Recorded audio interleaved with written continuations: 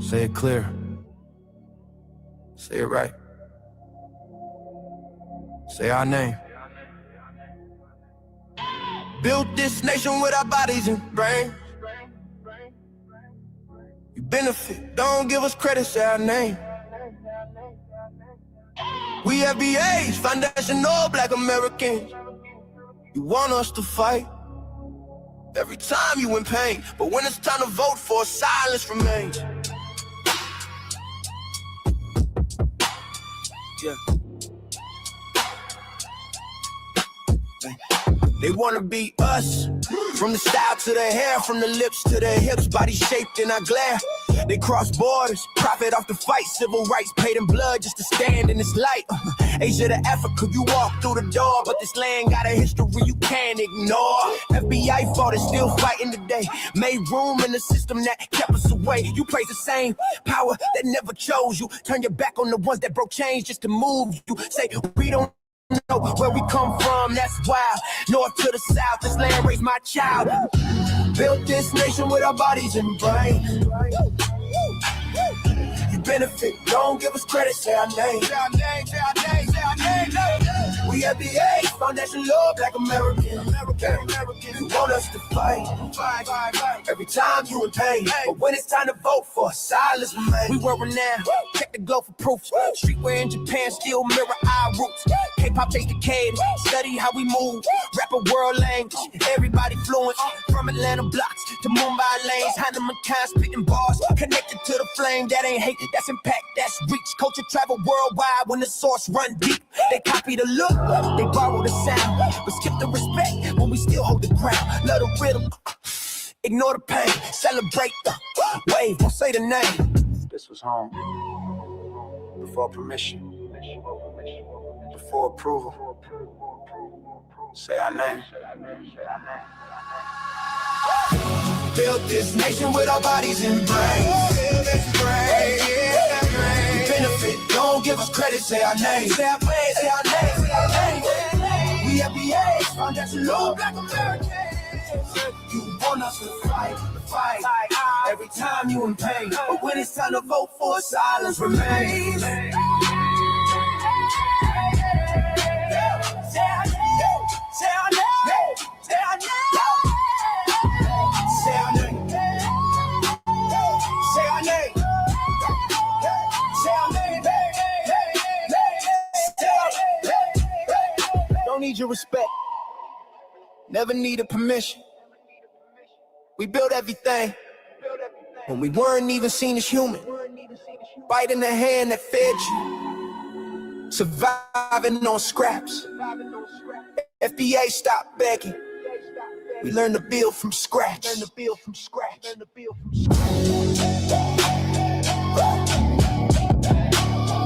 our name. Say our name.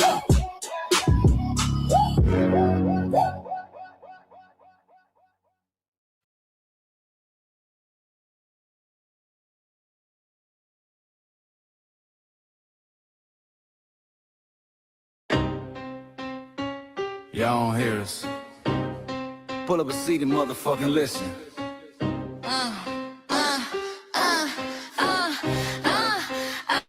Pull up a seat and motherfucking listen. Pack your bag, time to go home. Talking crazy on our soil where our blood and bones grown. This our grind, we outside on it. While y'all fools on the outside looking, y'all show no respect to Black America, so leave. Y'all don't get it, so it's time to go home. Get the hell up out of America, take your disrespect and just fly on. Y'all don't get it, so it's time to go home. Get the hell up out of America, take your disrespect and just fly on. You landed on the tarmac, fresh off the boat. Talking about y'all building nothing, man, you choking on the note. My ancestors the reason that this country even breathes. Picked the cotton, built the White House, planted the seed. Jim Crow laws, redlined the map, we was the target. You think that struggle's a costume, man, you can't mark it. We fought the wars, we bled the blood, we died for our future's chance. And you come here and give our legacy a side eye while throwing shade on the guard. Why you benefit from doors we kicked down with our last breath? Now you spit on the architects who stared down death. Disrespectful, that's disrespectful, ungrateful, a slap in the face to only people who gave a fuck. So let me show your ungrateful ass to the right place. Pack your bags, time to go home. Talking crazy on our soil where our blood and bones grown. This our ground and we outside on it. While y'all fools on the outside looking, y'all show no respect to Black America, so leave. Y'all don't get it, so it's time to go home. Get the hell up out of America, take your disrespect and just fly on. Y'all don't get it, so it's time to go home. Get the hell up out of America, take your disrespect and just fly on. Passport, the visa, the privilege to be here. Cause my grandma did march for y'all, so disappear from our land. You cosplaying our pain. Think it's a trend you can borrow, but you ain't inherit the ghosts of our sorrow. We the foundation, the bedrock, the soil, and the root. You not no branch on our tree, and unproductive people always cosplaying me. Talking about we ain't do nothing, you lost your mind.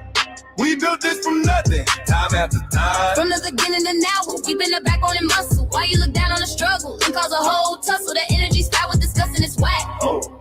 So let's make it clear, there's no turning back. This land is paid for in full. In blood, sweat, and tears, and dreams deferred. You don't get to come into a house we built from the dirt and telling Black America y'all ain't worth nothing. That's a violation, facts. Pack your bags, time to go home. It's our soil on our soil where our blood and bones grown. Show respect, this our ground, y'all just tenants on a leash. Or get the step. Show no respect to Black America, so leave. Don't get it, so it's time to go home. Get the hell up out of America, taking your kids and just fly on. Don't get it, so it's time to go home. Get the hell up out of America, taking your kids back and just fly on. Yeah, fly little birdies. Fly on back to where you came from. This ain't for you. The sail is sacred. We said what we said. It's time For y'all to go home. So fly a little birdies fly. So fly a little birdies fly. So fly a little birdies fly. Fly far, far away from here. So fly a little birdies fly. So fly a little birdies fly. So fly a little birdies fly. Fly far, far away from here. So fly a little birdies fly. So fly a little birdies fly. So fly a little birdies fly. Fly far, far away from here. So fly a little birdies fly. So fly a little birdies fly. So fly a little birdies fly. Fly far, far away from here. Bye-bye, little birds.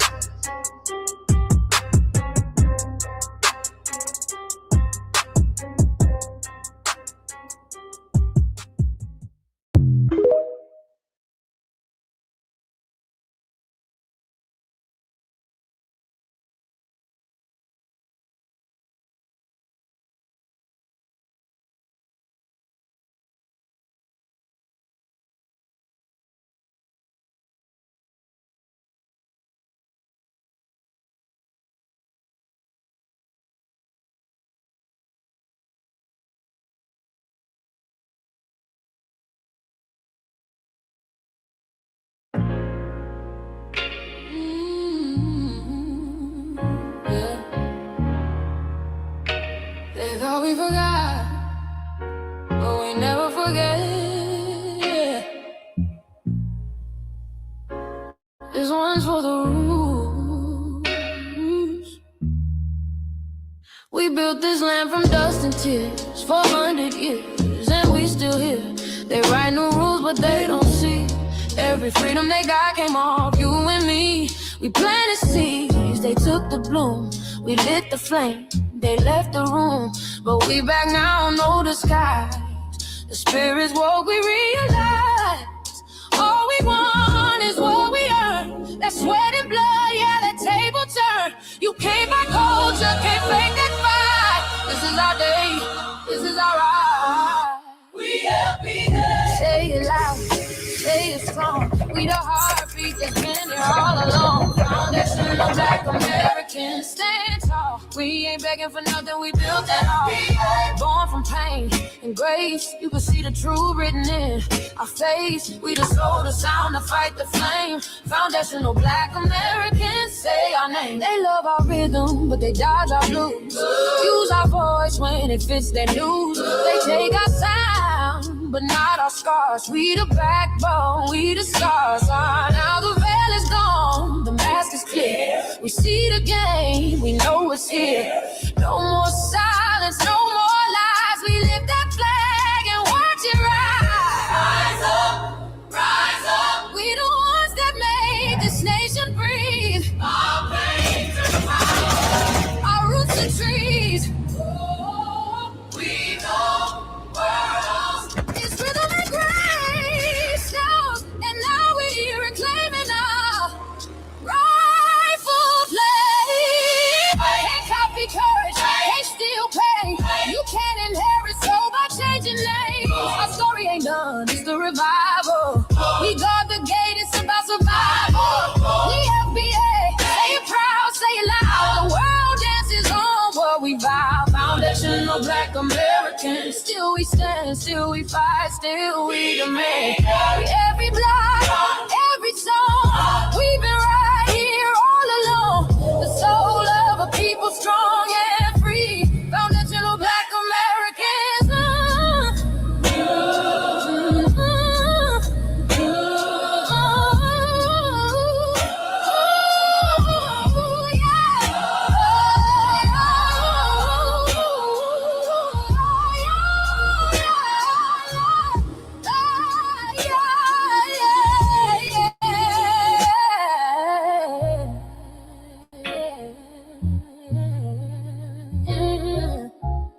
We the first, we the rule, we the fire.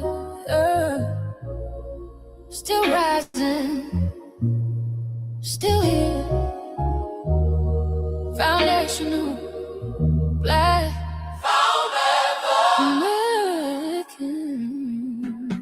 We set the tone and they copy the cadence. Dance to our drums and deny the foundation. Wear the style but don't honor the source. Smile in the crowd and you distance and force. Say you not us but you rap like we breathe.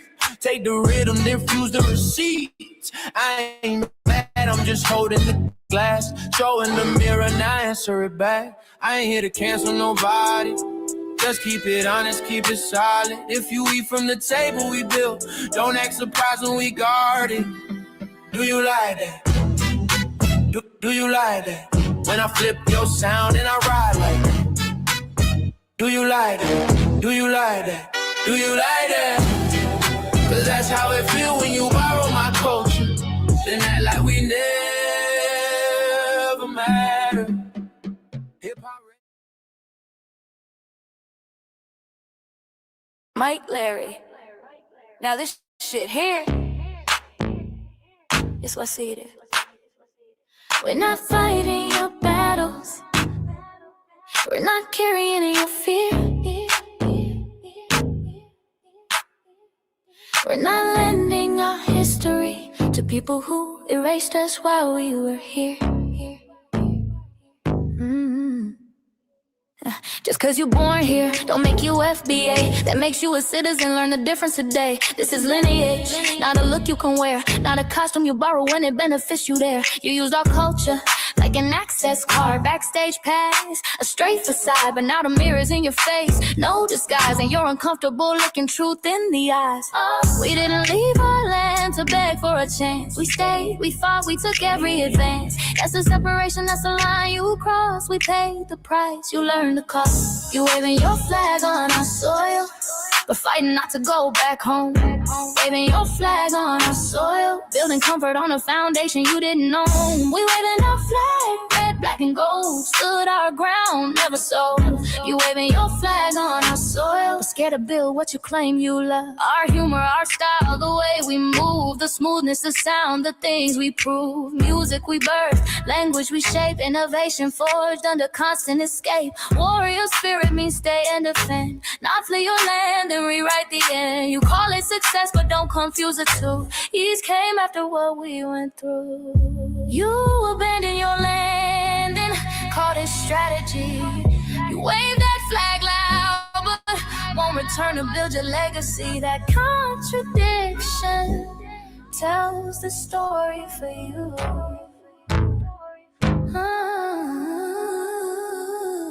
You waving your flag on our soil, we're fighting not to go back home. We waving ours where we were forged, every inch earned, every brick known. We can't be deported, and that truth changes everything. We can't be deported, and that truth changes everything. We know who we are, and now we see who you are too. Just because y'all born here doesn't make you FBA at all. It makes you an American citizen. It's biologically impossible to be us, because it's a lineage, not some damn costume you can just put on to look cool. You immigrants and immigrant Americans has used our culture as an access card, a backstage pass to our culture. Now y'all have to look in the mirror. Our sense of humor, the aesthetics, mannerisms, the style of dress, the smoothness, the creativity, our genres of music, innovativeness, our slang, our warrior spirit by staying on our homeland and fighting and not fleeing to somebody else's land to beg for a better life and shit on the very people who fought to have us there. That's who we are. And we know who the hell y'all are waving your flag on our soil and fighting to make sure y'all don't go back.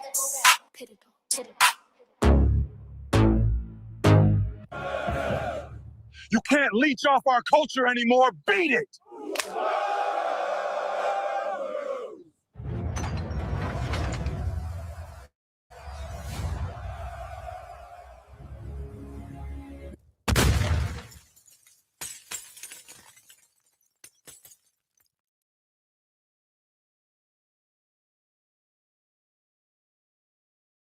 Like Larry, man, you did it again.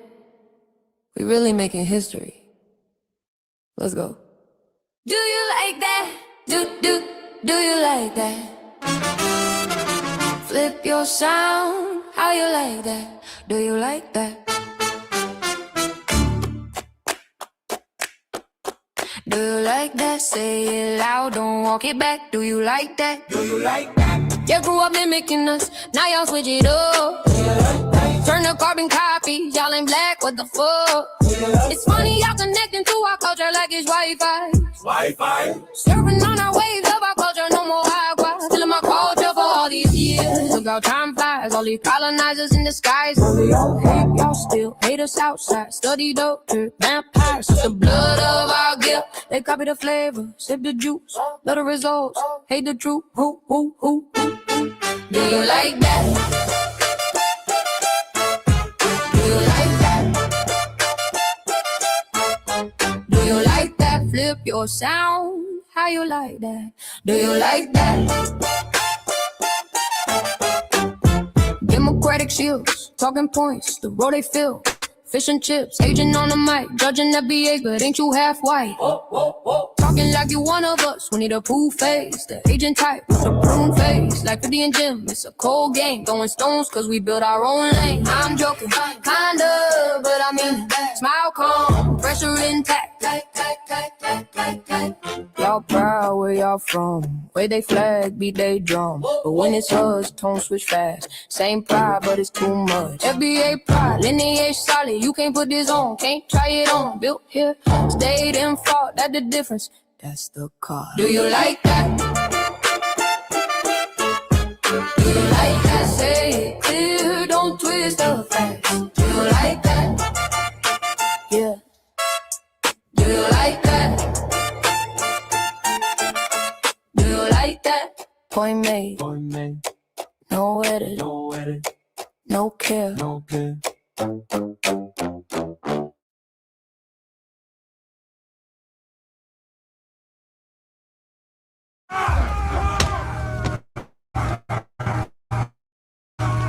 You know, erasing history is something that you have to do when it comes to conquest, domination, and destroying a people. If people knew who they were, what they were, and what they were capable of in the past, they will understand what they have a possibility or a likelihood of doing in the future.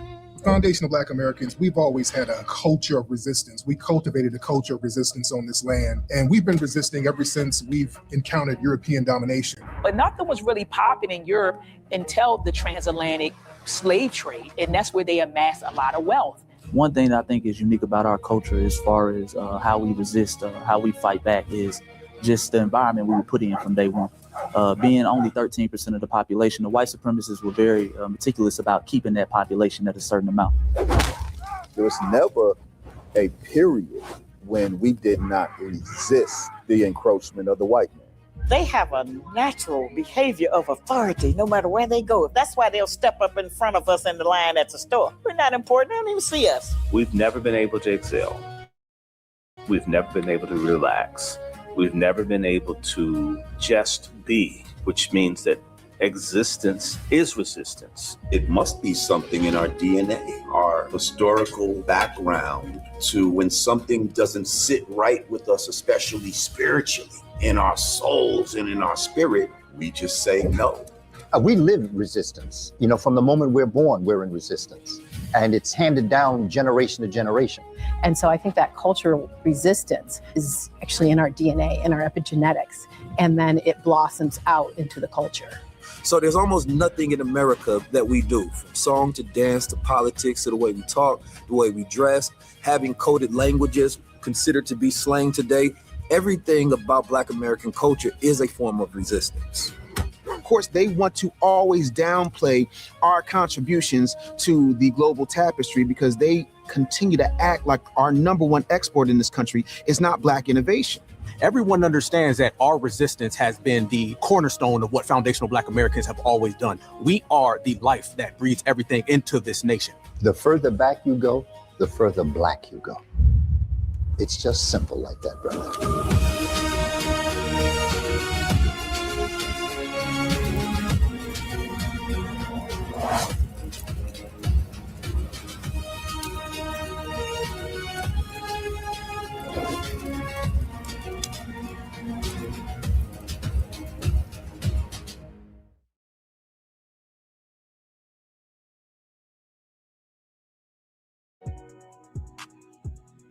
Introducing the B1 Rolodex, the easiest way to search for and support FBA and B1 businesses.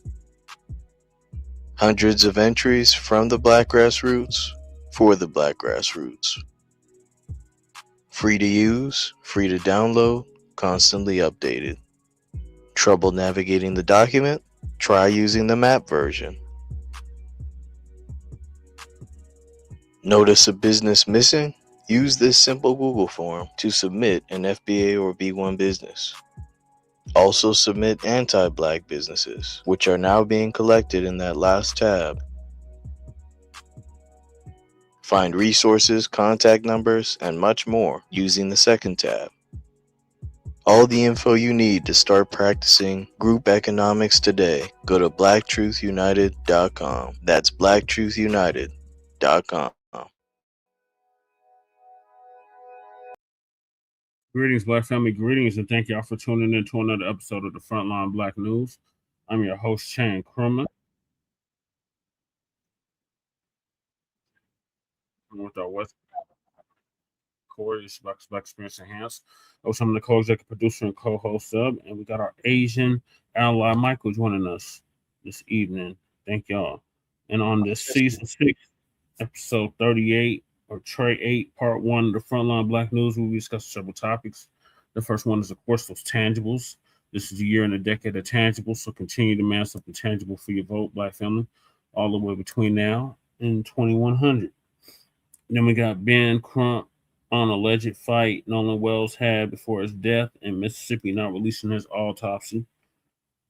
Nolan Wells, more people give advice about the company you keep. Perez Hilton, not to be confused with Paris Hilton, rushed to hospital after disturbing TikTok live. Trump's visa restrictions are nothing more than just pure evil and racist toward Black people. This caller thinks this is Black empowerment. Tariq responds. Cameron claps back at Mick Vince. F you pay me, Afro man still kicking the police while where the sun don't shine. Critical supplies at risk. U.S. halts some kind of avocado inspections. And is this the end of cheap food? Families overwhelmed, anger while awaiting answers after decomposing bodies found at funeral home. This happened in the Chi. And we got our local Denver / Aurora news. And we are based out of East Denver, North Aurora, Colorado. We give the news from our frontline and Black first perspective. We are a part of the new Blacc Media and also the signal boosters of the new Blacc Media. We have been around for 6 seasons now and counting. And we have several platforms that are part of the frontline campaign. Frontline Black News is the first one, which we started back in 2020, 2021. And Shabaka's Black Experience Enhanced, which we'll have this coming Tuesday, is based off the 50th anniversary of the founding of the original Black Panther Party for Self-Defense. We started on Blog Talk Radio back in 2016 and have been around for 12 seasons now. Shabaka's Black Experience Enhanced covers the Black experience from the beginning of time until 10 minutes ago. It is also a part of the Frontline campaign and has recently, within the last 2 to 3 years, moved from Blog Talk Radio to STREAMYARD.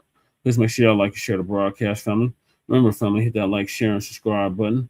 Please join us on StreamYard, YouTube, Frontline Black News. The links to all of our channels are in the description, including Frontline Black News. Frontline Black News 2, our backup channel. Make sure y'all sub up to that. The links are in the description and in the chat. Then we got my personal page, Jesse Parrish, aka Chan Kruma. That's where we stream all the city council meetings for both Denver and Aurora, the local Black events for both Denver and Aurora, and the Sunday morning food bank, which I'll be doing tomorrow morning, like I have been consistently for the past 10 years. Then we got Lady Che's backup channel, Seduction Doll. Make sure y'all sub to that so she can start going live on that YouTube channel. Then we got her main channel, the RBA, the Revolutionary Agenda. Make sure y'all sub to that as well. The link is in the description and is in the chat, or about to be in the chat, rather. And she should be dropping an RBA sometime this week. So stay tuned for that, possibly this weekend. And then we got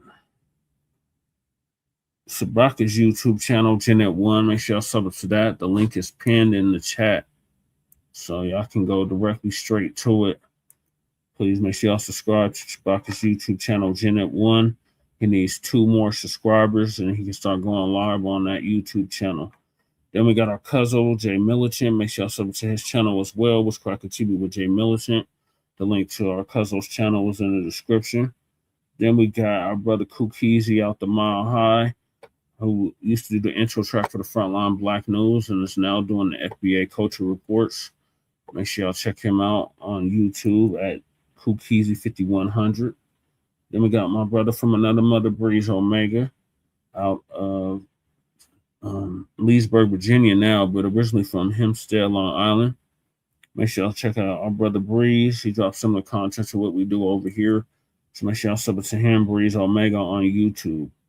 Then we got our brother Church of Black Power, who's originally from Watts, California, is now in Houston, Texas. Make sure y'all sub it to his channel as well. And he actually interviewed me 2 Fridays ago, so make sure y'all check out that interview on the Church of Black Power's YouTube channel. The link is in the description. Then we got our brother TAUREAN Reloaded, who's been around for a decade plus and actually put Alicia Cabrera on. Make sure y'all sub to our brother TAUREAN. He's done several series, such as the We Fought Back series, so make sure y'all check him out. And then we got honorable mentions. Black Alpha Network was live yesterday. Our brother Jason Black, the Black Authority. Our other brother, Professor Black Truth. Our brother Tariq Nasheed. Our other brother, Afro Elite out the Shy. Our other brother, Chase McGee out of ATL. And a slew of other Black content creators, Cecile Love God, Water God TV, Jay Dizzle, Liberated Minded Media. Who else? ZZ Rants. You get the gist. Any of these people that we share on these platforms, make sure you sub to their channels if you haven't already. Then we got, last but not least, our brother Black Truth United. Oh, I forgot Sister Vicky Dillard. Make sure y'all sub to her as well. Outside of her, we're the only new Black media out here in Colorado. Then we got our brother Black Truth United, who came up with the B1 Rolodex, which is a modern-day green book for FBA and B1 businesses. And the link to submit your business to the Rolodex is in the description. The link to the Rolodex itself is in the description. And the link to the FBA, newly formed FBA threat database, is also in the description. And we got the Free Men Reparations Party merch. Make sure y'all check that out as well. The link is in the description. Then we got Council the Congressional Black Caucus and create a foundation of Black American Caucus, long overdue. And that petition link is in the description. Make sure y'all sign that if you haven't already. Then we got Congresswoman Nikema Williams. Shout out to Michael for putting this petition together to get her out of Georgia to introduce and fully fund an anti-Black hate crimes act now. And the link to that is in the description. And I'll also be putting it in the chat so y'all can click directly on it. Then we got our sister Brooke out of New York. Shout out to her. Shout out to Sister Keisha. Shout out to President Divine and the whole family over there with the U.S. Freeman Project and Brother Melrose. Make sure y'all check out our sister Brooks' call to action, her Even Melanin, and her backup channel, Brooks, with an S. Then we got the Reparations for Descendants of American Slaves Act. Make sure y'all sign that change.org petition if you haven't already. The link is in the description. Then we got Then we got Lady Trey's GoFundMe. Make sure y'all donate to that if you haven't already. The link to her GoFundMe is in the description. Then we got our brother Joshua Fox, who put hands and feet over that Nabisco, Chud the Bussy, Chud the Builder. Make sure y'all sign that petition if you haven't, or donate to that GoFundMe rather, if you haven't already. I think he met his goal, but let's help him get closer to it if he hasn't already. Then we got Stop Netflix from releasing damaging docuseries about Michael Jackson. Change.org petition. Shout out to Dr. Randy Short for putting that together. Make sure y'all sign that if you haven't already. Then we got the medical examiner in the Nolan Wells case. Petition to revoke Stacey Turner's medical license. That Change.org petition link is also in the description. Then we got myself, as you can tell from the background. I'm a candidate here in the state of Colorado for House District 8, State House of Representatives, for historically Black district known as House District 8. And the election is in November 3rd to be exact. And the link to my website that Lady Che has put together is in the description. Make sure y'all check that out if you haven't already. Then we got copyright disclaimer under Section 107 of the Copyright Act of 1976. Allowances made for fair use for purposes such as criticism, comment, news reporting, teaching, scholarship, education, and research. And I do not own the rights to the music. And if you don't understand racism, white supremacy, the only racism that exists on this planet, in this time, and in this realm, what it is and how it works. Everything else that you think you understand will only confuse you in all 9 or 10 areas of human or people activity. And that is economics, that is education, that is entertainment, that is labor, that is law, that is politics, that is religion, that is sex, and that is war. And some say health and nutrition. In all 9 or 10 areas of human and people activity. And that was by Mr. Neely Fuller Jr., who transitioned exactly a year ago at the age of 95, ProduceJustice.com. And when you, a Black person, are captured by any race soldier, you must never fuss, fight, or flee. Comply and defend yourself in court, also by Mr. Neely Fuller Jr., ProduceJustice.com. And last but certainly not least, we got racism and white supremacy, which again is the only racism that exists, is conscious and subconscious behavior to maintain white genetic survival, to prevent white genetic annihilation. And that was by Dr. Francis Cress Wilson, who transitioned exactly 10 years ago at the age of 80 and would have been 90 as of 3 months ago. And shout out to our FBA brother who's back from Japan, Tariq Nasheed, preparing for her funeral, along with several others. So those are the topics. Make sure you hit that like and subscribe button. And we are being joined with Lady Che. Greetings, Lady Che. We got Michael in the building. We got Shabaka. We got our regulars back, Twin and Mac. Because I thought you was going to be further along. No. I said I came in because I thought you was going to be further along. I hit these tangibles real fast, so I'm leaving. Okay, Lady Che. Lady Che. That's what I thought. I thought you'd be ahead of it. No. Hey, Michael. Hey, Lady Che. Hey, Jesse. Coming to you here from Sin City. Hey, Shabaka. So we got to get you to 50 tonight. You're at 48 right now. In the link to you. It's pinned in the chat. So people should be able to click onto it. So you should be able to get that 50 tonight. All right. Okay. Love it. Lady Che wants to just stay for the tangibles. Let's get to the tangibles. Yeah. This is the year in. I thought you'd been already there. Like, you're already like a half hour in. I thought you'd already been to tangibles. No. The whole reason I jumped on is to get the tangibles. No, Lady Che. No. Okay. Go ahead, guys. Go ahead. No. If we just started at 10 o'clock. No, it's 10 o'clock. Jesus Christ, it's 10:30. Mm. We're just barely getting tangibles? Yes, we're just barely getting to tangibles. That is right. Go. So. Tangibles. Without further ado, let's get to the tangibles. So this is the year and a decade of tangibles, Black family. So continue to mass up the tangible for your vote all the way between now and 2100. So back in 2019, our good brother Tariq Nasheed came out with the hashtag tangibles 2020. And in it, he was detailing everything that we, meaning the foundation of Black Americans, descendants of American child slavery freedmen, were going to demand from the two-party system. So I'm going to read this like I've been reading for the past 7 years. Tangible. Right. Instead of 2020, it's 2026, but everything else remains the same. So the 2026 midterm elections are coming up. The 2027 Denver and LA elections are coming up. And the 2020 presidential elections are coming up. And foundational Black Americans are going to reject the 50-year-old plus malign neglect policy that has been implemented by the political system. This malign neglect policy mandates that Black Americans should be ignored and only mentioned in vague and non-specific terms, lumping foundational Black Americans into groups with minorities, immigrants, people of color, BIPOC, underserved, underprivileged, underrepresented, down, unresourced, resourceful communities, unresourceful communities. Unresourceful communities. Yes.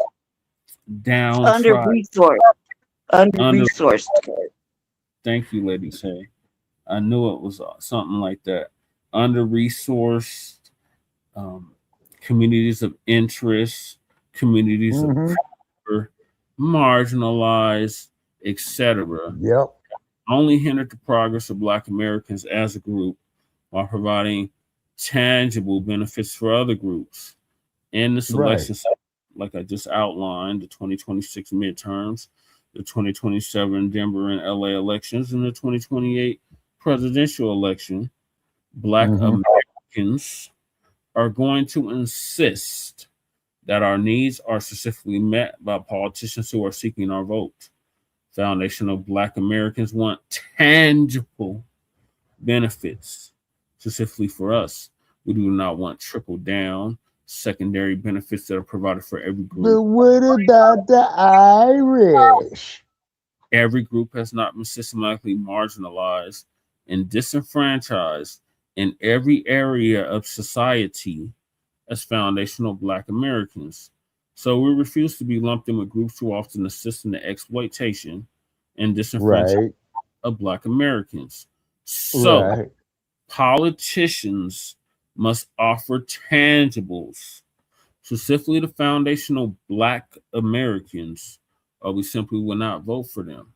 Be sure to spread this message far and wide on social media using the hashtag Tangibles2020. And that's exactly what we've been doing, Black family, for the past 7 years now.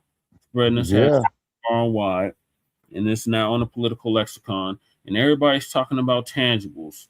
And when we talk about something that's tangible, we're talking about something that's real, something with substance, something you can count, measure, feel with your own hand, i.e. a check, i.e. reparations in the form of direct lineage cash payments for past, present, and future atrocities this United States government, this corporation known as USA, continues to put our people through in 2026. So if they're not offering direct lineage cash payment reparations in the form of cash payments, an end to qualified immunity in all 50 states, an anti-Black, anti-FBA hate crime bill, land grants, land allotments, specifically to our lineage, tax-free exemption for, let's say, the next 250 years, then don't waste your time voting for them, Black family. So we're not necessarily telling you who to vote for. We're just saying if you're going to vote, if you're going to participate in this political process known as U.S. politics, demand something tangible for your vote. Exactly. At both the local, state, and federal levels. Okay, ladies, go ahead, Lady Che. What are your thoughts on the tangibles? I just want to say this, vote your Black interest. Go to your do it on your local level. Start participating locally. At least be more knowledgeable than what's actually, you can make an attempt. To be watching city council and shit. They have it 5 days a week. And vote your Black interest. Vote your local level. Do your research. Talk to these motherfucking candidates. Ask them the hard questions. And if all else fails, hold your vote like you hold your Swilla or your children at night. That's all I gotta say. And I'm out. Okay, thank you, Lady Che, for joining us. Have a good night. All right, Shabaka. I'll probably be back later since it's like a 10-hour weekly thing. So I'll probably be back. Okay. Hey, like Terminator, you'll be back. All right, we'll see you then, Lady Che. All right. Bye. Thank you later. All right, Lady Che. See you later. Yeah, my thoughts are, I agree with folks at the local level for reparative policies, right? But I also think that state level is important. Yeah, local, state, and federal, Michael. Yeah, of course, federal. Right. Oh, of course. Yeah, because see, Michael, not cutting off your wisdom. The local influences the state elections, and the state elections influence the federal elections. Mm-hmm. There's no such thing as I thought 3rd Ward and 5th Ward were, or Acres Homes were FBA neighborhoods, Twin. Yeah, because Twin said that he lives in a Hispanic neighborhood, so it's very noisy, so he had to leave. So I had a solution. I thought about a solution for him. Has he thought about, moving to areas that's mostly 90% FBA, so that way he doesn't have to worry about, Mexicans playing. So I think what he's saying is now there is no neighborhood in H-Town, which is a damn shame. Oh, he's in Houston, Texas. Oh, okay. Black. And it's still Right. Black, so I'm kind of confused. I thought it was 3rd Ward and 5th Ward, but they probably gentrified all of them. And priced up, as he's saying here, Brother Che. And that's what they're doing systemically, man, with this bullshit. You see what I'm saying? And then as well too, you got the Orange Clown, doing his shit. You know what I'm saying? And then hold on, take it easy on the Orange Clown. The Orange Clown said that we built this country, and that we ain't been getting the proper recognition for it. And the Orange Clown doubled and tripled and quadrupled down on the birthright citizenship. So, okay, then that means he's cutting us some checks, then, huh? Yep. It's for those. Okay. Yep. He signed executive orders for ending birthright system for commercial purposes, like those millionaires who are trying to claim birthright for their kids. Yeah, they did the same here too. When we had a all black neighborhood called Montbello. That's where Kukizi's from. Mm-hmm. Yeah. Tijuana. Yeah, what do you Damn, guys think little about? TJ, huh? Yeah, what do you guys think about Phil Scott solution? Why not move to like Alabama? This is Everybody's not don't want to do that, Michael. My solution is you fight where you at. oh, okay, right. I'm just saying, to make it, easier, not to deal with a lot of noise from the Mexicans, especially like playing, music. Down there too. We forget Biden opened the floodgates and let 20 million Right. in. Mm-hmm. They're every goddamn where now. Yep. And not changing the subject, brother Chaz just came. I got an unconfirmed report that Joe Biden, man, does have prostate cancer. Yeah, So his ass is on his way out. He's on his way out. He's gonna go out, unfortunately, the same way my grandfather went out. Because they said it's already his bones. Mm-hmm. So it's only a matter of time before it reaches his brain, and then it's a wrap after that. So yeah, for real. Once the delirium in, it's a wrap. Okay. Yeah. They are everywhere, Mike. Oh, Like, yeah, they're everywhere. The Mexicans. They're talking about the Mexicans. That's what we call them. The Mexicans. Yeah. They can't be Mexican. They Spanish genocidal rape babies. There was no Mexican, not even 200 years ago. Yeah. But your Uncle you Phil. damn right about that. Yeah. But I do know your Uncle Phil has a solution for FBAs. Oh, we got Uptight in the building. Hey, Uptight, how you doing? Hey, what's going on, Uptight? And then also, too, Brother Che, not getting off topic, I sent you a text, and I'm just putting a footnote out there. On this shit that they did about the sports of the 1960s, man, they finally mentioned Ali, and they finally mentioned the Black Panthers. That's good, Shabak. It's about damn time. Yeah, exactly. Gonna vote, Black family, demand something tangible for your vote. Yeah. And instead of going back and forth with these career-ass politicians, and then old Mitch McConnell, I don't know if it came across your desk, he's out of the hospital. The motherfucker's still above dirt, you know what I mean? For now. Yeah, just say. Wouldn't that be something if him and Biden passed at the same time? Hey, man, that'd be great news. But they usually come in threes. I just heard somebody passed away too, Shabaki. It was somebody. Oh, yeah. Yeah, I saw it there, I think on Laura Coates recently, man. Okay. It wasn't one of our folks, man. I think it was somebody that did do something, not so much in the Hollywood industry, but off in the music industry. It was one. That was one of them, and then another one was, I guess, one of the founders of the Brown Berets in New York passed away. Oh yeah. Now keep in mind is that the Brown Berets were pretty much an offshoot, or where they got their models from was in fact the Black Panther Party. And over the years, I have come across a lot of people of Mexican American or Latino descent that did recognize that, Yeah, we need them Twinkies to check out. Well, they can come outside in the desert with Shabaka. Oh yeah. Oh yeah, man, and we had a pleasant 115 degrees today, that's all. Oh hell no. Yeah, I'm cool on that. I dealt with that one time, and one time was enough for me. Oh yeah. No joke. Yeah, and I think right now, man, I think we're down to 101. You see. And then just before sunrise is the coolest time of the day, and in a way, man, I'll be glad when the summer does pass, man, is because I'm having problems, with this vehicle. So that's why I'm not driving it too much, Yeah, that makes sense. Yeah, it was a pleasant 101 here today. Okay, well, so you always getting all that heat up out of Arizona and New Mexico. Yeah, but then it tried to rain after, so. Yeah, like I said, man, at 4 o'clock, right? No, it's more like 6 o'clock. It tried to rain. Okay. But it's too damn dry. It's too dry. Yeah, because when I was there, man, I was setting my watch by the rain, man. You know what I mean? It tried to rain, but it just ended up being a bunch of wind. Okay, all right. So that got you some cool air, you know what I'm saying? Yeah, it's 84 now. So he said the same shit in Little Rock, California. Little Rock, California. Okay, where is that at, Uptight? That's north of Lancaster. Oh, okay. Okay, so he's north of Lancaster, because out there you got Lancaster, and then what's the other part, man, of that desert? Oh, shit. Palmdale. Yeah, Palmdale, yeah, because Lancaster's west of Palmdale. I know that. Yeah, he's in the Antelope Valley, Shabaki.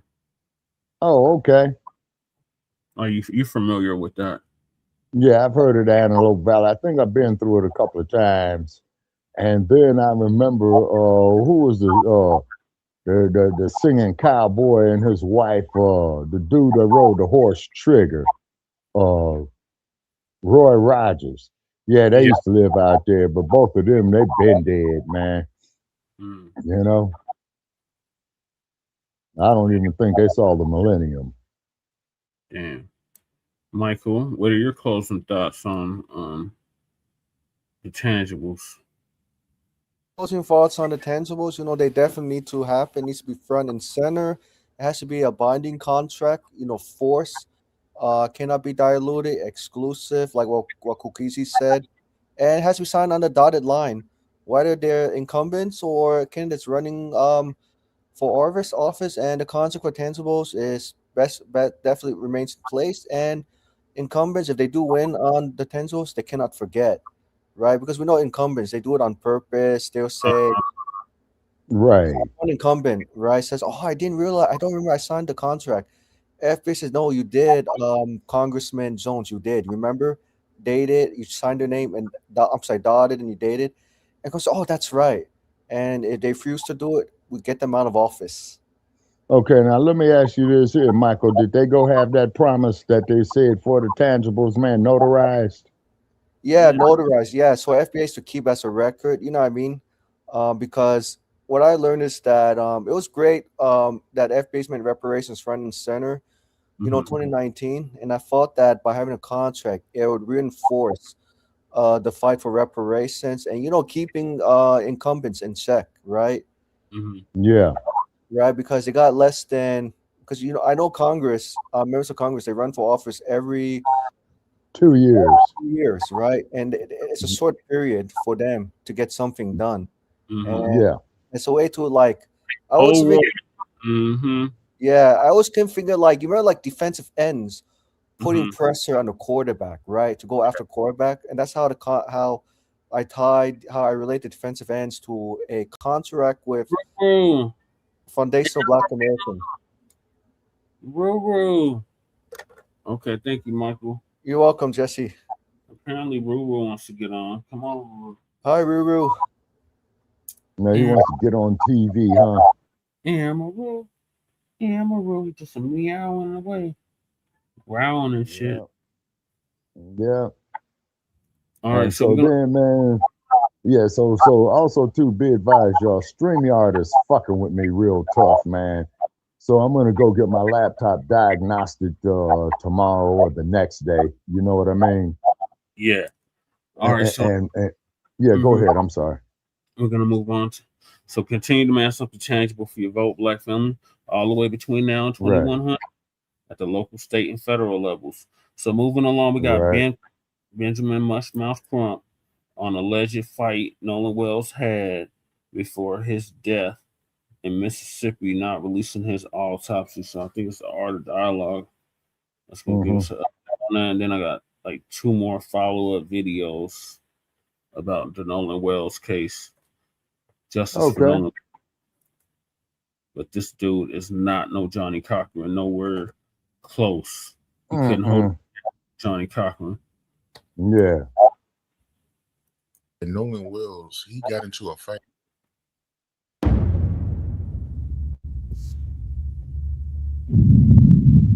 How do you hear this rumor that Nolan Wells, he got into a fight? You know anything about that? Well, we have people who have said they believe Nolan was in some kind of altercation, but we need to verify that. Everything is speculation until we can verify it. And so that's what we got to do, verify stuff. It is alleged, but we have not verified that yet. The autopsy that was done by the state of Mississippi, I've been hearing that they won't release it. Yeah, we want transparency. We think that is key in this case. People being able to have transparency so they can see and they can trust the investigation. So we don't know when the state of Mississippi is going to release the autopsy, but we feel they should release the autopsy. We feel that, you know, everything should be transparent and able to be consumed by the public, so the public can have trust in the investigation into the death of Nolan Wells. We released our autopsy because we're trying to be transparent. We want to be very clear. We believe in transparency, so we asking them to be transparent as well. You were speaking about it earlier about how you was getting backlash. What's the issue? Like, why is you getting backlash? Well, you know, it's like they want us to be well-behaved victims. And I refuse to be a well-behaved victim. If our children are dying, you want us to just stay silent? What was it? The governor or somebody said, y'all just leave Mississippi and let us do our work? Well, how has that worked out for Black people throughout history? You know, so, you know, they can say what they want to say. Like I said, they've attacked all of my heroes. And so if they're attacking me, I feel like I'm in good company. So what's the next step in the Nolan Wells case? What can we look forward to? Well, everybody's waiting for the state of Mississippi to release their autopsy. And the matter, as the district attorney has said, is going to be presented before a grand jury. We don't know when that is going to happen. We don't know when they're going to conclude their investigation. But what we know is we're going to stay focused and vigilant, and we're not going to be distracted because we're on a journey and we're leading a ferocious search for the truth of what happened to Nolan Xavier Wells.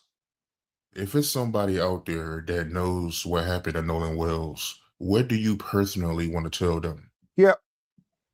As Nolan's mother and father said, if you're out there and you were Nolan's friend, they said, you know, do what Nolan would do for you had the roles been reversed.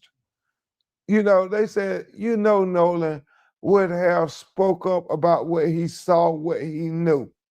If you care anything about Nolan, they said, please come forward and tell what you know. That's all they're asking for. And to everybody out there who has been supporting this family, everybody on social media who have been standing to get to the truth of what happened to Nolan Wells, thank you. Thank you all. We together can figure this out. You know, as I've often said, we're all co-counsels in this, trying to find out the truth of what happened to Nolan Wells. All right, so that was Musmouth Crump, the premier attorney of our era. Oh my God, Lord. Yep. Okay, And so I got like. Go ahead, Shabbat. Oh, Willie D. Yeah, Willie D. Okay, yeah, the only thing I was going to say, man, them she-devils, man, got him twisted. Yeah, and his parents didn't prepare him for the real world. Exactly. See, so what had happened was, Brother Che, is that between my generation and this current one, they have dummied down a lot of our youth, man, on the brutalization that they used to do to us. You see what I mean? Shabaka, that's 3 generations. Let me see. I'm not damn old. Wait a minute. Let me see. Yeah, well, hold on, Brother Che. Hold on. Let me do some math here. So you figure each generation's average of 20 years old. Okay. Yeah, that's 3 fucking generations. Yeah. So, and crack did a massive harm. It was Oh, yeah. And thank Ronald Reagan for that, your 40th president, I believe. You know, he had his hand on it, the old bastard. You know what I'm saying? Slick really for locking us all up. Yeah, and then and Hyde and Biden, and every federal crime bill that old Hyde Biden did. So 19 therefore, 1994. no, that was Slick Willie, but Biden has been doing it, Michael, since the early 70s, like about 1972. Right, right. But I'm just saying also Bill Clinton accelerated the trend like a chain reaction. Yeah, that's Yeah, he did. Slick Yeah, Willie. he did. Slick Yeah. Willie. Be afraid with President Bill Clinton, Sabaka. I'm saying so because Bill Clinton said, I'm sorry, FBAs. I had to make a deal with Republicans because I can't afford to lose white moderate voters going to 96. Yeah, when he got reelected. Right. Yeah, wait a minute. Hold on, Michael. Wait a minute. Yeah. That's when he was running against Okay, Rob. Bush Sr. became the president. Okay, yeah, you're right, Michael. Yeah, Slick Willie first got elected in 92, then he got elected in 96 is because Bush Jr. got elected in 88. Yep. Mhm. And Bill Clinton had to show that he was tough on crime. You know what I mean? Especially when he was governor, when he executed a FBA man with intellectual disabilities. Yeah, I've heard about that. Yeah. I heard about that. Yeah, and actually that was a human rights violation. It's similar to the George Stinney case that me and Che had covered. Yep. Yep. 14 years old on death row. Yeah. Gave him chair. Yeah, Bill Clinton never apologized for what he did to the FBA brother with intellectual disabilities.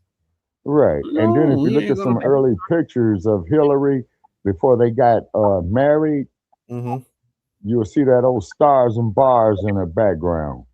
Mm-hmm. Yeah, and I could tell you that the FBI systems love Bill Clinton so much because of his charisma and Bill Clinton loved to smile a lot back then. And play the saxophone and smoke weed and get his Johnson sucked on the side by the intern. Monica Lewinsky. Yeah. And they're going to impeach him for that. And really, that was a case that belonged in divorce court, not in the U.S. Congress. Right. And that's why Bill Clinton hired a very good attorney to, safe enough to soften the charges against him. Yeah. And then who was that bastard they had up there, Kenneth Starr, who was trying to impeach him? Yeah. All right. My memory ain't what it used to be, so please correct me if I make some errors. You know what I'm saying? Sure. No errors detected yet, Shabaki. Yeah. So Willie's gonna give us an update on who killed Nolan Wells over this. Was Nolan Wells killed over this? Possible emerges. And the hell with man, shout out to the Ghetto Boys, but Willie D, what the hell, man? What the hell has happened to you? This is not the Willie D of the Ghetto Boys time. This is a completely different Willie D. Like, we want the original Willie D back. Because you shilling for the Democrats and we can't have that. But he gonna give us an update on this. All right. Willie D Live. What's up, family? Authorities have not publicly identified a suspect or established a motive in the death of 18-year-old Nolan Wells, whose body washed ashore, or at least was found on July 6th, after celebrating July 4th with his so-called friends. Yeah, and the autopsy left the cause and manner of death as undetermined. Well, a guy who knows a little bit of how they run things down in Mississippi is Judge Carlos Moore. He is a former Mississippi judge, so he knows how the game goes. And he had an opinion on a motive. Yeah, fam. Judge Moore said that, it could have been a situation where alcohol or drug abuse or rage may have caused somebody to kill Nolan Wells. Said maybe also, he threw out a few possible motives, right? He said maybe it was payback for Carmelo Anthony killing Austin Metcalf. You know, they already got a reason to kill Black people. You know, all they need is an excuse. And then you have the theory that neo-Nazis are in on it, right? There's a rise, and it's a thing with these neo-Nazis. You know, they're going around Ocean Springs and all of Mississippi, really all the United States, really, waving the flag of white supremacy. We're better than you because of our skin color, even though we're going to die just like you, even though we bleed just like you, even though we get colds just like you. And if something pierces our skin, we're going to bleed just like you. Even though if we stay underwater long enough, we're going to drown just like you. Even though we can't fly just like you, we can't make our bodies disappear just like you. We're better than you because we got a certain hue. Yeah, so I think Carlos is on to something. I think the good judge is on to something. That's right. I said it. I think he's on to something. Now, here's the thing. Let me be clear. What I'm about to say are not facts. Let's just call it plausible investigative theory. How about that? It's a plausible investigative theory. Somebody got to investigate. It's a dirty job, but somebody got to do it, since we ain't getting no so-called official investigative updates. He had friends on a boat. Yeah, those friends was on a boat. And those friends called a place called SEDUCTION that's in the business of towing boats that are in distress. They called and said that their boat was sinking. Before the call started, you can hear panic in the background. People saying things like, "Oh my God, damn it, Bart. Damn it, Bart."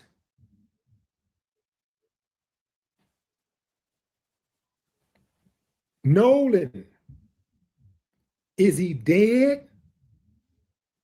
No-No's really dead now.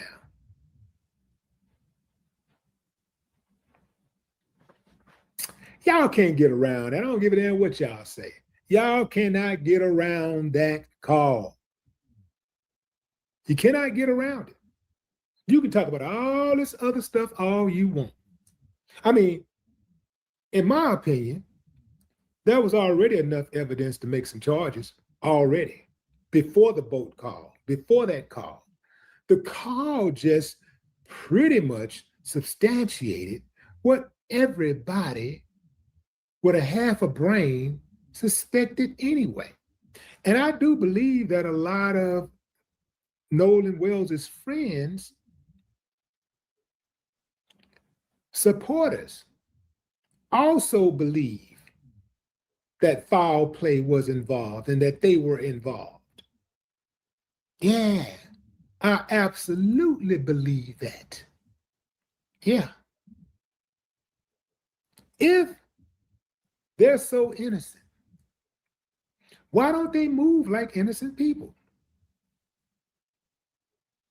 Okay, you want to raise money? Usually, if a friend dies, especially on your watch,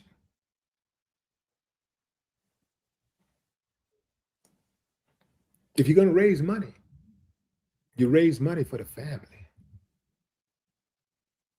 You don't raise money for yourself. You don't go get lawyers and say, "Hey, stop talking about me. Y'all talking about me.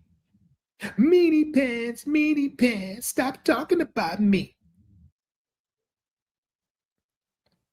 they're raising hundreds of thousands of dollars just in case, so they can go sue people who are in pursuit of justice. They're trying to sue people under the guise of defamation. Yeah. You know what defamation is, fam? First of all, you know what most people see defamation is? When you say something about them, point blank period, even if it's true. If you say something about them, they think you're defaming them. Defamation is hard to prove. And I know a whole lot of lawyers that'll take that countersuit in a heartbeat to get that money. Yeah. So anyway, they're trying to silence people, fam. They're trying to get people to stop talking about the case. That just sounds suspicious to me. If I didn't think they had anything to do with it by them doing this lawyer up stuff, that makes me think that perhaps you are guilty of something. You know? Like, that's just not something. If I was hanging out with my buddy, and although he came up missing on Independence Day, I would not allow his death to be independent. I would not allow the search of his body to be independent of me. I'm not going to be at home. I'm not going to be at a restaurant eating while people are out there searching. All types of agencies are out there searching for his body. I'm going to be out there searching too. And I don't care if I don't get any sleep. I don't care what else is going on in my life. I'm looking for my partner. I'm searching. I'm there. If nothing else, I'm there for moral support for the family. Which of his friends has been there for moral support for the family? Which of his friends have offered moral support? I say to all of the friends, the so-called friends, stop calling yourselves his friends, because friends don't move like that. Y'all should stop calling yourselves his friend, because you don't believe it and we don't believe it. That's right, I said it. You don't believe it and we don't believe it. So I got some motives of my own that I think, some plausible motives, right? You know, I think probably the most, here's a couple of plausible motives. I think that Noah got into a fight, a squabble, disagreement with somebody. The fight escalated and he was killed. I don't know if he was killed purposely or if it was an accident, as far as like maybe he slipped, bumped his head on something and died, or somebody choked him out, or he got jumped. Don't know if it was a conflict over a woman. That could have been a romantic interest right there.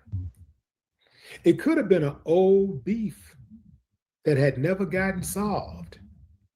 And somebody had something on their mind, because this happens a lot. I've actually been in the company of people who died like this. I've been in the same room when people were murdered and there was a disagreement. And the person who did the shooting or the stabbing, they already had it on their mind that they didn't like this other guy. I'm talking about the person who was the aggressor. They didn't like the other guy already. They didn't like something about him, or they didn't like something that he did prior to that night. So it wasn't about what happened that particular night. Some people, they kind of lie in wait for an opportunity to harm you when they don't like you. So you have people around you, and you might be kicking it and everything, having a good time or whatever. You thinking we all together, and they're waiting on any little thing you do.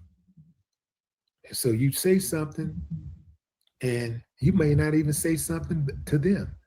You might say something to another person in the group, in the friend group, and they might jump in and say, oh, you always saying something. You always got something to say. Yeah, automatically that trigger you. Now you like, you don't know he got killed on his mind. You thinking it's just an argument.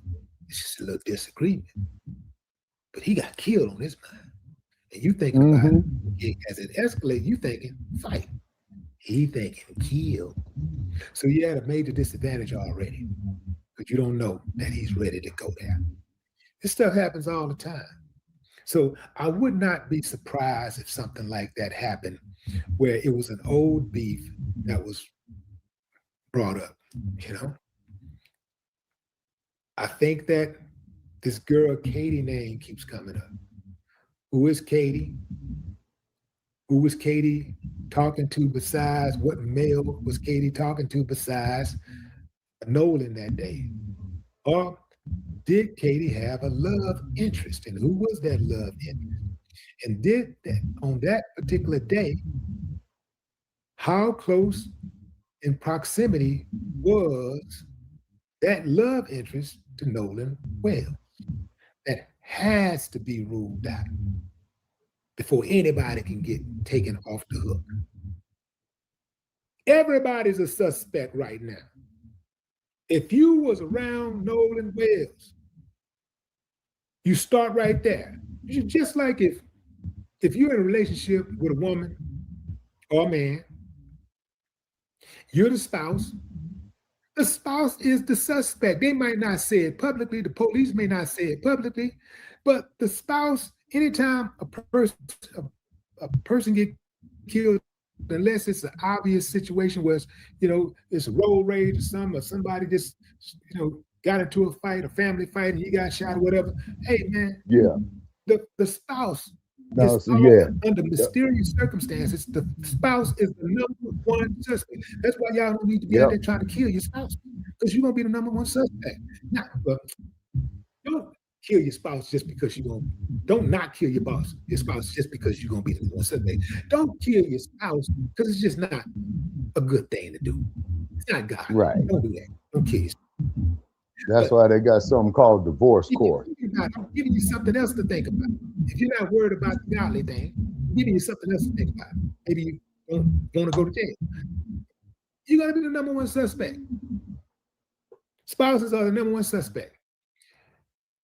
Besides that, the last person known to have seen the person alive, the last person who was with that person is a suspect also, or those persons are suspects, okay?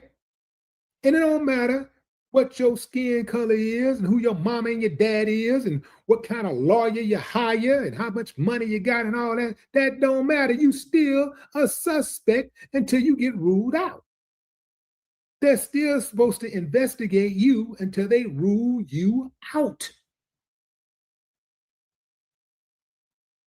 This case is taking all types of weirdo type turns. Like, what's up with all of this special interest and special privileges and all this type of stuff? Man, you can't run no investigation like that.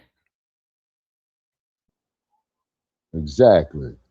If you want us to believe that you are not guilty,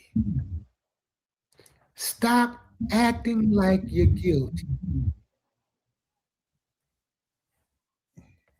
No more talk. White individuals who have racist tendencies and who are racist, they feel emboldened enough. Hey, Jesse. Hey, Yeah, Chuck. Michael, go ahead.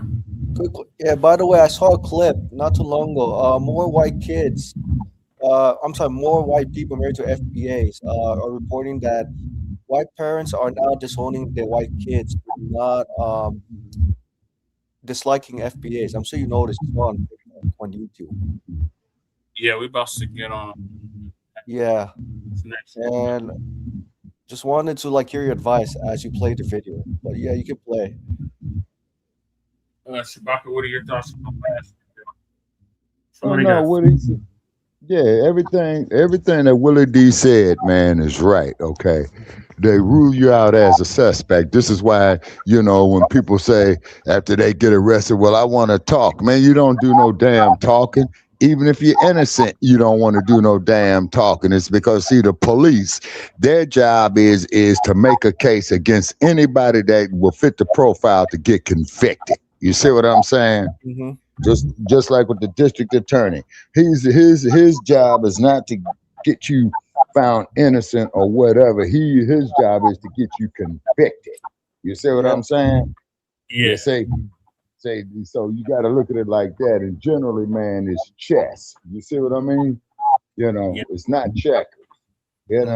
Because it ain't nothing worse, man, than sitting in that damn defendant seat, man. With some other motherfucker who you don't know has got your life in their hands, and you don't know this person. And that's a very, very scary ass feeling. You see what I mean? Mm-hmm. Because this person does not know you. They might not like the shoes you wear. They might not like obvious other things against you, that you might be straight and they got that alternative lifestyle. You see what I'm saying? They might not even like the way that you talk. They might not even like what you represent and things of that nature right there. You see? So, you see, when you go to court, people, as we already know, it's a chess game. See, it's chess, not checkers. Right. See, and if you the defendant and you lose, man, you the one that's paying for everything. It's just the amount of time that they took out of your life. You see what I mean? Yep. Yeah. And also, right. I was going to add also too, not to mention the time you going back and forth in these fucking kangaroo courts, man, fighting a damn case. You see what I mean? Yeah. Yeah, it's like making a plea deal. In other words, between the defense and prosecuting attorneys. Right, but generally though, Michael, those plea deals is what makes the prosecutor's job easier as opposed to the defense attorney's job. Because see, they have to prove your guilt. So when you go up there and says, well, I'll take a plea deal, okay, man, you ain't make them work for the damn conviction.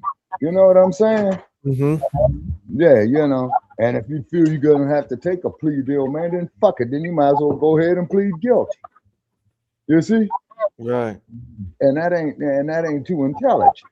You see what I'm saying? And then of course you get these cases that get sensationalized, as they say, well, he got convicted in a court of public opinion. Classic example of that is the O.J. Simpson case. Yep. And especially, and especially like the police, the attorneys, they also conceal evidence intentionally. Yeah, exactly. Yeah, they do it on purpose. You see what I'm saying? Like how they tell you, well, you ain't under arrest, we just holding you for questioning. Okay. And then, well, man, I want to get up here and leave, man. Are you charging me with a crime? Well, if you don't talk, we will charge you with a crime. Now you're down to extortion. Mm-hmm. Yeah. Shout out to the 13 viewers. Make sure you hit the subscribe button. There's feedback, Shabaka. Oh, man. All right. Hold on. Okay. Yeah, the grand jury. I agree with Uptight. Yeah, the grand jury is very suspect, as crazy, and it's by design, on purpose, especially the white Mzungu jurors. Yeah, so Lisa gonna give us an update on why more people give advice about the company you keep.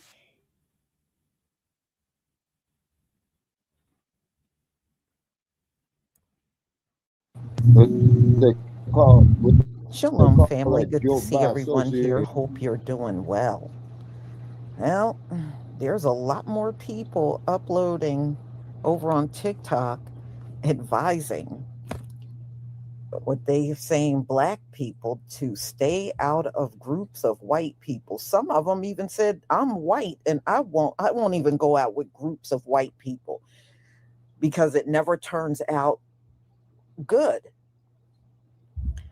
And, you know, when I reflect back on some of the videos I would see brawls out at Walmart parking lots, and it would be them. It would be them. And you would just see this big old brawl break out. And I was like, why can't you just get in your car and leave like a normal person? What's up with all this fighting? And I saw several videos like that with them folks. And they're out in big mobs brawling somewhere. So, look, y'all, it's good advice. I even showed some of the videos to my son, but see, I had told my son this long before Nolan Wells, long before that. Oh, and by the way, because some people were asking if Christine Wansley's husband is Nolan's biological father. Yes, he is. Yes, he is. Now, I don't know if they were married when she gave birth, because Wells is Christine, his mother's maiden name. So they could have had Nolan prior to being married, but Wells was her maiden name. And that was why Nolan had that last name.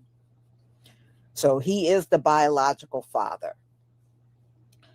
So anyway, y'all, let me go ahead and share my screen, because just looking at some of these replies, it's really interesting, especially who it's coming from. Please give me a 1 if you can see my screen.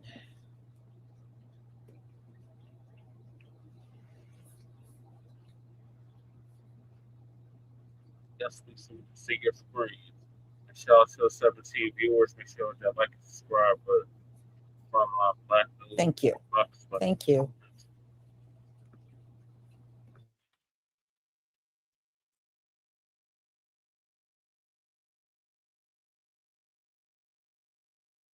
As a white individual, I don't even hang out with white people like that. Anytime a group of Caucasians have accumulated in a designated area, something bad's going to happen. And as a black person or a person of color, you don't need to be there. You don't. White people aren't safe. If you are the only black individual in that friend group, you don't need to be in that friend group. Get the fuck out of that friend group. What happened to Nolan Wells could happen to you. And I don't care how much evidence that law enforcement agency covers up and hides. If they classify him as a suicide or an accidental death, we all know that his friends, his supposed friends, they murdered him. There are so many black individuals who recently have been classified as suicides. We all know that they were lynched. Why? Because white people did something terrible and the law enforcement agency covered that shit up. Stop hanging out with white people. We are not safe. And unfortunately, under this administration, white individuals who have racist tendencies and who are racist, they feel emboldened enough that they know that they are going to get away with it. Stop hanging out with white people. Stop doing it. And trust me, I'm not offended if you are a black individual and you don't come near me and talk to me or any of that. You don't need to give me your time. Trust me, while I know I am a safe individual, you don't know I'm a safe individual.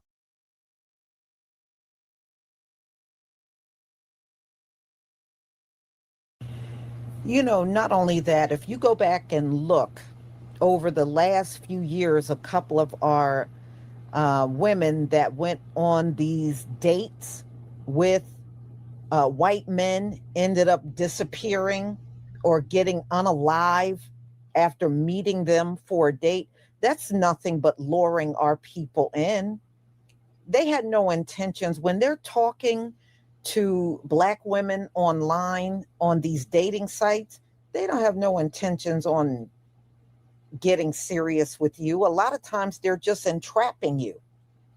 That's why we see this is another common way that they take our people out. And I mean, I know some people want to meet someone nice and, you know, and hook up and stuff, but these dating apps, I'm sorry, that ain't it. That ain't it. It is too dangerous. Not only for men, it's way too dangerous for women. And they're always going to take you to some far off remote place, some hiking trail or some crazy place where you're completely in the middle of nowhere. So, yeah, you know, not only will they befriend you and pretend like they're cool with you and all that, they'll also try to entrap you. And we got to make sure we don't end up in these situations at all. Right. Right. And then on a lot of things too, on them dating And apps, I try my best to outwardly say I am a safe individual. Plenty of racist people say the same thing, and look how it ends up. Stop trusting white people. I read a report that in Springfield, Ohio, Haitians are being asked to wear ankle monitors. And baby, the ICE agents are the ones that are putting these ankle monitors.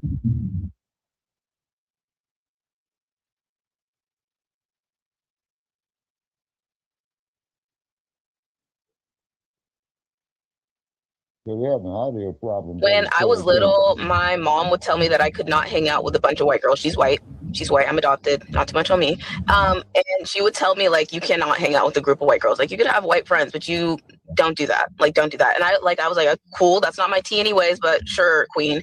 Anyways, when I went to high school, I was best friends with one white girl, best friends, all of high school. You don't have to take on everything. And this is one of those situations that I am choosing not to take on. I won't get into the weeds, but this is the one thing that this story made me want to share with you guys. It's time as Black people that we begin to play the offense. What do I mean by play the offense? Honestly and truthfully, stay out of the company of white people. That's really all I got. And I'm not trying to imply that all white people are bad, but it is just easier to stay out of the company of white people when you can. Some of y'all wear it as a badge of honor that you send your children to all white schools. That is not a badge of honor that your daughter is the only Black girl in the class. It is just easier to stay out of the company of white people. I know that it's not possible in all instances. I know your kids want to be in sports and they want to be in all these different things. And some of us live in very, very, very diverse neighborhoods. Stop letting your children go on white folks' house unsupervised. Stop sending your children unattended to white folks' birthday parties and they're the only Black child there and there's 13 other little white kids. And I'm not saying don't let your children play with white children. What I'm saying is let them play with them in your yard so you can watch them, so you can facilitate what's going on, okay? Put your children in soccer on the Black side of town.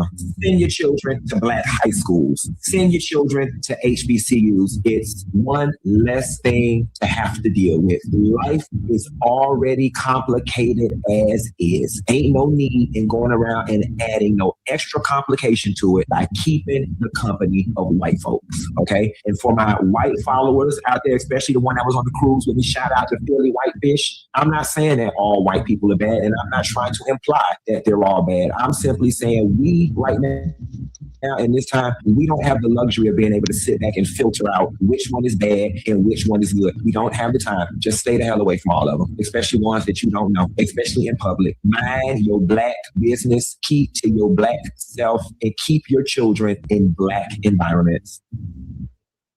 Well, you got a point on there. That there's like being between a rock and a hard place too. Who the hell is that? My wife. You hell no, you're not going nowhere with them. You don't see what's going on out here on this internet. They done took that young man like Nolan and the other boys missing and then and stuff that happened to him. I don't want you around none of them going nowhere without me being able to see. For my wife, friend. Baby, right now I don't trust nobody.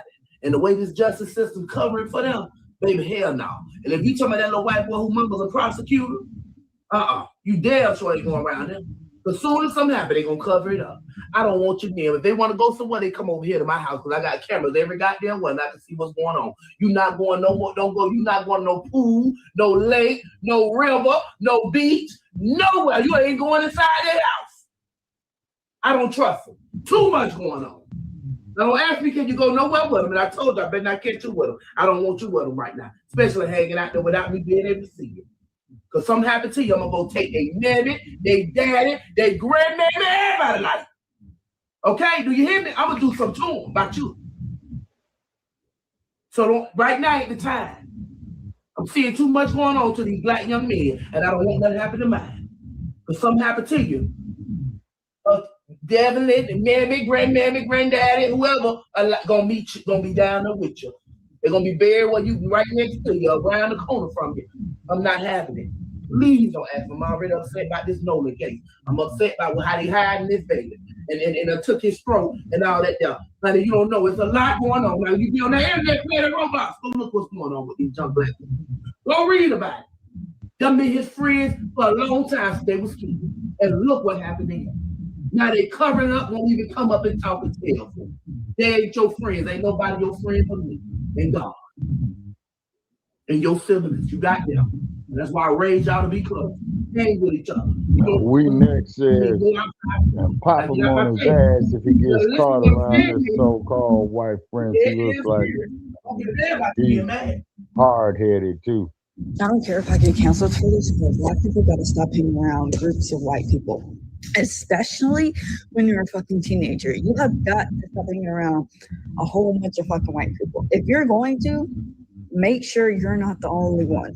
Please make sure. I don't give a fuck how good you grew up around mainly white people. Make sure you're not the only one. Please make sure. Exactly.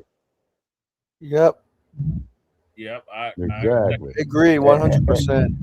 And if you are going to be one of few blacks around, and then make sure you got you some damn power tools. Yeah, and I'm with seeing you. all that. Oh, that's racist. Ain't nobody trying to hear that. When somebody's life is lost, and y'all come along with it, you won't hang with white people. That's right. Nobody wants to hear that. Nobody's trying to hear that. Y'all are wasting your time with that, especially now, when people feel a certain way about what happened to Nolan Wells and others. And yes, I did hear about the black woman that was hanging in Jackson, Mississippi. I heard that earlier this morning. Jackson, Mississippi. I did. And y'all, it is just not safe. These are things that have been happening the entire time. It's just that Nolan Wells just got amplified.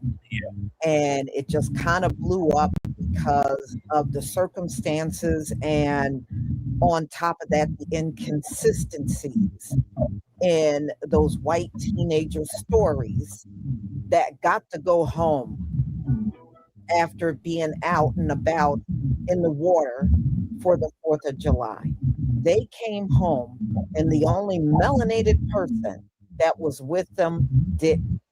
We heard this a million times. We done heard it a million times. And people are no longer playing. And I'm just glad that our people are online laying the law down. And no, I'm not going nowhere. And I'm the only this and only that. And I'm not going to let my kids go either, or my grandkids. Good. We're finally getting the message. I sure wish we would have got the message long before now, but I really truly believe a lot of our folks are getting it. And I'm just surprised that any of the white folks are getting online and telling you, stay away from groups of white people. Wow.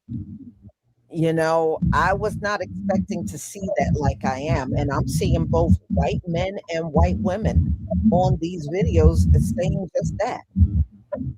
Don't let your black children go out with groups of white people. White people are not safe. Their own people are saying that. They're not safe. Right. So, y'all, this whole thing has gotten very interesting with Nolan. And if nothing else, I'm glad it's being used as an example to show other young people what not to do.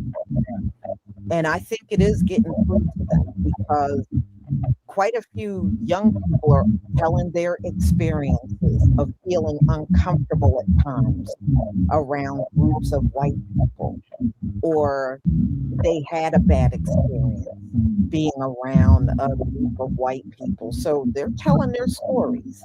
And I think that is a very good thing. You know, you're really teaching other young people the reality of what some people are like and what they are like historically. These folks have never changed, y'all. We're just in a different time and date, but they have never, ever, ever changed. This is really, remember, they are the offspring of the ones that were smiling and grinning under a tree while the strange fruit was hanging above. They were raised by those people. Enough said.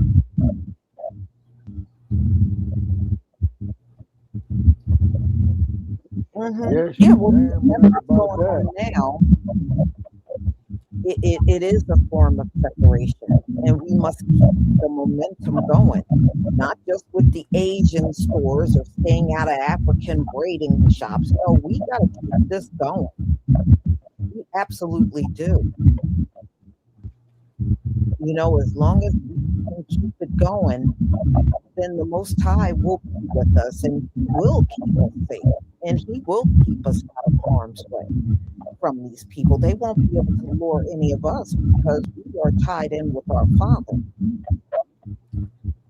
So, y'all, I'm going to go ahead and conclude. I do have another upcoming video because I'm noticing, and I don't know if any of you are, how the Haitians are conveniently trying to change history, saying, you know, they were all involved in our history.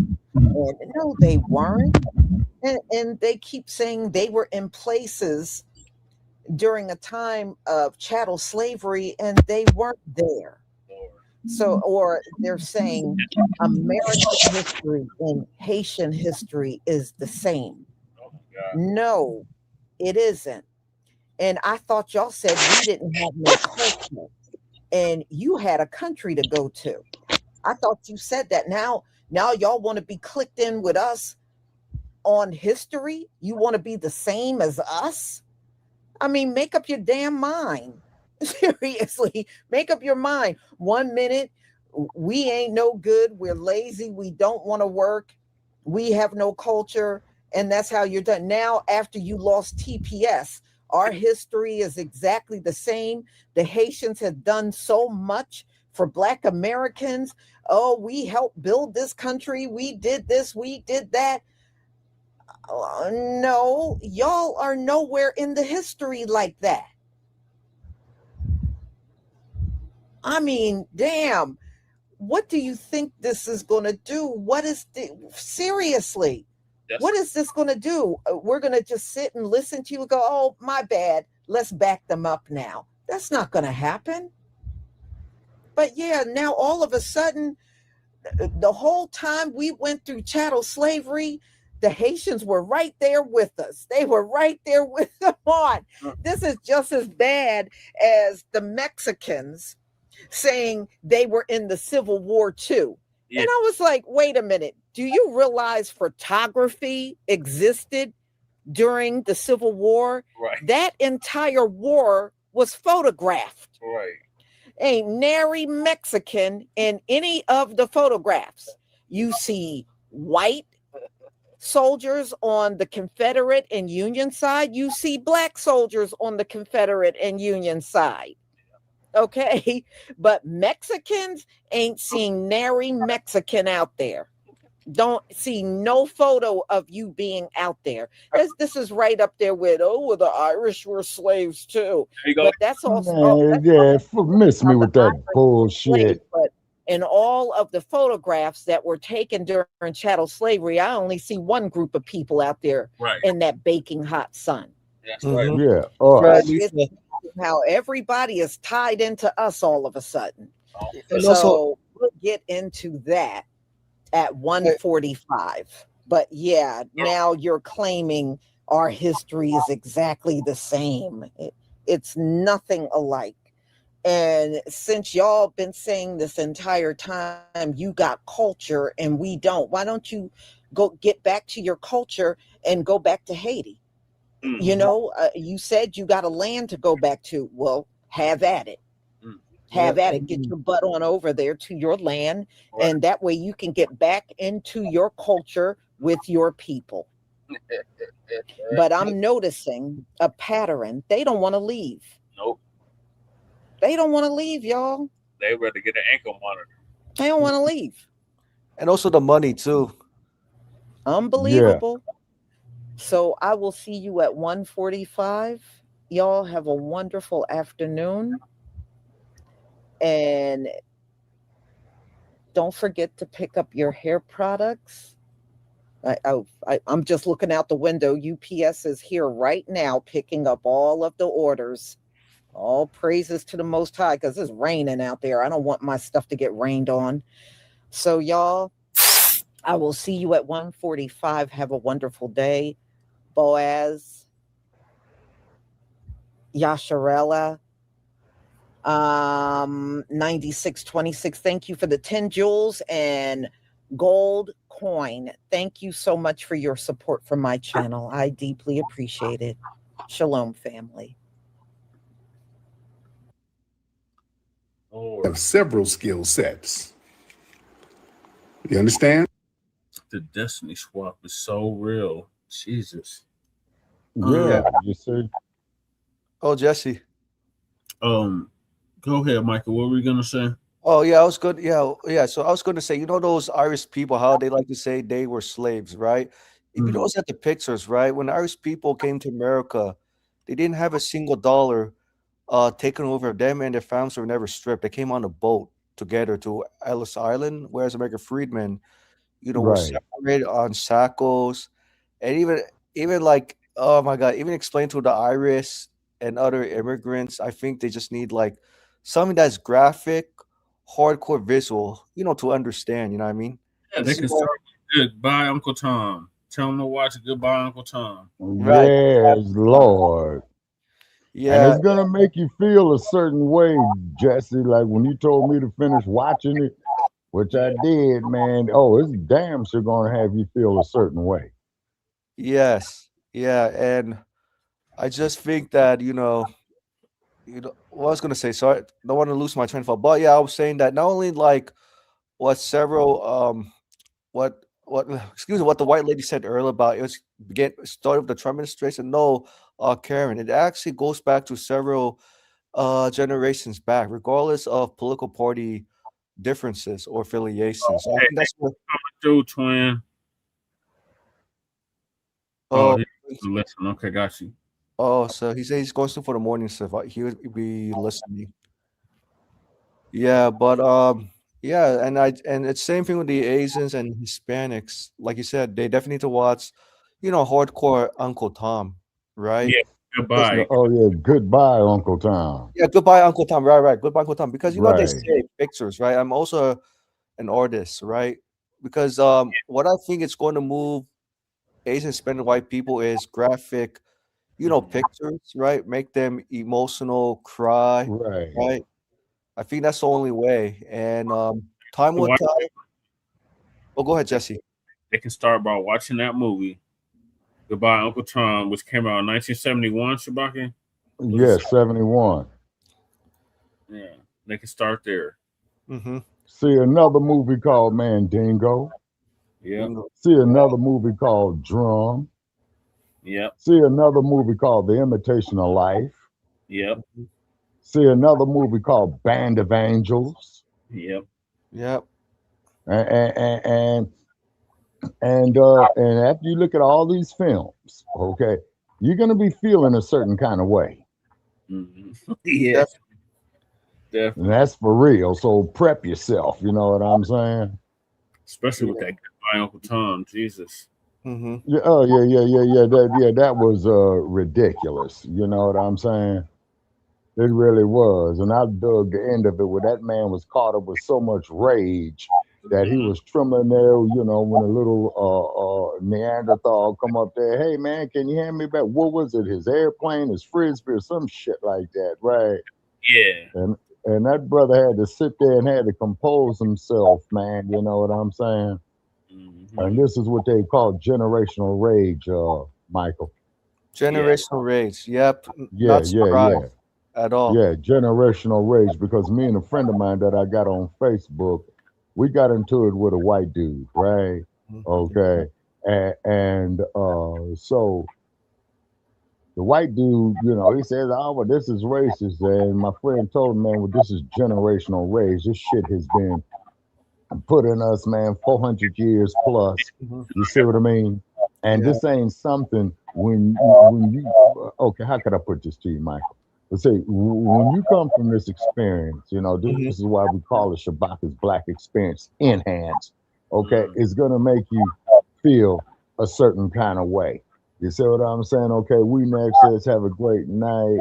Twin Pyramid, my ward family. It's almost here too. Okay, we thank you for joining in. Yeah. So it's gonna make you feel. It's gonna make you feel a certain way, and this is why when Muhammad Ali became heavyweight champ the first time, right? He would go up there and he would tell white America to pretty much to go fuck themselves. You know what I'm saying? And he says, you motherfuckers don't pay to see me win. You all pay to see me lose. You see? And then to the best of his ability, he tried to stay undefeated. But of course, you know, he had legal issues, you know what I mean? Just like what they was doing on tonight on CNN, where they finally had brought him up, Jay, you know, that I texted you about.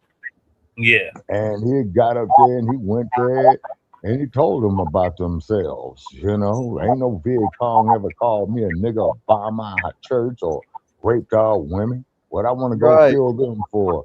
So then, you know, Nabisco's is going back and forth with me saying, well, you know, he was a damn coward. I say Nabisco.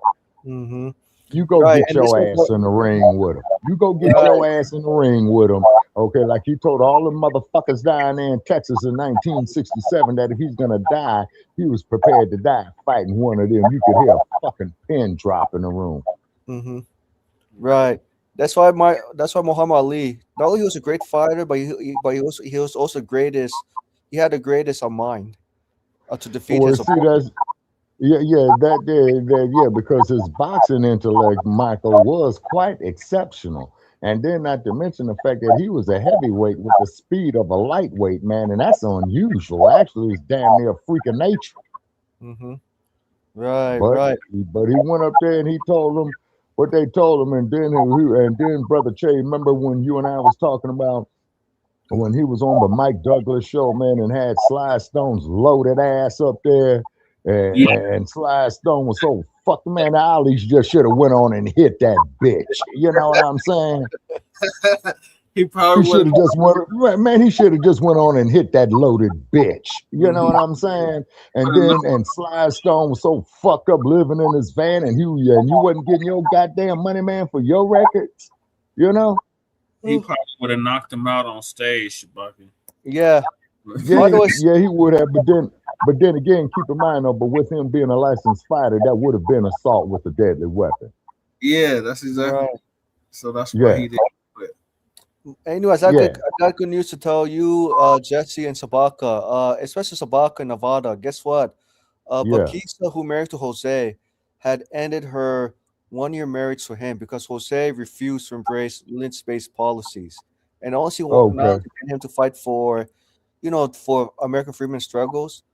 She also got him to she tried so hard to get her Hispanic husband to fight for reparations, and Jose said to Bakisa, I'm sorry, I can't disappoint my Mexicano family. And Bakisa said, well, Jose, you can kick rocks. I'm done. And then she did, right? And that's why I love watching that fight where Muhammad Ali beats the shit out of Oscar Bonavino. Well, no, but here's the interesting thing. You're going to like this at the end. Good ending, Jesse and Sabaka. So Bakisa decided to get a divorce Jose in Nevada. But it's in the news, right? And now she's ready to embrace FBA brothers. Okay, so what she needs to do to get a divorce in Nevada, she needs to go up there to Reno. Las Vegas is the city to get married. Reno is the city to get your divorce. Yep. And it's too late for Jose, and so Jose cried and begged. So Jose was like a Karen, cling on to Paquisa's arm, and Paquisa offended herself by knocking Jose out to the ground. And Jose wrote down like like a court wheel. Damn. What did she Yep. put on him? A right cross or a left hook? I think it's like a left hook.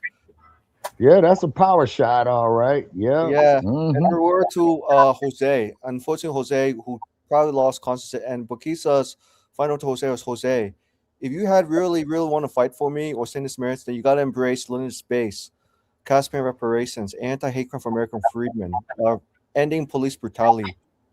And Yeah. Jose, please, I want to take and Paquisa, it's too late, Jose. I'm done. I'm going back to Tyrone. So I'm sorry, going back to the FBA community.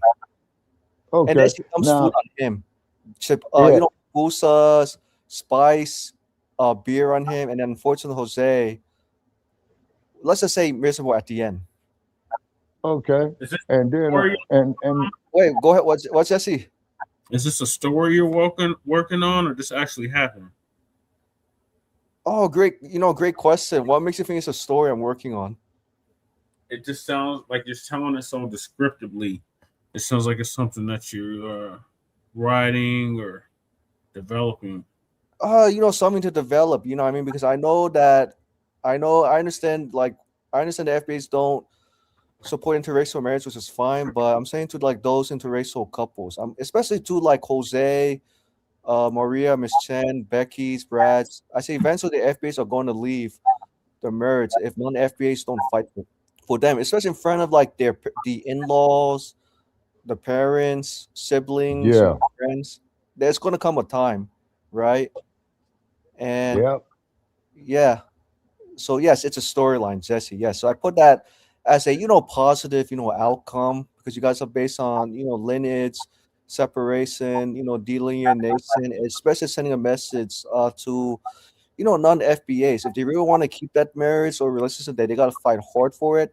But also advocating 10 toes down on reparations. You know what I mean? And I know like some non-FBAs are very resistant to my idea as about to write the storyline, right? Because I think this is the only way I think realistic is going to work. But then of course non-FBAs, when I mean non-FBAs, I mean like the Jose's, Karens, Chens, Wins. Most of them are hard-headed, resistant, right? Yeah. And I just think that they got to learn from me, as an individual ally, to go hard through the paint for reparations. Yeah, I had some of them will probably call me, I guess, call me a communist, socialist, right? Which I'm fine with the labels, but at the end of the day, it's about actions and results. Right. Yeah. So I'm just saying this to like give you guys give you some hope of optimism. Mm-hmm. For reparations. It's coming, Michael. We don't need no hope or optimism. We just need them to check. Yeah. Check. Yeah, right. yeah, that's what they need to do. And then also too, what is happening is that I'm still crumb bumming on that moist panties wearing motherfucker down there in Florida, talking about that critical race theory shit. You see what I mean? Okay, it's because what they're doing, Michael, is that all the books on Black history, they want to take out the public school system, not only in Florida, but throughout the whole U.S. They say, in other words, they don't want no more Lerone Bennett. They don't want no more Toni Morrison. They don't want no more Russell Adams.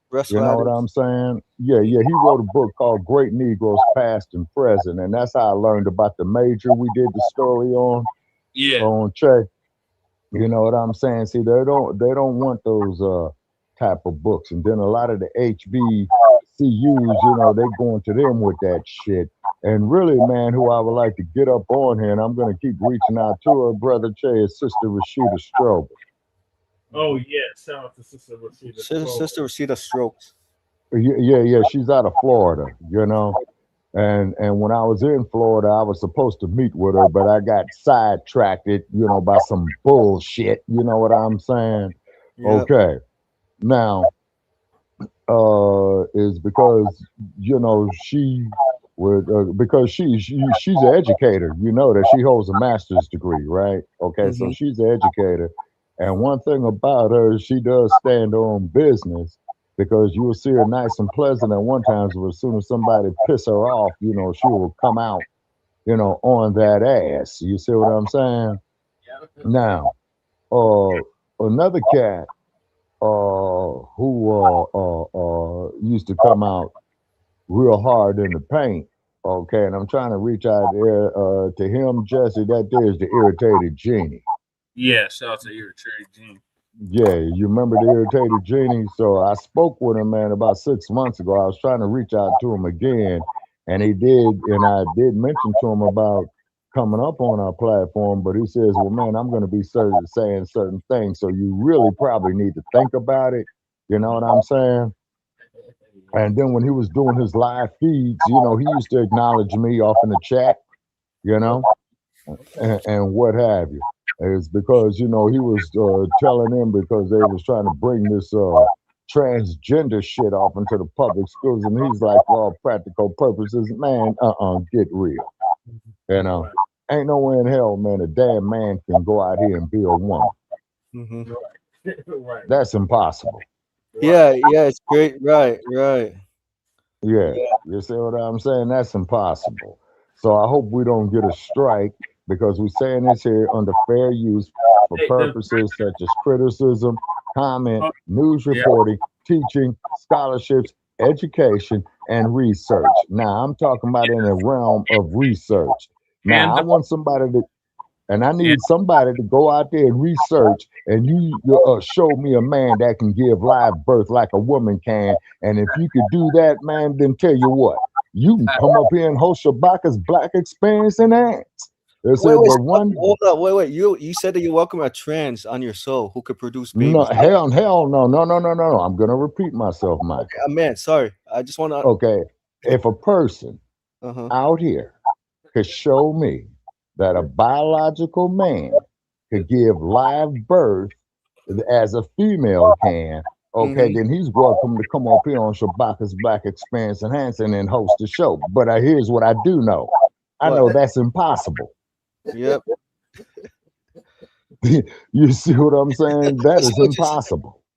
Yeah, because the biologies, the biologies are very different between men and women.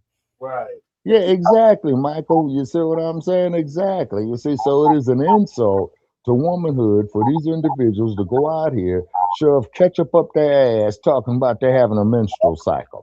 I don't even entertain abhorrent, unrealistic shit like that. Yeah, you know what it is, you know what it is, Sabaka? I guess because the trans people have seen gay people gain more power, so they're trans. Like, why not? You know what I mean? Well, what it is, Michael, is that they're trying to force their agenda because you got to, particularly on social media. Mhm. Where's their capital at? San Francisco, right? Right. The gay. Right. Yeah. Where's Silicon Valley at? San Francisco. By San Francisco. Right. Stinky Bird is right there in San Francisco on Market Street in Kent. Yeah. I'm sure you want to go back to. Right. Huh? I'm sure you want to go back to the era under Clinton's presidency. Don't ask, don't tell policy. How about that? No. What it is you don't have to tell me nothing. I don't project the image of that of what you don't want to tell. And if you do tell, then motherfucker, then I'm going to need you to stay your distance from me. You see what I'm saying? Because you're fucked up in the head. You have your civil rights. You have your human rights, right? But you do not have the right to insult my fucking intelligence, is because, to quote the words of Al Pacino in The Godfather, that is an insult to my intelligence, Carlo, and that makes me very, very angry. Well, don't at least tell me you're innocent. Innocent, right. But I'm just saying, like, going back to the Clinton era where, gay people did not disclose, you know what I mean? Oh yeah. He's the one that came up with that shit. Don't ask, don't tell Yeah. shit. I'm sure you missed that very much, bacc, in the 1990s. Oh yeah, the 1990s was a trip, but also too, but the 1990s too, Michael, was the explosion of the crack epidemic, right? And then, like I told you, man, you know, where they killed Tupac Shakur. Oh yeah, Che, yeah, there's been a development, man, with Keefe D, man. He's gonna fall on it. Yeah. Yeah, Keefe D is gonna fall on it. Yeah. So Yeah, because the DA of Clark County said, yeah, man, he was in it, man. He did it. And then the ones who put him up to it and shit are all dead, who were his uncles. You know what I'm saying? Yeah, so Keefe D is through, man. He's through. They showing Keefe D up there, man, in the Clark County jail, man, looking ragged like a motherfucker. And jail does that to you, you know? Yeah.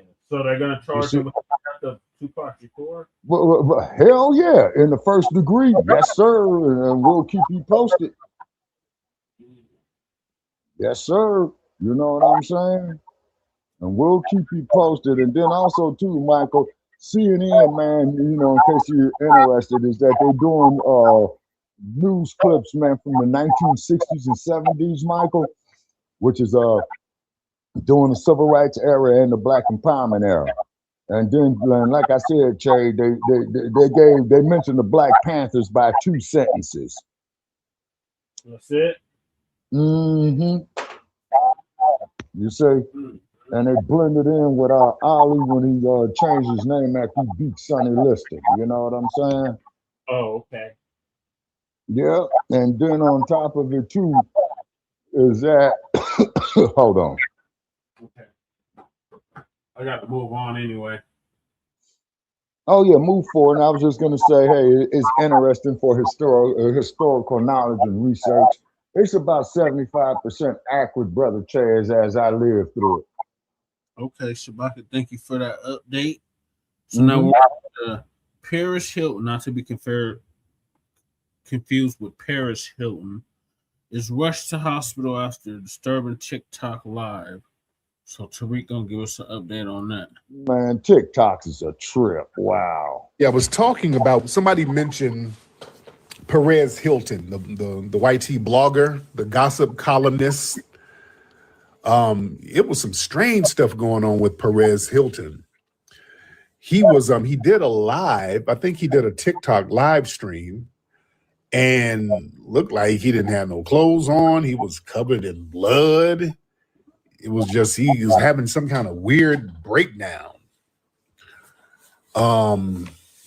Yeah, I think they had to come get him, allegedly take him to the hospital or something. Hold on. Let me watch what I say here. All right, let me watch what I say. Yeah, so Perez Hilton, for those who don't know, he's a very infamous blogger / gossip columnist. And he just made a very disturbing video of him with no clothes on, just spazzing out. Yeah, somebody said a lot of stuff is going on with the punks this week. Listen, I don't know what's happening with these people, but you know, as these bloggers, their whole platform of these gossip platforms, it's built on weaponizing people's lowest moments. These people would take personal tragedies, addictions, and private failures and family trauma, and they would package them for public consumption. And then when you build an empire where your primary product is basically the destruction of others, well, the foundation of your success is just inherently rotten. So you can't build a healthy legacy on top of everybody else's wreckage. And see, there's a dark energy exchange. See, you can't. Michael? Oh, so I'll be right back. I gotta get something, so I'm gonna exit out. Be back. Okay. Put out that level of toxic, destructive energy without it eventually attaching itself to you. You dig? So yeah, these people were accumulating a karmic debt. So we're seeing a lot of these public breakdowns. These are like karmic bills. And many people think these are karmic bills coming through. See, a lot of that negative energy they broadcasted to millions of people, that's what's eating them alive from the inside. Yeah. And also that paranoia and the isolation factor. See, your entire career is based on exposing secrets, backstabbing, violating trust. You can't really develop genuine relationships yourself. So you subconsciously assume that everybody around you is actually moving how you move. That leads to a lot of paranoia. That leads to isolation.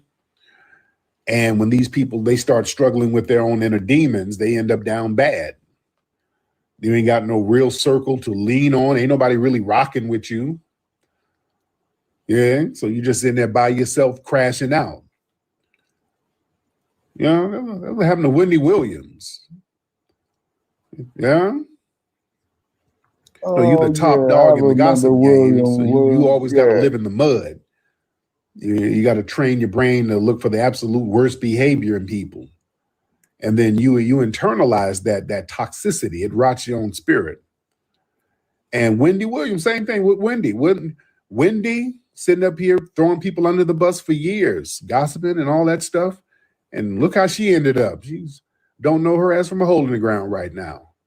Just mind gone. And nobody's rocking with her. You end up by yourself, just stumbling around, fumbling and babbling. Ain't nobody helping you. You down bad. You see, that's not a way to live. You think? See, these people, they feel invincible because, see, they control the narrative. They held the microphone and they had the power to basically dictate who was in and out of favor. That type of ego, that's a trap. That gives them a false sense of security. That blinds them to their own mental and their own physical and their own spiritual decline. See, they thought they were above the consequences of that dangerous game they were playing. And a lot of these people, they thought they were the media machine. No, they were disposable. The corporate media apparatus, they fund them and they encourage them to ruin lives and then profit off the cruelty when the ratings were high. And when these people start crashing out, that same media uses your crash out for clicks and views as they abandon your ass. There's no loyalty in the misery business. And by doing all that gossiping and throwing folks under the bus, they have the inability to basically evolve. When your entire identity and your entire brand is just built to being, it's tied to being messy, petty, and destructive, there is no exit strategy. You can't gracefully age out of that persona. You know what I'm saying? See, when you get older, that act, it stops becoming entertaining. It just becomes sad to watch. So you didn't develop a skill or anything else to reinvent yourself. You know, so a lot of these people, they don't know who they are outside of that drama when nobody's really checking for you like that, because basically your whole business model was throwing people under the bus. So nobody wants to really be around you like that. And you ain't got no exit strategy. Again, just like with Wendy Williams, just by herself, ass out. Yeah, and the most profound thing of all of this, they spend their whole lives basically conditioning the culture to mock the people who are down bad, and they normalize treating real human breakdowns as cheap entertainment. Now, you know, people are sitting back watching their downfall. You're getting eaten alive by the very monster you created and the monster you fed. You know? Oh, I'm very different. No. Wait, somebody said I'm no different. Oh, you better get on here, DeMogul. Oh, no. DeMogul, you better get your ass on here. Oh, I'm very different. I don't tear people down. I do not tear people down. I'm very respectful to people. I just don't let you disrespect us. I don't tear nobody down. I don't let people disrespect me and the lineage. That's tether talk, Al. You're going to get checked. But if you're respectful, you come in respectful, you're going to get treated with respect. Yeah? Man, if you come in with respect, I will treat you with respect, ladies and gentlemen. I'm very different. Yeah? And I have several skill sets. You understand? That's why they look at me, the intelligence agencies look at me as the most influential Black man in America. This is why I'm always targeted. You understand? I match energy. I match energy. Yeah, that's why y'all ain't getting up here. Y'all won't get on here and explain none of that. You won't get on here and say none of that stuff and get down on it. Yeah? Oh, I have all types of skill sets. All right. Y'all raise your hands, ladies and gentlemen. Y'all raise those hands. Yes, indeed. Yeah, y'all ain't saying, y'all scared to come on up here and stand on it. Yeah, I don't gossip. I don't do all that gossiping and all that bullshit. I don't do that. No, no, no. But damn if anybody comes over here disrespecting us. You said I'm not getting 1 million likes. Okay, I got 137 likes. Okay, everybody tap the screen. Let's get 250,000 likes. All right, everybody, I need everybody to tap the screen and let's get 250,000 likes within the next 5 minutes. We can do that. That's very easy to do. All you got to do is tap the screen. All right, let's tap the screen and let's get 250,000 likes, ladies and gentlemen. We can do that in the next 5 minutes. 250,000, that's very doable. Hello, Terry. Hey, G, how you doing, brother? I'm good, my brother, man. Shout out to you, Habibi. I just want to say something real quick, man. I just want to say to the Tedders, man, buy some trucks, send them trucks back home, fix your road, stop playing, and stop bothering the FBA family. That's all, Habibi. My man, there you go. See? There you go. Real talk right there. That's a non-FBA brother right there, and we're cool with him. All right. Yeah, we can get 250,000 hearts in the next 5 minutes. All right, everybody just tap that screen. Everybody just tap that screen, ladies and gentlemen. Everybody tap that screen. All right. Let's get this thing popping, ladies and gentlemen. Hey, All Dad. right. Hello, Wata. Hi, Dad. Why'd you abandon my Liberian mother? Oh, no, what you talking about, Wata? I'm your child. Look at my profile picture. That's you and my mother. I'm your child. I'm your mother? I mean, come on. No, you're my father. That's you Right. and my mother. Right. Look at it. Oh, you got to get your trolling together. Get your trolling. No. You're my dad for real. You abandoned my tether mother. Why would you do that? Now, why did I abandon your mother? Was she muscular? I don't know. Have you told your people you sleep with tethers? Oh, okay. You have a tether baby from Liberia? It's tethers. Y'all can never pronounce the TH. Man, it don't matter. You my father. Claim me. Okay, I'm gonna claim you. I'm gonna claim you. All right, thank you, Dad. Thank you. I missed you, man. I missed you. I miss you, sweetie. I miss you now. Thank you, Dad. Now, first I'm gonna thing, talk to you later, Dad. Bye. I got to get you some better wigs as my daughter. I got to get Thank you some you. better wigs. Thank you. Give me wigs, okay? I All appreciate right. it, Dad. Because Bye, Dad. Okay. Bye. If you come to the Man, family what kind of reunion, you crazy can't have shit is synthetic that, Jay? bundles. All right. Because those are flammable and we're allergic to that at the family reunion. So we can't have them synthetic bundles. Oh. All right. And you got skunk skin bundles. So we can't have that. All right. Let me see. Boy, that tether wit is so dry. Let's see who we got. The Tedders. But they can't pronounce that TH to save their lives. Tedders. I'm a Tedder. Bless her heart. She's sitting over there with baboon bundles that she's trying to flat iron, and it's singeing the damn bundles. You can't flat iron baboon bundles.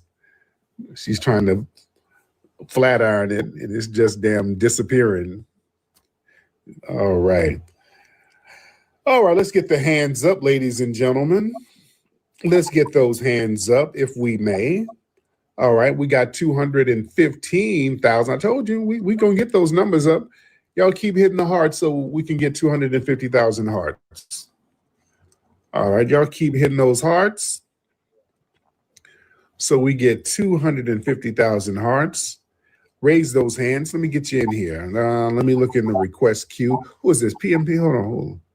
Let me get Magnitude TV.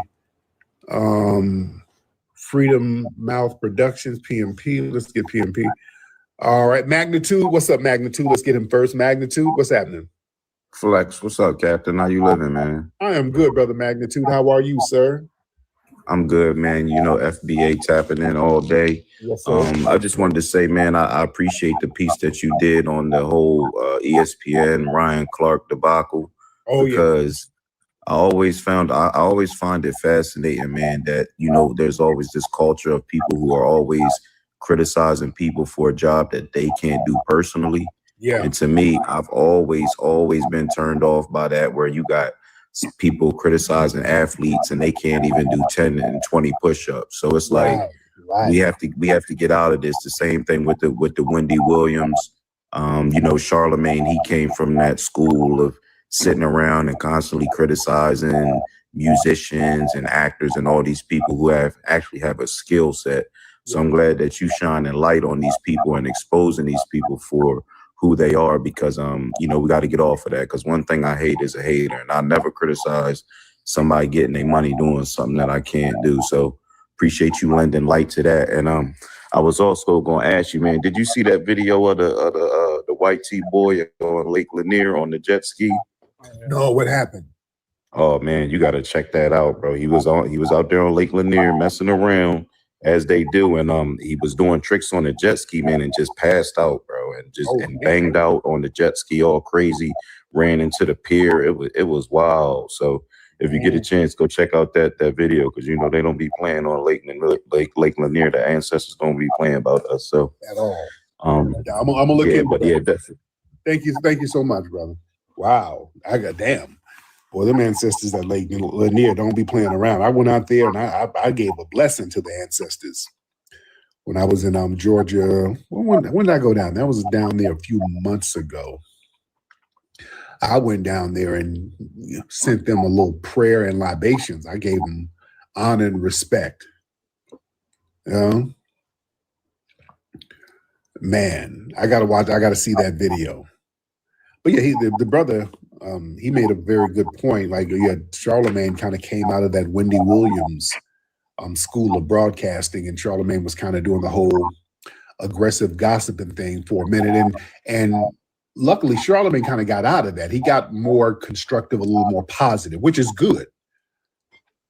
So he didn't really stay in that lane, because I guess Charlemagne understood how dangerous that was, because, you know, they're talking reckless, that the streets is going to match that energy. Cats running up on them in front of the radio station. So there's consequences when you're just being reckless for the sake of being reckless. You know, but yeah, shout out to Charlemagne. You know, I think he morphed and he's more constructive with the way he uses the platform now, which is good. He's an astute businessman. I can respect that. I can respect that all day. FMP, what's up, FMP? Hey, what's going on, Reed? How you doing, my brother? You good? Yes, sir. I'm good. Hey, I just wanted to inform you. I was watching the 1B earlier. Yeah. And he was talking about these British Nigerians that got this talk show or this podcast or whatever. Yeah. And they were talking about this documentary that this Nigerian British woman did, where she was talking about the skin bleaching in Nigeria. And she said that 77% of all Nigerian women bleach their skin. Well, I believe that. So when they tell us that we're trying to get close to Europeans over here in America, like Black Americans, we're trying to be white, I think it's them, man. I just wanted to tell you that. All right. My man, thank you so much, brother. All right, let's get D1. D1, hop on D1. Hey, how you doing? You can hear me? Yes, sir. How you doing? I'm good, D. What's going on with you? I'm chilling, bro. Calling in from New York. Yes, sir. Yeah, I'm gonna introduce myself, and then I have a question. I'm a bi-ethnic Black American. My father is from Panama. My mother's foundational. Okay. Going back to Alabama, North Carolina, South Carolina, and Virginia. Yes. And you know, I've been in these TikTok streets for the past few weeks arguing with people, bro, because they get upset when I'm like, yo, I'm biased in FBA. They don't like the FBA term. And man, I'm so disrespectful, bro. They so disrespectful. So I have a question. I was arguing with this one motherfucker, right? Sorry, excuse my Yeah. language. I was arguing with this one dude. He was like, FBA is invalid because there's no such thing as the Black indigenous people, right? Because on your website it says one of the 3 groups that would amalgamate to form the ethnic group known as FBA would be the Black indigenous people. And then I'm like, what do you mean? There were clearly some indigenous people who, by modern standards, they were racially Black, right?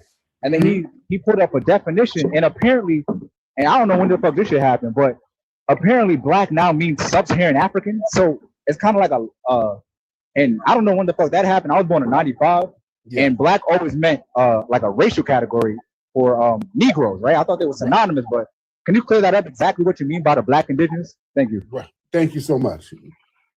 Yeah, these people, they know what it is. There were Black indigenous people here, and now the YT dictionaries, they try to make the definition of Black meaning a person of immediate African ancestry, or whatever, however they define it now. But the term Negro, which is the Spanish word for Black, they were giving that word to indigenous people everywhere they went. When they went over to Asia, they were calling the people Negritos based on skin color and hair texture. Okay, these are Black skinned people. Based on what they saw, that's what Black meant. Okay, this is a person who's phenotypically just a Black person. They're very dark skinned. It had nothing to do with Africa. Again, over in Asia, in all parts of Asia, they got these Black tribes still over there living in little mountains and pockets and jungles of Asia. These people ain't been in Africa for thousands and thousands of years, but they called them Negritos. You understand? And when they came over here, the Portuguese, they differentiated the Black people from Africa from the Black people here. I keep telling y'all about a term that the Portuguese used when they were down in Brazil. Negros de Guinea and Negros de Terra, meaning Negroes from Guinea, Africa, which is what they called Africa. They called it Guinea. And Negroes of the land, meaning the native Negroes that were already here. They were acknowledging that there were Black people here. These are their words. They made a distinction. Land of the Black. Hell, Melanesia. That's over there in the Pacific Ocean. Melanesian people literally means islands of Blacks. Do you know that? That's what Melanesian means. Melanesian means island of Blacks. Because there's jet Black people over there in Melanesia, out there in the Pacific damn Ocean. Yeah, y'all look that up. Because they'll try to say, yeah, there were some Black Aboriginals here, but they were really Melanesian. You're still not getting away from Black, because that's what Melanesian means. Melanesian means islands of Blacks. So you're still not getting away from the Black term. They're trying to Africanize it. No. They try to redefine it, but no. Good. I've been to parts of Asia where I've seen these Black people. I didn't read about them. I've seen them. I've been up in the jungles with them. Yeah, I've seen them with my own eyes.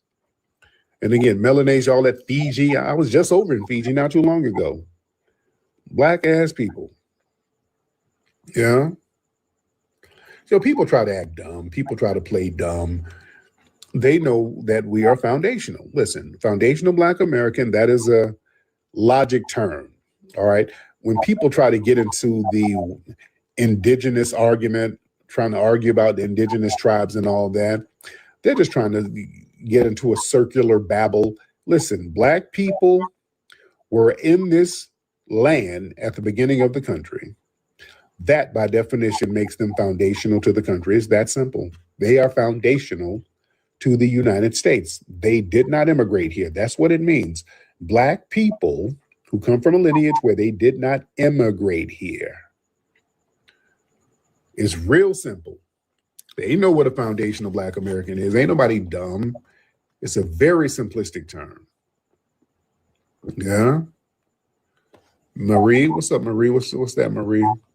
It's only one race, either black or white. Marie, hop on, Marie. Marie, if you hop on, ma'am, let's talk about it. Miss Marie. All right. All right. Let me see. Read the support them. Prester John, okay, I'm lost. Prester John, what are you saying, Prester John? Kind of inform me on what you're saying, sir. What's up, Prester John? What's up, Reed? What's going on right now? What were you saying in the chat?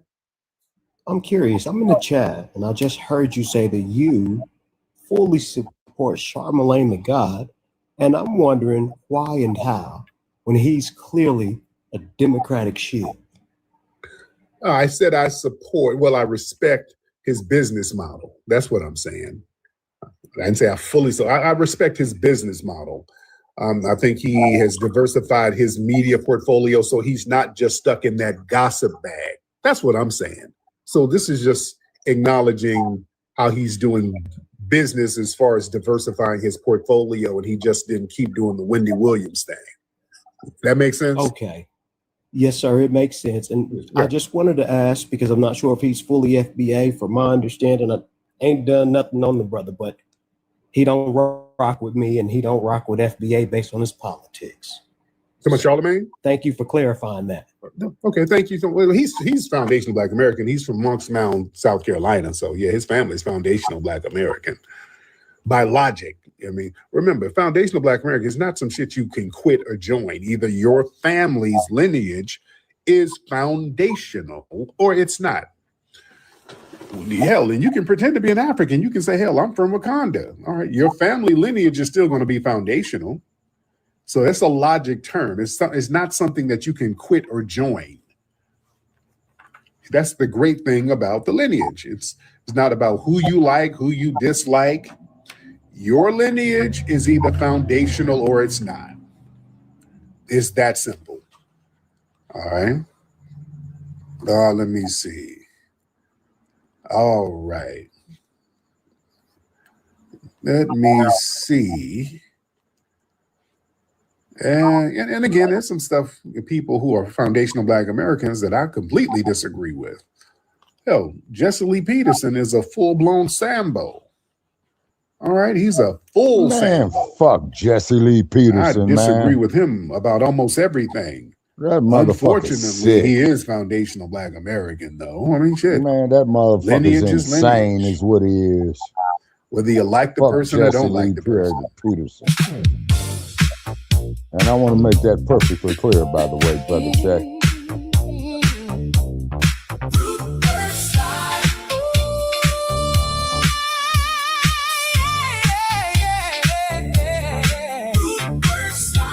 To the left, to the right, my baby.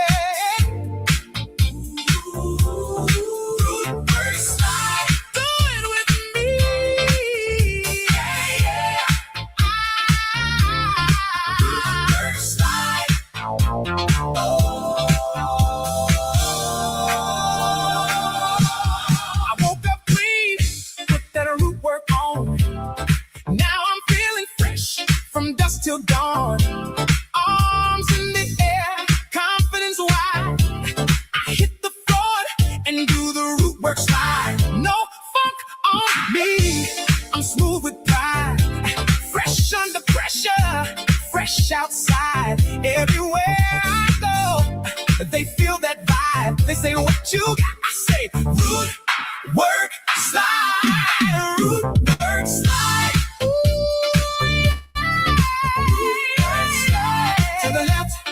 To the right. Yeah, Shabaka. But his whole point of bringing up Jesse Lee Peterson was to say he was of the lineage. That was it. He wasn't supporting him or anything like that. Yeah, man, because Jesse Lee Peterson, man, the man is mentally ill. You know what I'm saying? Yeah, he really is. Because I remember you and I was reviewing some of his shit, man, you know, about a couple of years ago, man. And we actually, I think we wound up coming to the conclusion, Brother Che, that we just felt sorry for the brother. You know what I mean? Yeah. Yeah, so Yeah, presented him with the Coon of the Year award. yeah, yeah. Yeah, the Coon of the Year award, you know what I'm saying, you know. But the thing is here in my closing, you know, that I'm gonna say, okay, ladies and gentlemen out there on mainstream media, I don't know if tonight is the last night that they're having of it, but they're talking about the 1960s, okay. You know, check it out. You know what I'm saying? You know, for those of you who was not around at that time, you'll find it very interesting. And then one thing, you know, prepare yourself for, you know, they are gonna mention a bunch of hatred about our people, you know, from that time, you know. And they did show Ali when he beat Liston. They also showed Ali when they did a segment from the 1970s of where he beat George Foreman. And I think they showed very, very little of about his resistance of going to the war in Vietnam. But if anybody knows the history of Muhammad Ali, you know that there was a big part of him. And the way Mr. Ali made his money is that the people paid to see him lose. And of course, he made it a point to disappoint him to the best of his ability. You know what I mean? Right. So you're gonna miss the next topic, Shabaka, which you should stay for, which is okay, which is visa restrictions are nothing more than pure evil and racist. Oh yeah. I wanted to stay through that. Yeah. All right. Then after this segment, then I'm gonna be out. Okay. All So I think it's the sister out of South Africa that you love so much. She Oh yeah. On this. Yeah. That lovely Right. I think I am Zulu. live. I think I am live. Hello, everybody. Yeah, that's a fine ass Hello, right there. everybody. Yeah. Hello. What is happening? It's your girl, Renee Domarema. I'm reporting live from Johannesburg, South Africa. If you can hear me, please give me a thumbs up, or you can press those like buttons. Give me your hot thumbs up if you can hear me. But I am so happy to be here. Let me start off by acknowledging Henlo 689 that has made it to the live stream. Thank you so much. Sean McLean 2498. Thank you so much for making it in. The Native Talk. Halsey Johnson. Thank you so much for making it in. I'm sure you know what I'm about to talk about. I am not even going to waste any time. I feel like no, I'm not going to waste any time. I'm going to be speaking about this new permanent visa bond rule that is affecting most African countries. I am going to be speaking about that, but from the perspective of a South African or an African child. I don't know how the Americans, that side, are receiving it. I see that most Black Americans are loving it. They are loving it. I see that people are agreeing with Trump, saying that every person or every race that comes to America, they disrespect the Black Americans, the African Americans, the FBA. They get disrespected. They are being looked over. They are being swindled out of these government services. Of course, they think that the migrants are just there to just take, steal. And yeah, no, I totally understand. So I'm not going to waste any of your time. I'm not going to patronize anybody that lives in America. I am just coming from a South African point of view. I will get to the comments later, but someone says this is good for the African countries. It's really for their protection because America is going to be destroyed. Yeah, America is getting a little bit hostile with the wars that they have involved themselves in. They have literally made an enemy. They made themselves the biggest enemy of the world, and anybody can attack. So yeah, I'm going to be speaking from the African point of view. I am going to be speaking about the lost opportunities that African people feel like they will be losing through these planned permanent visa bond rule affecting mostly African countries. Now, family, let's get into it. As you can see here, as you can see on the headline, I'll be discussing one of the most controversial immigration policies introduced by the Trump administration, the visa bond requirement. Now, supporters say it's about stopping visa overstays and protecting America's borders. And I say it disproportionately targets African countries and sends the message that some visitors are treated with more suspicion than others. It sends a message of unfair treatment. It sends a message of hostility to the African countries. But most importantly, it sends a very racist message, because this visa, to be honest, if Trump wants to put it blunt, this visa is to stop Black and brown people from migrating and obtaining opportunities and just growing. I remember I read an article, before I can continue with the story, I remember I read an article about America. Yes, America wrote an article about NATO. They were evaluating the future of NATO, and they were saying there are so many Black people in Europe, and by the time NATO matures, okay, NATO has matured, but by the time it reaches 10 to 15 years later, the people that negotiated NATO with America will no longer exist, will no longer be the people that will be chaired there at NATO. It will be full of mixed race people. I remember that article specifically said Trump was worried that NATO will be polluted with brown people, with Black people, and hence he is re-evaluating America's position in NATO, and this will subsequently affect the financing of NATO. So America is worried about the amount of Black people that are going to the Western countries. They are worried about the positions that Black people, Black and brown people from all over the world are filling up. They are worried about Black people filling up spaces in places where they thought white people or predominantly white people will fill. So this is fear. I take this bond of visa restrictions as a retaliation from America. That is how I interpret it. Now, let us continue with this. That was just about NATO, but I feel like these visa restrictions are the symptoms of that.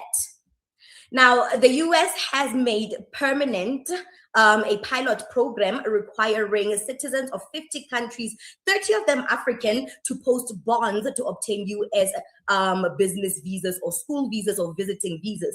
Now, the State Department is making permanent a pilot program under which citizens from 50 countries, mainly in Africa, are required to post bonds to apply for a US visa. And it's raising the cost as well, as much to $20,000.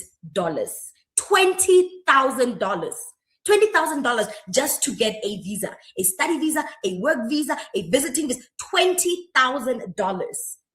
$20,000, family. Knowing very well the economical structure of Africa and how the African economy is really not conducive or is not really tending to the needs of its citizens, knowing very well that Africa is in an economic deficit, an economic disadvantage, knowing very well that we won't be able to afford this. They know very well that we won't. They're patronizing us with that price at this moment. So now the pilot program is set the maximum bond amount to $15,000. So the highest maximum amount before it became permanent, it was $15,000, and with lower amounts of $5,000 and $10,000 based on a consular's officer's discretion. The final regulation raises their maximum to $20,000 and removes the $5,000 low-end payment. So it was in tiers. The first tier or tier was $5,000, just depending on how the immigration police or officers will see if you are suitable to getting into the country and the purpose of your visit is what. So now they have scrapped those tiers. They've scrapped the $5,000 tier, the $10,000 tier, the $15,000 tier, and now they've settled to a $20,000 amount. That is how much they don't want us in the country. Now, the program requires holders of passports from the affected countries to pay the bond to be interviewed for the business and tourist visas known as the B1 and B2 visas for those that don't know on the African continent. Now, to travel to the United States, the bond is non-refundable. No, the bond is refunded if you follow or adhere to the immigration laws. So if the visa or the application of the visa is denied, you get a refund. If granted, if the person adheres to the visa terms, he also gets a refund. So in that perspective, I totally understand. I totally understand. It is smart. It's smart. I understand that if you adhere to these visa regulations, you will get your money back. If you don't, you get arrested, deported, you forfeit your $20,000. But damn, it's a smart move, and I feel like African countries should adopt this policy. But damn, I'll tell you why African countries can't adopt this policy, because the policies, the domestic policies of most African countries rely or are governed by the Western countries. So if any of us have put on or passed on these regulations, these visa regulations, they will retaliate. I know the West will retaliate military-wise. So I don't know how Africa is going to meet America where it needs to be met. But I know if Africa retaliates, we will be in a lot of trouble. Well, let me not waste any time. I want you guys to check out this clip and let us come back and have a short discussion. A new permanent visa bond requirement. Starting Wednesday, the State Department will launch a permanent pilot program requiring foreign visitors to post bonds to apply for a U.S. visa. Consular officers will receive authority to require applicants from 50 countries, most of them in Africa, to put down up to $20,000, which will be refunded before entering the United States and applying for a visa. The policy aims to discourage travelers from remaining in the U.S. after visas expire.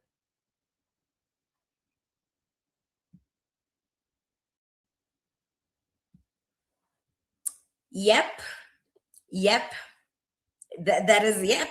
I mean, the Trump administration is making the temporary visa bond program permanent. I mean, it's setting deposits between $10,000 to $20,000 for businesses and tourist visas across 50 countries, 30 of which are Africa, as I've mentioned. And to be honest, this is not normal. This is not normal whatsoever, and it's actually very radical. Most countries don't require thousands of dollars in cash upfront just to secure a standard tourist or business visa. Most countries don't do that. It is a massive wealth barrier that will price out a lot of tourists from coming to the United States, meaning that the Department of Tourism, I don't know what you guys call it in America, will get heavily affected. It will get heavily affected. I mean, regular people around the world can't afford to tie up that much cash. No, that'll be the State Department. Attend a wedding or go to a business meeting. They can't afford to tie up that bond.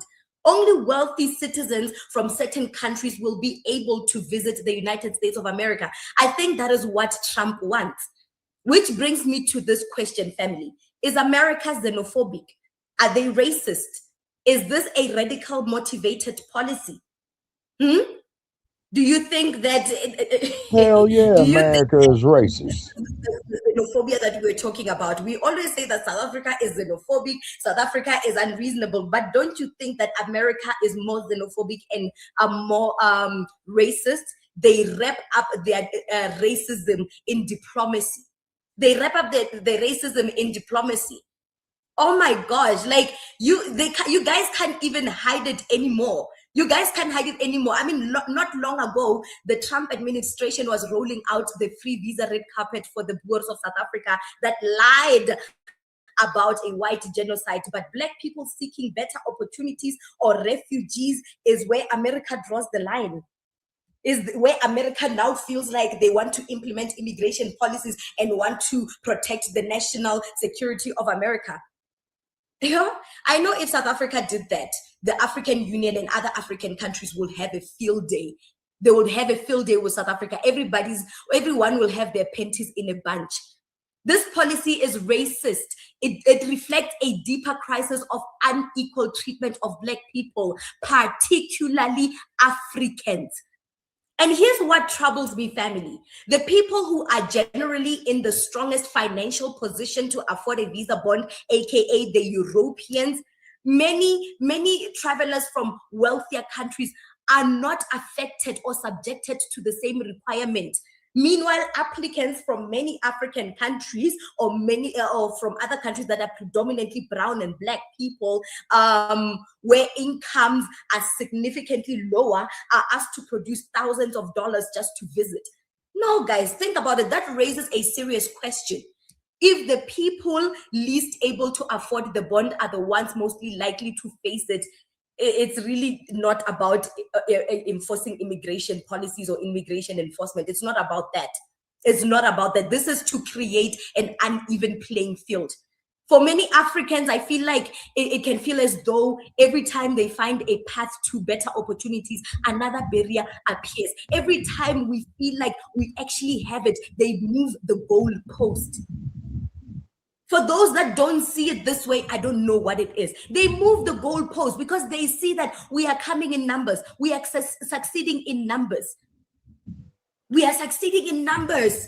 We are flooding the Western world as it should be, because when they flood Africa in search of resources, when they want to take raw minerals to make their drones, their war machines, they come to our land, our continent, subdivide us, create conflict within the African continent just to get what they want. And then they toss us aside like garbage.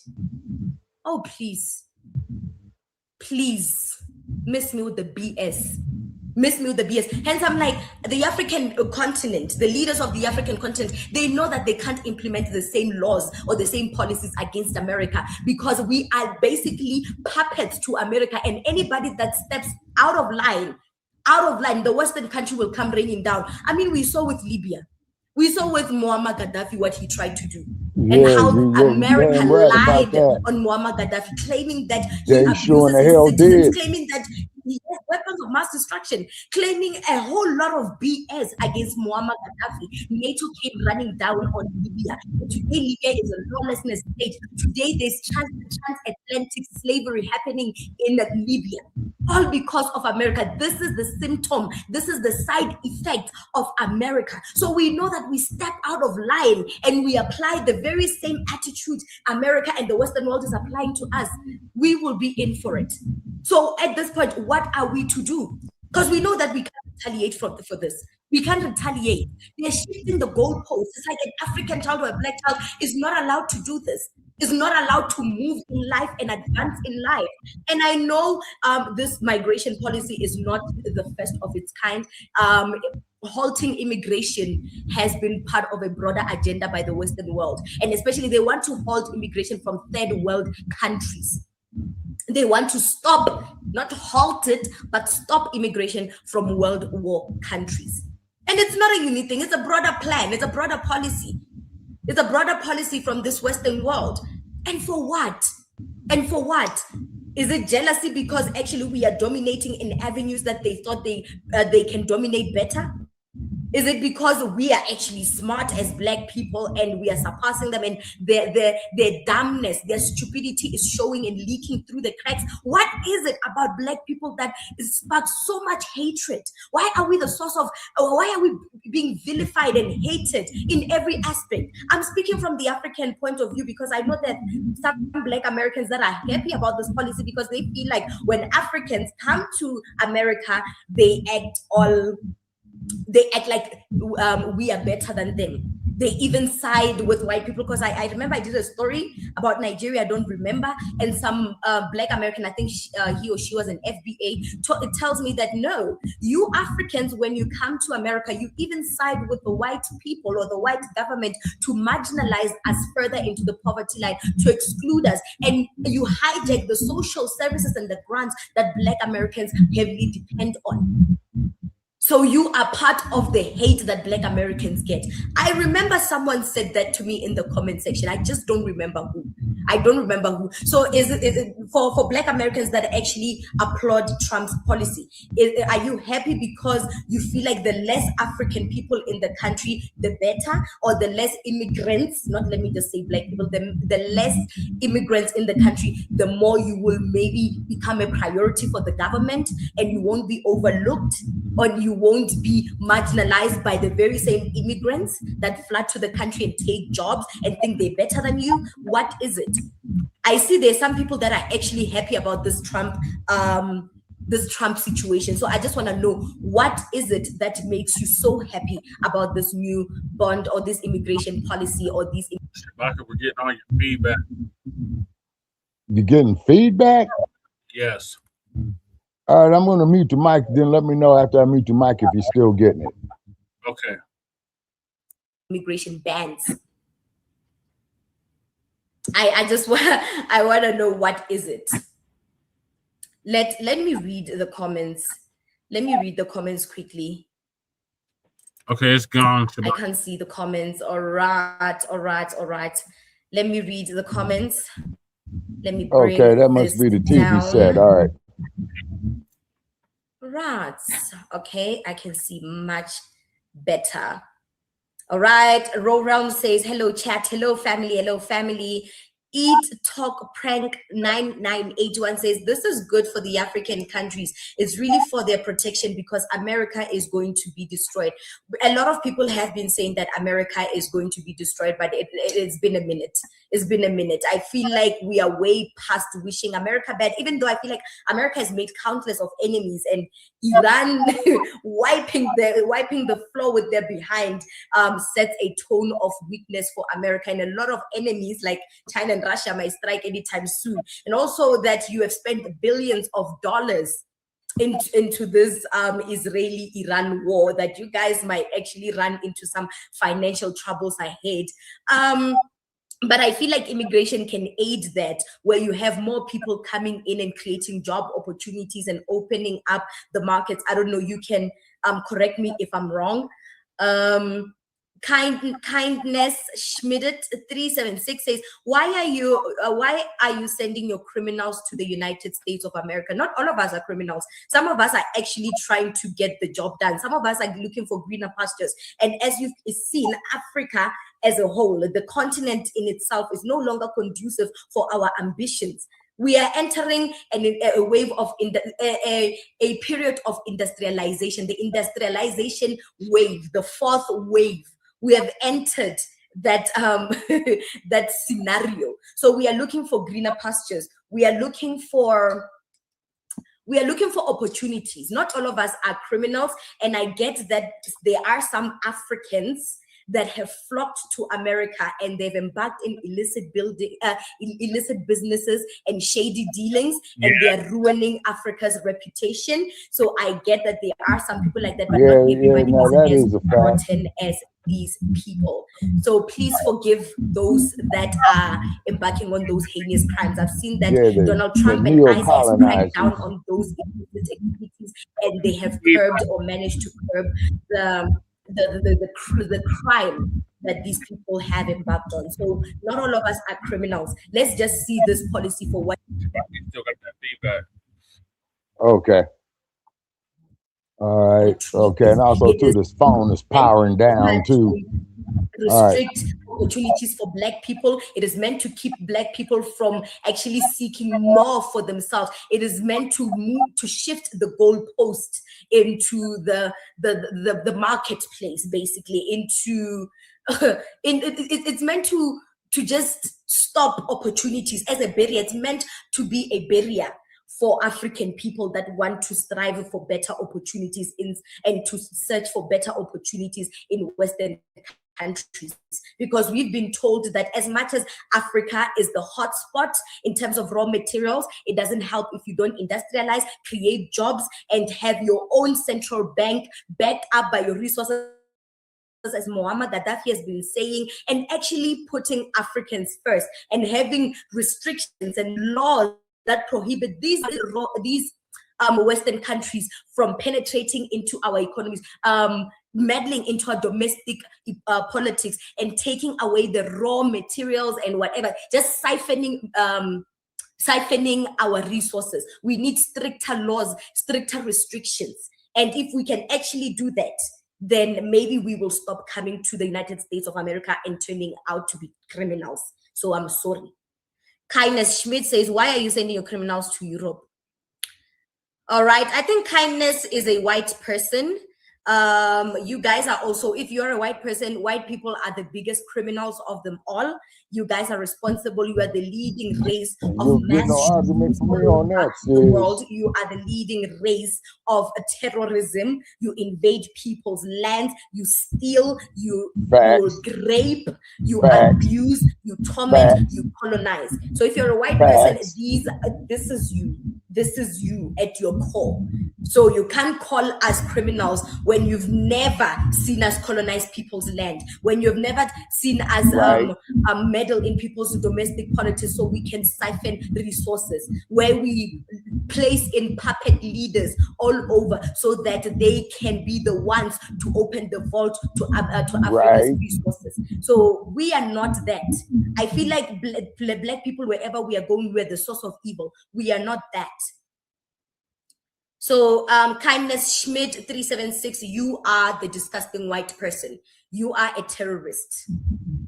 Let me read. Clarence Petty 2400, you want to blame someone. Try blaming Somalia and other countries that have destroyed their desirability for entrance in America. Like I said, like I even mentioned, I'm like, not all of us have good intentions. Whenever we migrate, we are seeking greener pastures, and for some of us, ambition gets the better of us and we embark on illicit dealings because we are not sure that when we return home things will be good for us. So we are in a wealth grabbing competition, not competition, we're in a wealth grabbing journey. Because the world has so much disrespected black people, marginalized us, restricted opportunities for us. I keep repeating my words because you guys are not understanding that this is a symptom of colonization. If you think black people are criminals in Europe or America, or we are turning into something that we claim we are not, I don't know what. It's because it's a symptom of living in poverty for a long, long time. That whenever we feel like we are in a position of getting wealth, we grab it with everything that we can. Because we never know if this will last. Oh my gosh. President Trump is right. I am going to kick out this Schmidt person. Disgusting. I'm gonna ban this user. He's banned. Disgusting.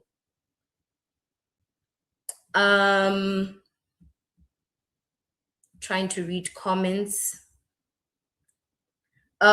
Mish Camera, yes, Misha Camera says, you speak only the truth, sister.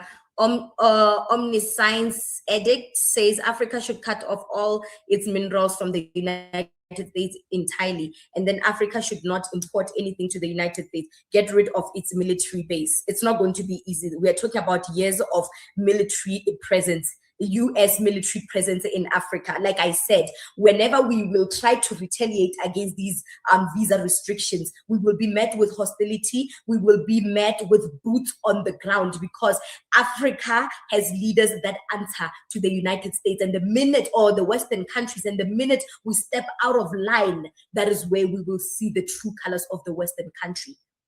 We are not allowed to. I remember I made a note somewhere, but this was in regards to the ANC, where someone was saying that South Africa should be very far in life. South Africa is one country in Africa that should have been developed in a very, very high level, developed to the highest degree, and be able to compete economically with Europe. And so someone said, yeah, South Africa had a lot of chance. If it wasn't for the ANC and their greed, laziness, and their corruption, we would have been far. And in my head, I'm like, no. That is not the truth. That is not the truth. I even made a note. I'm like, the ANC is not able to put the black people's interests at heart, because they also have their puppet leaders that pull the strings and tell them where to govern, how to govern, and how to that's what Namzama was saying about Mandela. The private investors or the white-owned investors. Meanwhile, they marginalize us marginalize us into more poverty states. I wrote something. It made sense when I wrote it. I don't think I will get it. I don't think I will get it. I wrote something very, very important in that manner. Man, you should have heard. I'm like, Africa can't really develop because there's just a lot of influence that is implementing their own policies for what can I say? That influence governments to implement policies that favor their businesses, their private businesses. They love that. So if we can stop importing resources or allowing people to exploit Africa for our resources, then we will be in a lot of, we will be in a lot of shite. I am looking for that comment in my head. I'm like, oh my gosh, this was the best note I have ever written. Best note I have ever written. I can't find it. Oh man, I can't find it. It was the best note I've ever written. Hey Che, I'm out, man. This phone is powered But down, if I man. do find it, I will point it. I'll put it down in the comment section. But for now, no, I can't find it. I save a lot of notes every single day. But hey, I found it. This is the reason why Africa will never develop and become independent from its former colonizers. Now, for starters, South Africa's policies, but in this context, Africa's policy strategy, particularly since 1996, but in the context of Africa, particularly in the 1950s throughout the 2000s, with the introduction of inflation targeting, has relied heavily on attracting foreign portfolios flow to cover its chronic current deficit. This is why largely Africa and the African leading economy has a steady decline in industrialization. So the point is that when you try to develop Africa, there will be barriers. You have to develop it to a certain extent. Even America did say to India that you are allowed to you develop and to reach greater heights, but just not at the level of the United States, to a point where we can't control you. So if we can stop or implement policies that stop people from coming or I keep losing my train of thought. But if we implement policies or we become so bordered in or protect our domestic policies and our domestic politics, if we stop the Americas from influencing us in the way we govern our countries, then we will be in for shite. It means we will be in for shite. It means that we are retaliating against the economy of America. We are confronting them. We are in competition with them. And America has made it clear that they crush anybody that thinks is superior to the United States of America. That's the point I am trying to get. So for us to say that we should stop importing goods, importing minerals, and just cutting off the United States and the Western world, we will be setting ourselves up for danger. I'm sorry, family. I keep losing my mind because Trump is getting me angry. Smiley 0725 says, is their country anyway? We have no right to lecture them. Let's fix our countries. How can you fix our countries when these people keep meddling into our policies, when they tell us how far we should grow, how we should govern, how we should not surpass the Western, how we should remain undeveloped, uncultured, uncivilized, so that they can keep siphoning the resources, so they can keep dictating how we move as a unit, as a continent. So how can we fix our countries when we have these people meddling into our politics? How are we supposed to do that? Please tell me, Smiley, how are we supposed to fix our countries? How are we supposed to fix our countries? They don't allow us to industrialize. They don't allow Nigeria to refine their own oil. They don't allow that. South Africa has shut down, I think, over 5 car manufacturing plants since the dawn of democracy. They don't allow us to have anything. Technology, we are the last to get the technology, the mainstream technology, the advanced technology. We are the last to receive anything that has to do with the development of the globe. We are the last. So how are we supposed to fix our countries when they keep meddling in our policies and govern how our governments should attend to our needs, should attend into bettering our lives? How are we supposed to fix our countries when they keep meddling into our countries? Sometimes, guys, you must think. You can't just say fix your country. Hence, I'm always thinking about these march and march people, the anti-immigration movements that say go back and fix your countries. How are they going to fix their countries? Don't you think people tried and tried and they stayed for as long as they could in a country that is no longer conducive for their dreams? And now they feel like they have to migrate and move to greener pastures to make it, to find opportunities. Everybody has the right to live a comfortable life in this country. I think capitalism has gone to your head when you feel like certain people or certain races in life deserve to live better than y'all as Black people. I think we've lost courage as Black people. We've lost confidence in ourselves, and we've lost the thinking that we Black people, we also deserve to live nice. We also deserve to live good. So when someone says, go fix your own countries, how when they keep meddling in? We tried it. Libya has shown us the way to fix Africa. A plan was in motion. That is when NATO rained on our parade. The United States, Hillary Clinton lied and say Gaddafi is abusing his citizens. We must go fix the Libyan country and save those citizens. Where are those citizens today? Is Libya saved?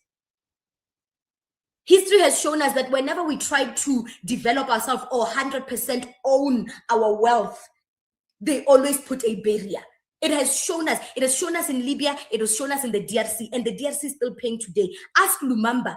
Lumumba died because Lumumba was tortured and killed because he wanted to 100% own DRC and its resources without any international authorities or governments meddling into the domestic policies of the DRC. We tried, guys. It's not like we're sitting there and just saying, ooh, let us just go to America. It's not working out. We are trying. We are trying, but we know that we are under their thumb, and they are the ones that are pressing the buttons. They are the ones controlling how far we can get. I mean, America has said it so many times to India. If you dare develop beyond America's control, you'll feel the consequences. We will not allow you to be like China. We lost China because we let them be. So do you think after seeing what China has done with themselves, they're going to leave Africa alone with the vast resources and minerals that we have? Guys, no. Stop saying go fix your country. Stop it. I hate that. Stop it.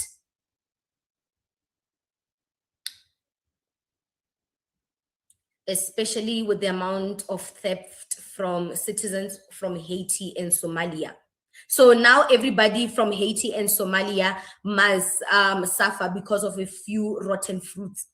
But anyway, like I said, I understand there are some countries that have set a bad reputation for themselves, and countries, American countries, Western countries are adamant or apprehensive on having them. They are a bit skeptical and apprehensive, and these visa bonds are a response of that.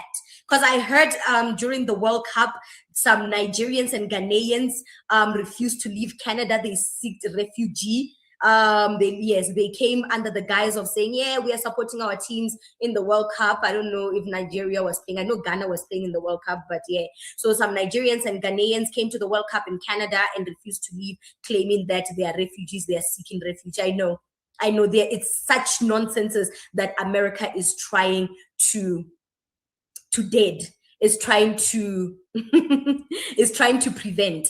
I get it. I am not saying there's anything wrong with this law. I mean, every country, every sovereign has the right to govern how they see themselves fit. Everyone has the right to govern themselves however they see fit. I am not against that. Trust me. There is some beneficial in this. Like I said, it's curbing the immigration crisis that is happening throughout the world. It is curbing that. It is also curbing the high crime rate committed by foreigners. I get that. And it's also saving lots and lots of American dollars to export these criminals, these refugee criminals or these immigrant criminals. I know it's saving a lot of money, saving money for deportation. I get it. I totally get it.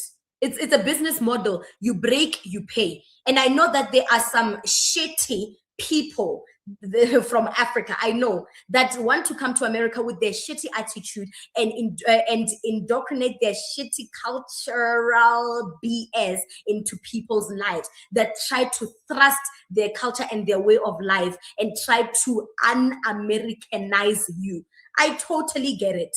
I totally get it that there are some people like that that are not considerate and they still want to carry the same attitude from Africa into America, and they refuse to get, they refuse to get with the program. They refuse to change their way of life to fit into the new environment that they're in. I totally understand. And this visa bonds, they're going to prevent things like that from happening and to prevent cultural clash. Because I strongly feel like Trump does listen to people. You might think that he's stupid, which he is, but he does listen to people. He does listen to people. But as an African standing from outside, I see this as a barrier for the African continent, a burden to the African continent, because they know we won't be able to afford this. They are patronizing us. It's racism at the highest degree. This bond, this visa, this policy is affecting predominantly Black and brown countries. And that is the racism of them all. He had no problem rolling out the red carpet for the Boers, for the South African Boers that lied about the white genocide. He was willing to give them free visas, willing to give them government services and grants, social grants. He was willing to do that, but he draws the line when it comes to brown people actually seeking better opportunities for themselves. That is racism and economical exclusion. It's unconstitutional and it's wrong and it's dead as evil.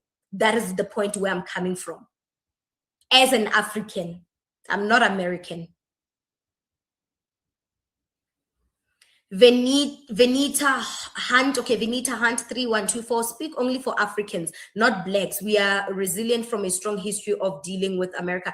And so, okay, fine, Venita. I'm speaking, I'm speaking from an African that is standing outside looking in. I am saying that it's a barrier. It's an economical barrier for African people. So I'm speaking for Africans that actually get what I'm saying. I'm sorry if you feel like I am stepping on y'all's toes. I'm not.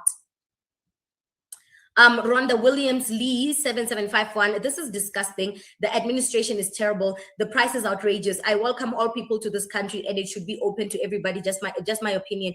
Guys, immigration is human nature. Is involuntarily. It happens naturally. Immigration has been happening for thousands and thousands of years. And for a white man to think that he can stop immigration amongst the Black community, amongst the third world countries that are predominantly Black and brown people, is delusion at its highest point. Yes, I get what you're trying to do. Like I said, I'm not American. Some Americans are happy about this, but it is delusion that you think as a white man, as privileged as you are able to stop a natural thing from happening. It's like stopping a tornado from happening. It's still going to happen. It's like stopping rain. It's like stopping rain. Rain is a natural thing. It's still going to happen, whether we like it or not, whether we're going to the club or not. Rain is still going to happen. It's still going to happen. Just because you're white, you think that you're entitled to everything. You think that you can stop human nature. You think you can stop human growth. Stop it. This is white entitlement at its peak. People that don't know this. Well, we are running out of time. I am going to leave. BB Waltz says, thank you, BB Waltz. Do make sure that you subscribe to the Native Talk on YouTube, my personal YouTube channel. Please make sure that you subscribe to that, BB. I have no faith that Black Africa will ever become self-sufficient. They keep their people in poverty and uneducated. It is a policy and a mandate from the Western world for Africa to still be reliant to Europe and America. It is part of the bigger agenda from the Western world to keep us impoverished, because a woke Africa is a very dangerous continent to the development of Europe and America. Where else will they get what they need to enrich themselves if we are woke and we start actually thinking about ourselves and implementing policies that put the Black people first? So they know. They keep tabs on our economical growth because we are not allowed to surpass. We must always remain dependent on them, not self-sufficient. We must remain uneducated and still living in poverty. If you can see the education policy of South Africa, the amount of segregation it still carries, the amount of apartheid fragments it still carries. It wants to show you that as much as you think you are in control as Black people pre-1994, you will still be under the thumb of the white minority. And it is evident in the education policies of this country. Brani 702 says, anyone would be concerned about a lot of people from failed nations placed in power in other prosperous and successful countries. Anyone would be concerned about a lot of people from failed nations placed in power in other prosperous. Why is that a concern? Why is that a concern? Why should the circumstances of my country determine where I should be placed in life? Are you saying now that since I'm poor, because I'm from a poor background, I'm from a poor background, and my work here in South Africa, I'm placed in the very highest position you can ever think of. Do you think that I don't deserve to be placed there because I'm from a poor background? I'm from a poor family. It's not a concern.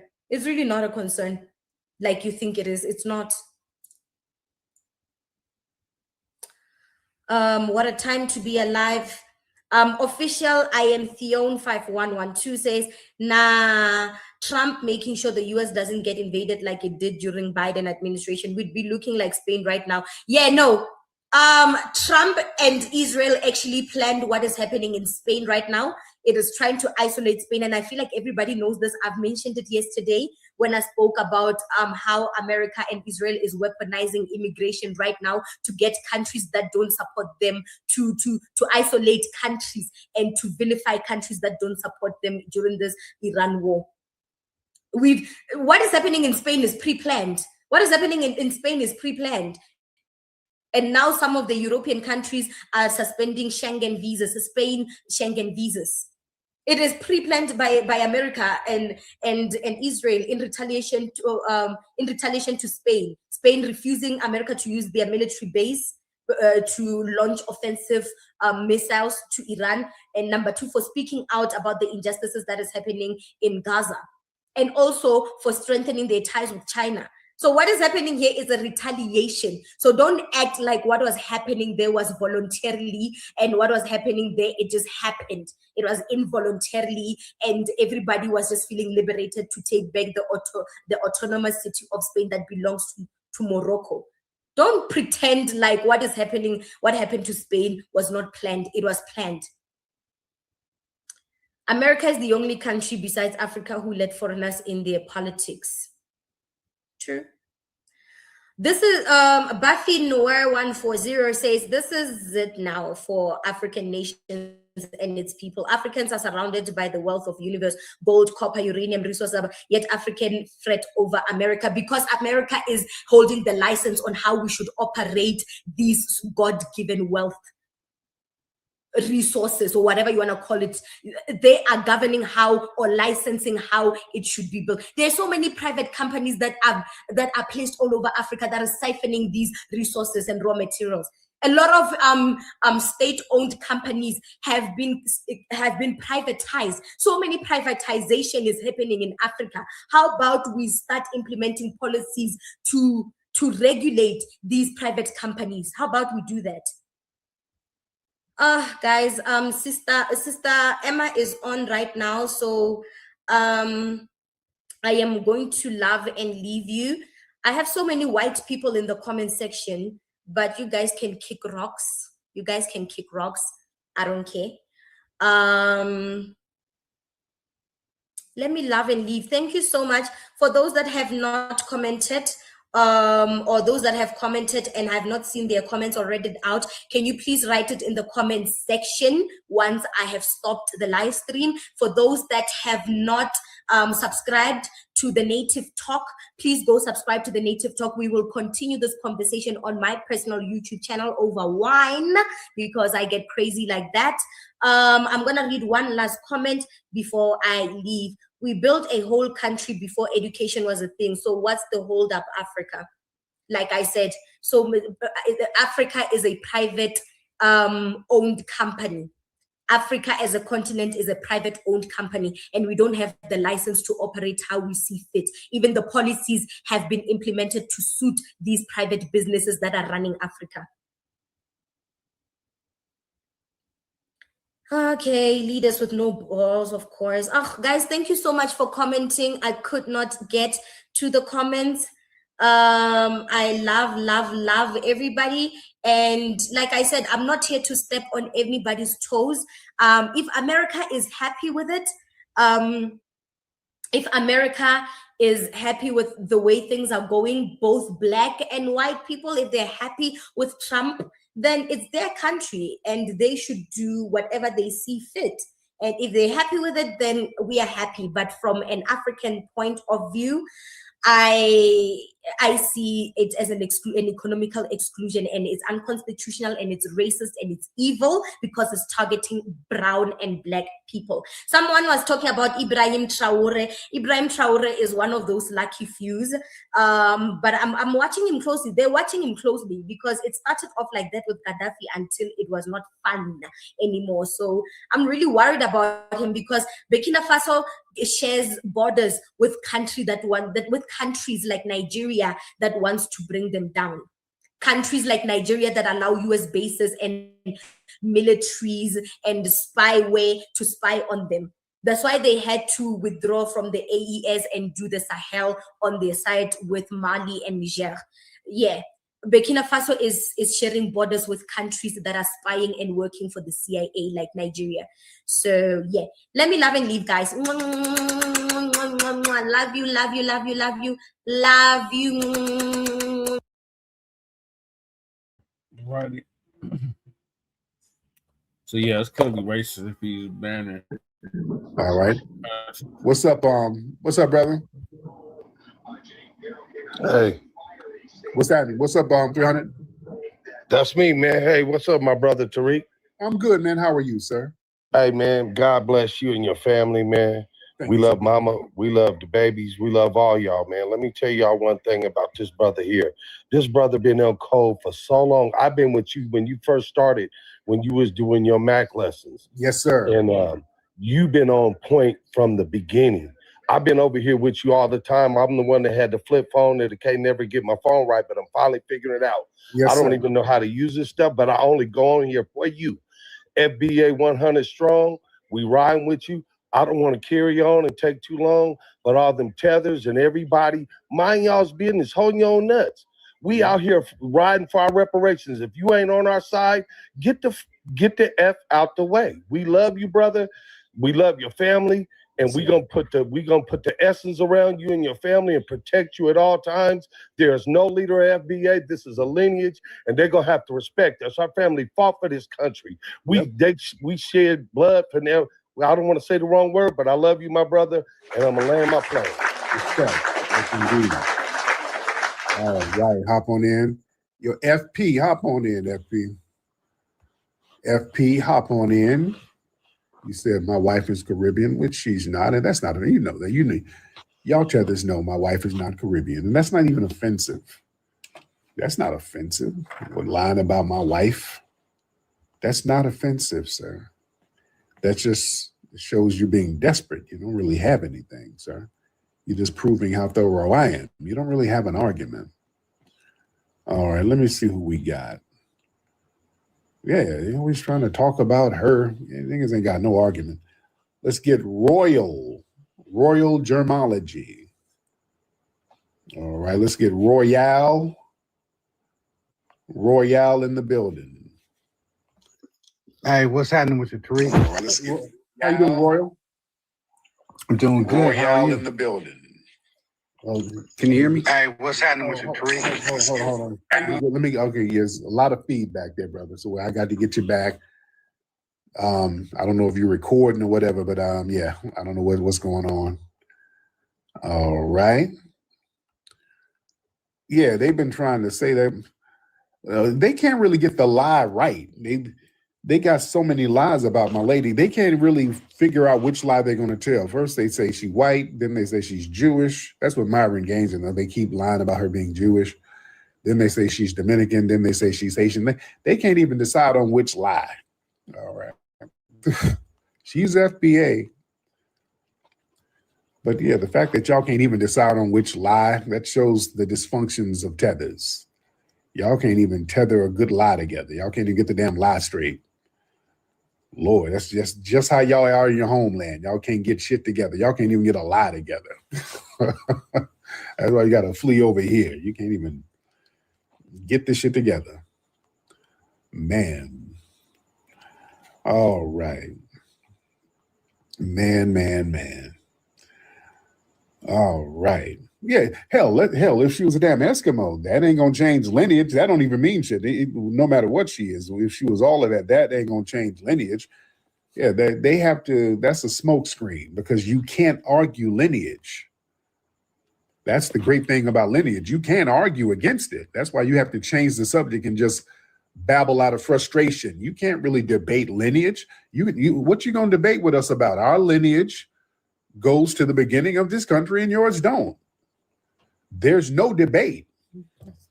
So basically it's just throwing crap against the wall. Man. All right. Let me see. Let's see who we got. And shout out to Caribbeans. Hey, there's nothing wrong with Caribbeans, by the way. Shout out to Caribbeans. There's nothing wrong with being a Caribbean. But don't be a tether. Don't come over here trying to be slick. All right. Let me see. Let's get one more good call, ladies and gentlemen. We'll get one more. We got 300,000, over 300,000 likes. That's a lot. I like that. Let's get 500,000. If we want to get it popping, if y'all want to continue, let's get 500,000 in the next 5 minutes. I think we can do it. Everybody, if y'all want to keep this thing going, let's get 500,000 likes. All you got to do is just keep tapping that screen. Let's get 500,000 hearts. Everybody tap the screen, ladies and gentlemen. All right? Tap that screen, ladies and gentlemen. All right? Yes, indeed.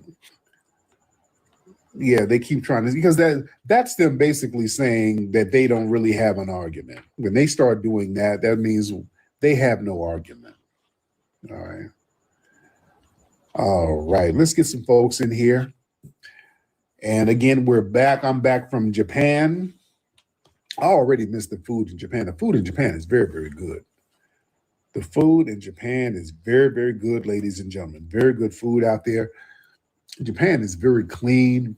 Very, very clean place. They don't play that about trash everywhere. Another thing, the cars are real quiet out there. Where my people who've been to Japan, the cars are extremely quiet. You could be walking down the street and there's a big ass car behind you. You don't even hear it. You got to watch yourself. The cars are extremely quiet. They're very quiet out there. They're not loud people. They're very, very quiet out there. You walk the streets, it's very quiet. Yeah. Yeah, the food is good and fresh, man. Yeah, man. The food, yeah, you're not feeling lethargic after you eat the food. Are there electric cars? Yeah, those cars are so quiet. You don't hear shit, man. Those cars are so damn quiet out there. You don't hear traffic. You don't hear none of that stuff, man. It's heavy. I mean, you walk down the street and it's like packed. It'll look like Times Square in New York, and you hear pin drop. You don't hear no traffic. You don't hear a bunch of loud talking, nothing. It's a very interesting vibe out there. You know? Very, very interesting vibe. All right. Let me see. Yeah, you do. We're telling our kids, you better keep up and walk up. Yeah, because you walking down the street, you don't hear no cars, you better pay attention. And we kept telling the kids, just hold our hand and walk with us. Because, yeah, them cars will just pull up on your ass and you don't hear nothing. You know? Yeah, you really got to pay attention to the traffic out there. You know? Man. All right, let me get one more. Let's get one more call, ladies and gentlemen. We'll get one more. One more call. Yeah, school starts out here in California next week. Yeah, school starts next week out here. All right, can we get one more? Your late brother taught him hip hop dance. Okay, yeah. They get it in. Oh, yeah, they get it in. All right, let me see. Raise the hand. Snitty. Oh, Smitty. Smitty, hop on, Smitty. Mr. Smitty, hop on. Smitty. Yo, Smitty. Smitty, hop on, brother. You wanted to get on? Brother, you in the shower? What are you doing over there, Smitty? All right, Smitty, we'll have you call back. All right, Smitty? You sound like you are working on a CB in a truck or something. All right, let's get on. Who is Mary Turner? Let's get Mary Turner in the building. Mary Turner. Hop on, Mary Turner. Yeah, you think if I identified as FBA, they wouldn't have lynched me like that? This is Austin. What's up, Austin? Yo, what's up, bro? Bye, punk. All right, let's see who else we got.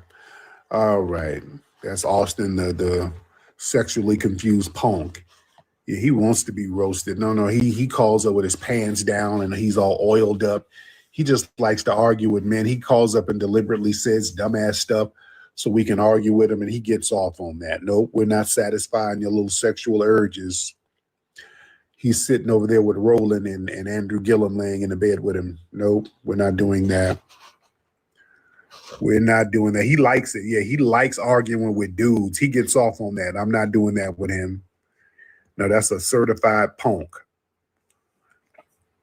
Yeah, he's sitting up there in that bed, tooted and booted, trying to argue. He always does. Just say something real dumb so he can argue. No. I can hear batteries being changed in his vibrator in the back. I'm not doing that. I'm not doing that with you. All right. Let's see. Let's get those hands up. Let's get some real people up in here.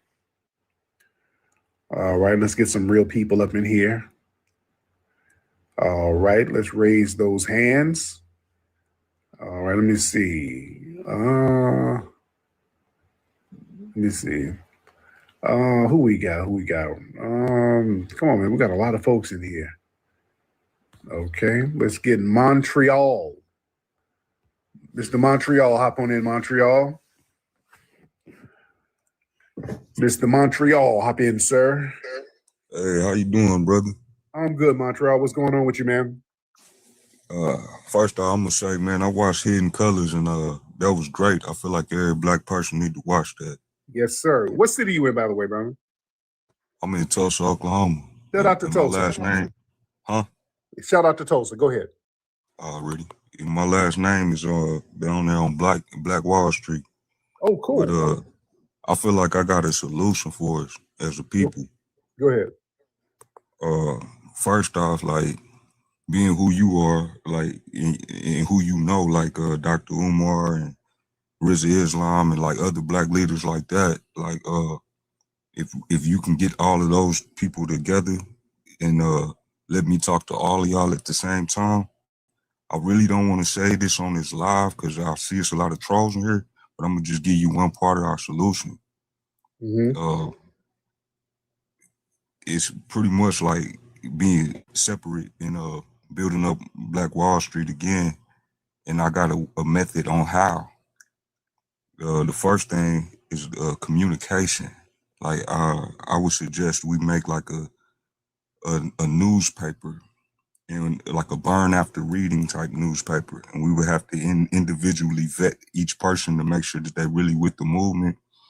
And then in that letter, it would discuss like our tactics, where we spend our money on. Like everybody got we got like a pool that we put our money in, and we spend it to buy whatever we need. Like Dr. Umar said, we need hospitals, our own food. We really need to be growing our own gardens and stuff like that, and farms. We need our own hospitals and everything like that. Now, what's the burn after reading? Hold on, the burn after reading. What do you mean? The newspaper and burn it after reading it? What does that mean? Yeah, we gonna have to we have to, like, whatever our agenda is. Say if this first, like the first thing, I don't know what it would be, but whatever we decide, like, that our people need to do, we will put it in that letter, and we would give it, we would have our paper boys or whatever, we would appoint people to be paper boys and deliver it to each person. You know, different people in different cities got different paper boys, and they go around and deliver it.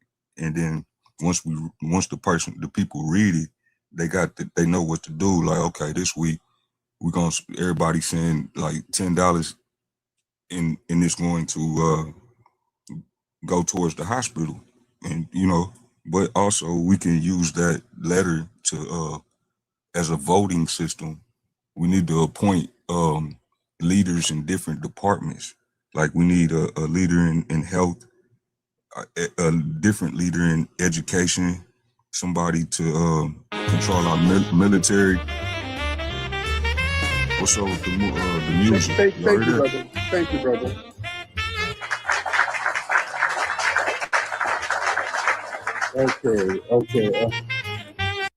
Okay. Good, brother. Respect to you, brother. I respect your passion, but goddamn, I respect your passion. Come on. Somebody said, I like that idea. Come on now. Come on. Who said I like that? Get your ass in here. Hold on. Wait. Who said I like those ideas? Hold on. Shout out to you, brother. Respect, but goddamn.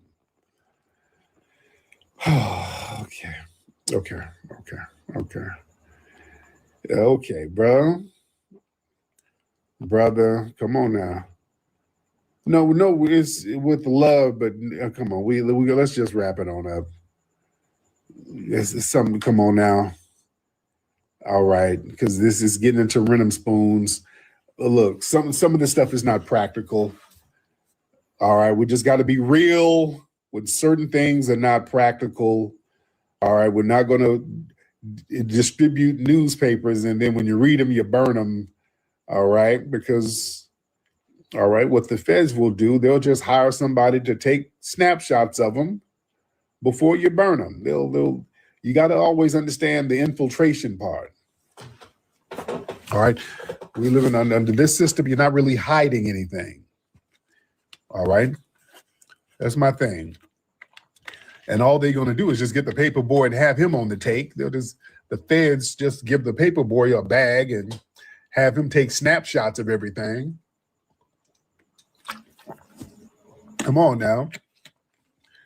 Y'all got to think now, because sometimes y'all be smoking and then coming up with these ideas. All right. Sometimes we just need to say that's just not going to work. And it's okay. See, what edition? I got the solution. What we need to do, okay? Let's get Umar, and then we'll get Sarnetta and them. We get Umar, Sarnetta.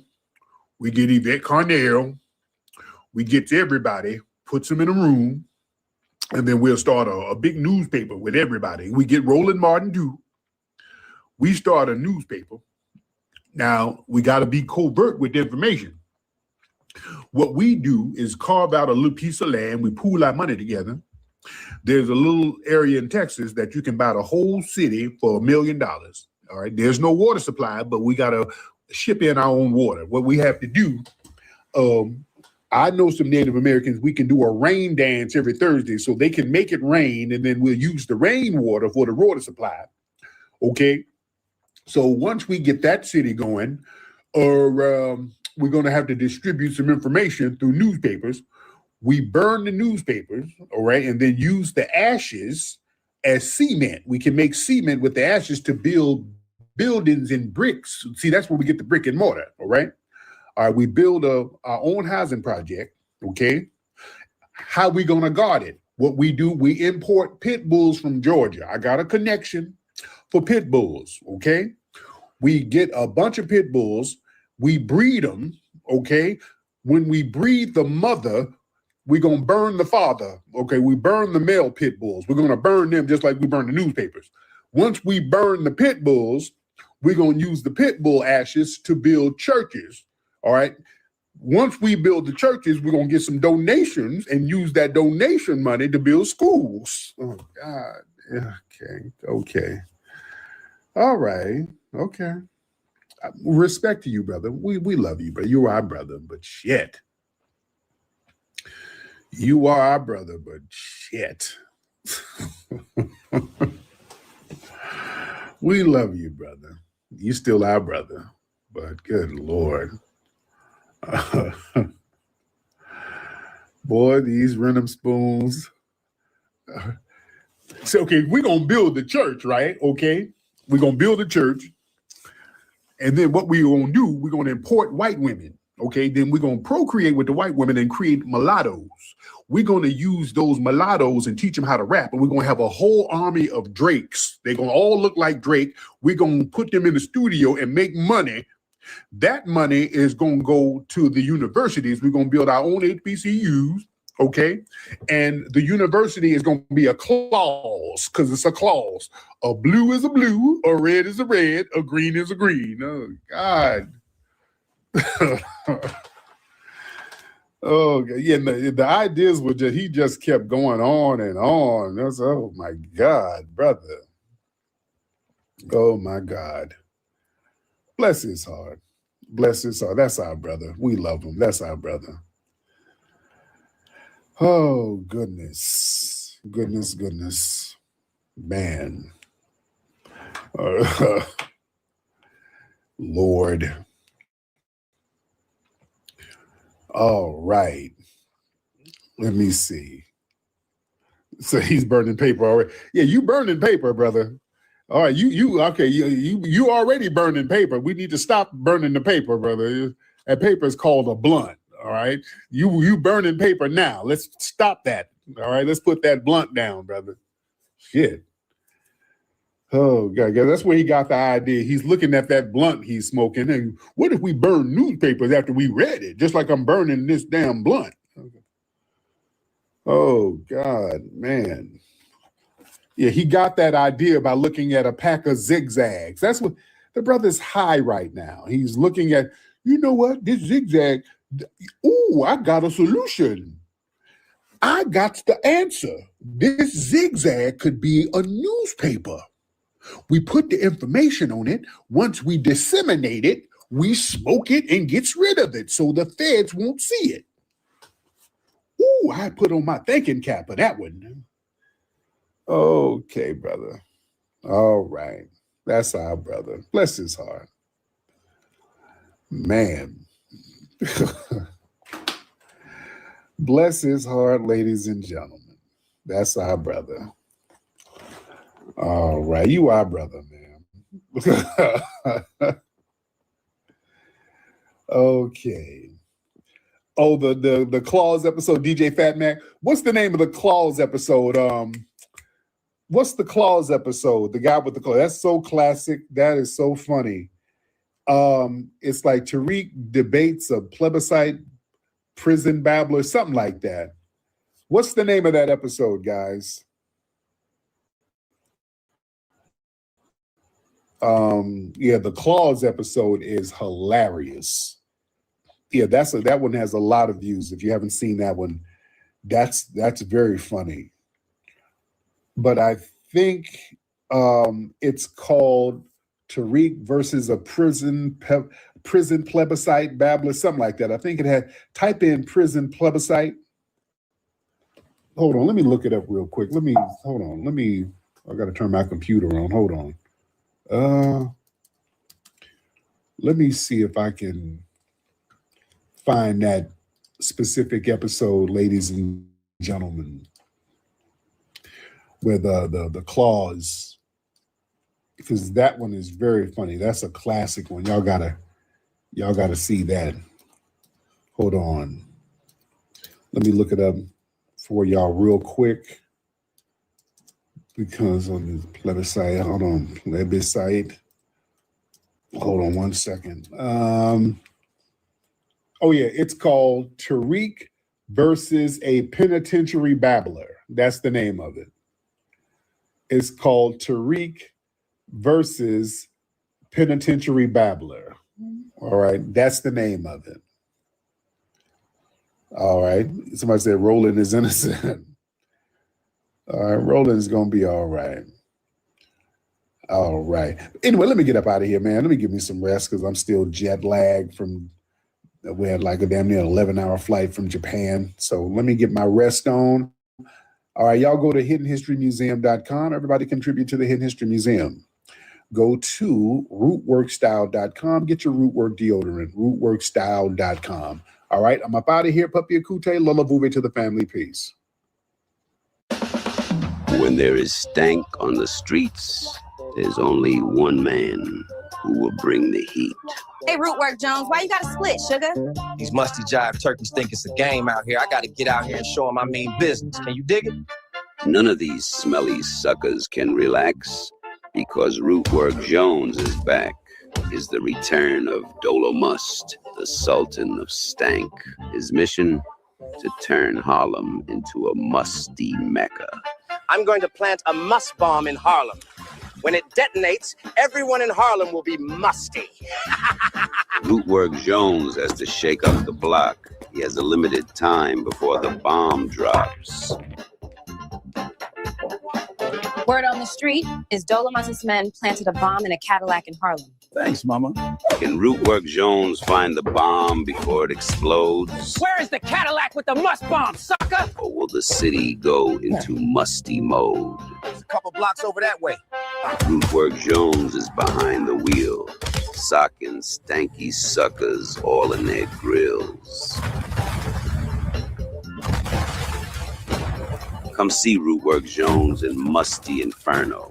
Go to rootworkstyle.com for more info. Sucker.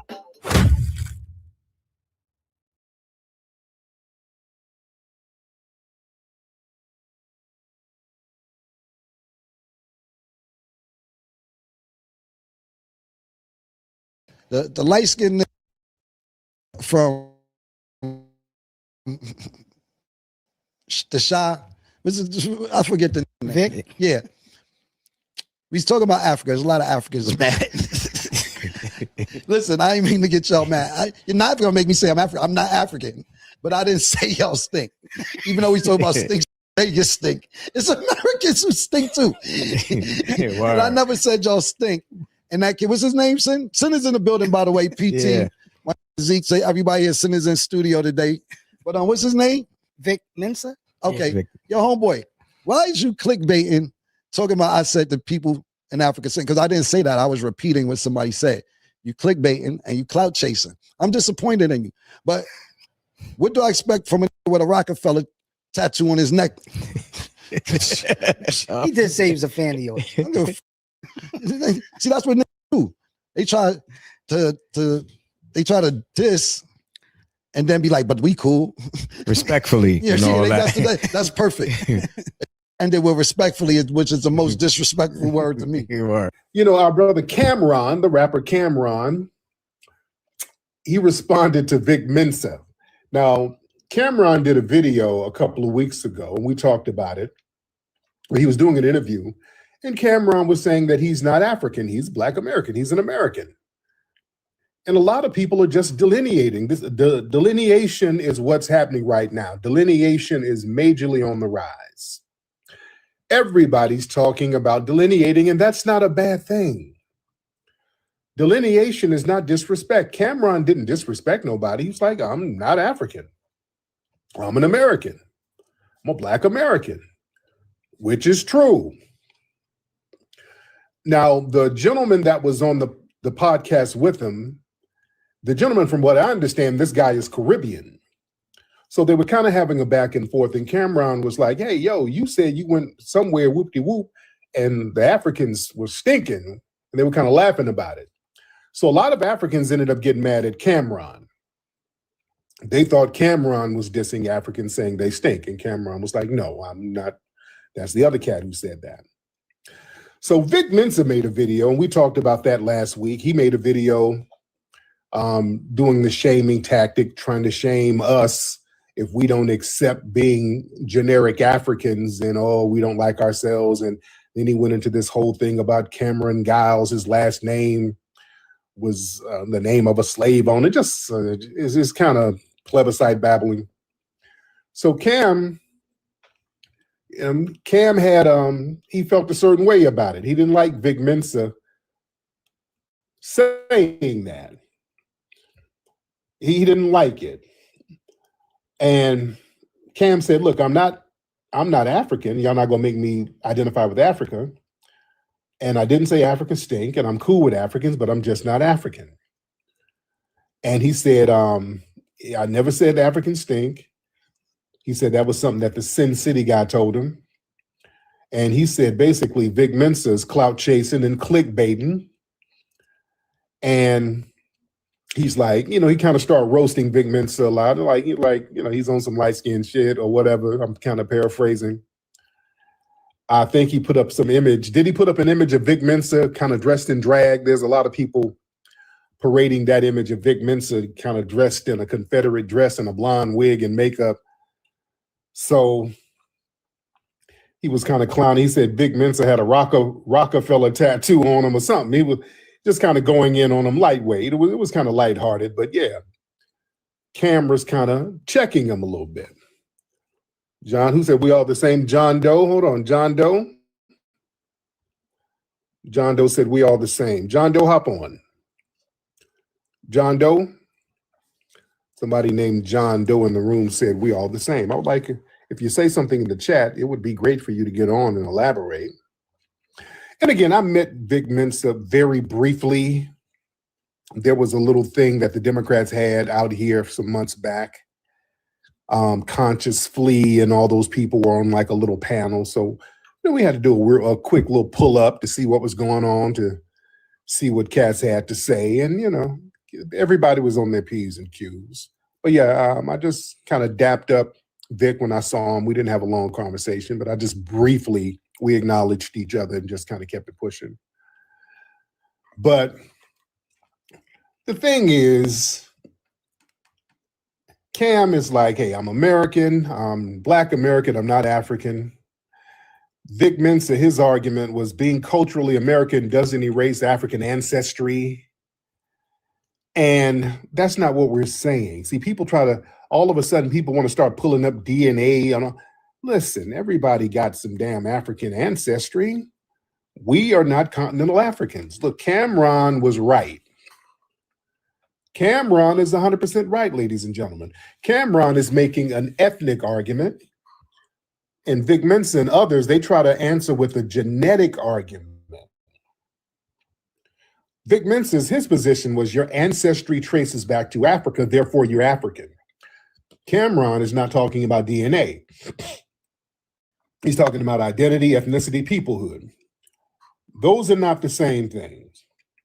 Nobody, look, I don't deny that foundational Black Americans have African genetics. Some people make the argument, there's some FBAs who say ain't no African. There's 50 million foundational Black Americans and we're not a damn group.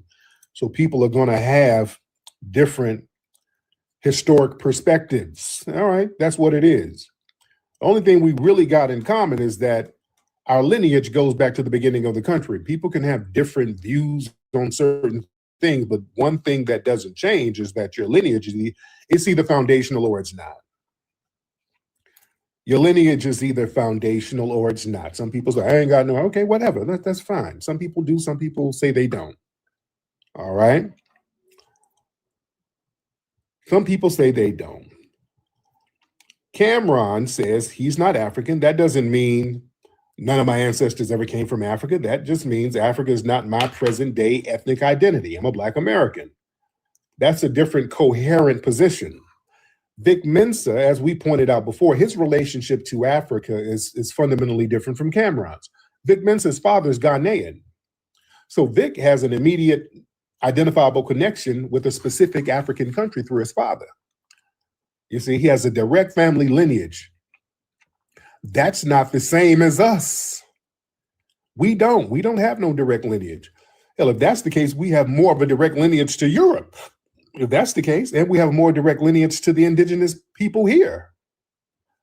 Because if you do an ancestry test, you'll run into some damn indigenous paperwork and some European paperwork before you run into African paperwork, if you're going to be honest.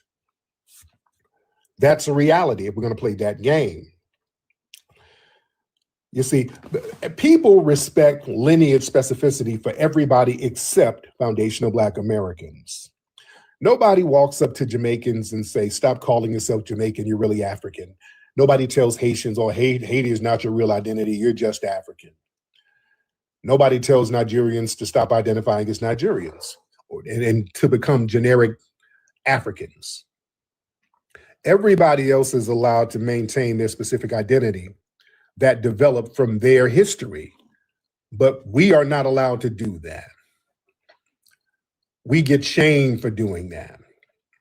We have to skip over hundreds of years of foundational Black American history and then reduce our population down to a continental origin.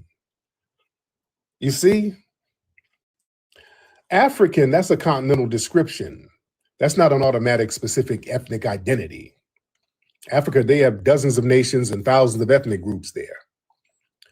Ghana, that's specific. Nigerian, that's specific. Yoruba is specific. Akan is specific. Igbo is specific. Wolof is specific. But African is real broad. And this is where the contradiction is real obvious. A person with recent continental lineage, they get to identify with something highly specific. Vic can identify with his Ghanaian father. But multi-generational foundational Black Americans, we're told to accept the broadest label possible, African. Everybody gets specificity while we have to be generic. That's why foundational Black American delineation matters. That's why it's very, very important, ladies and gentlemen. And a lot of people with direct African lineage, man, they have an incentive to Africanize Black Americans because that places them closer to the center of identity. You understand? See, they have to promote the idea that Black people in the so-called diaspora are simply lost Africans or misplaced Africans. Think about what happens under that framework. Somebody's father born in Ghana with a direct connection to the continent. Somebody's ancestors been here for hundreds of years, centuries. We don't have that same immediate connection. So if African authenticity becomes the measuring stick, the person with the most recent continental lineage automatically appears more authentic. Y'all get what I'm saying? We're gonna have to get deep about this. We got to get deep about that. I want to get deep for a minute because I want to really break down why it is imperative, ladies and gentlemen, for these people to make us generic Africans. I want y'all to feel me on this. Y'all tap the screen, please. Let me sip my Sprite. So goddamn good. Y'all tap the screen because I want to get deep for a minute. I want y'all to follow me. Okay, I want y'all. Somebody says so old. Do old niggas drink Sprites? Is Sprite an old nigga drink? What do y'all youngins drink now? I don't know what the youngins drink. What y'all drink? Yoo-hoo? What the hell you drink now? I don't know what y'all drink. Red Bull? I don't know what y'all drink. Man, what? Oh yeah, I'm still on the Sprites.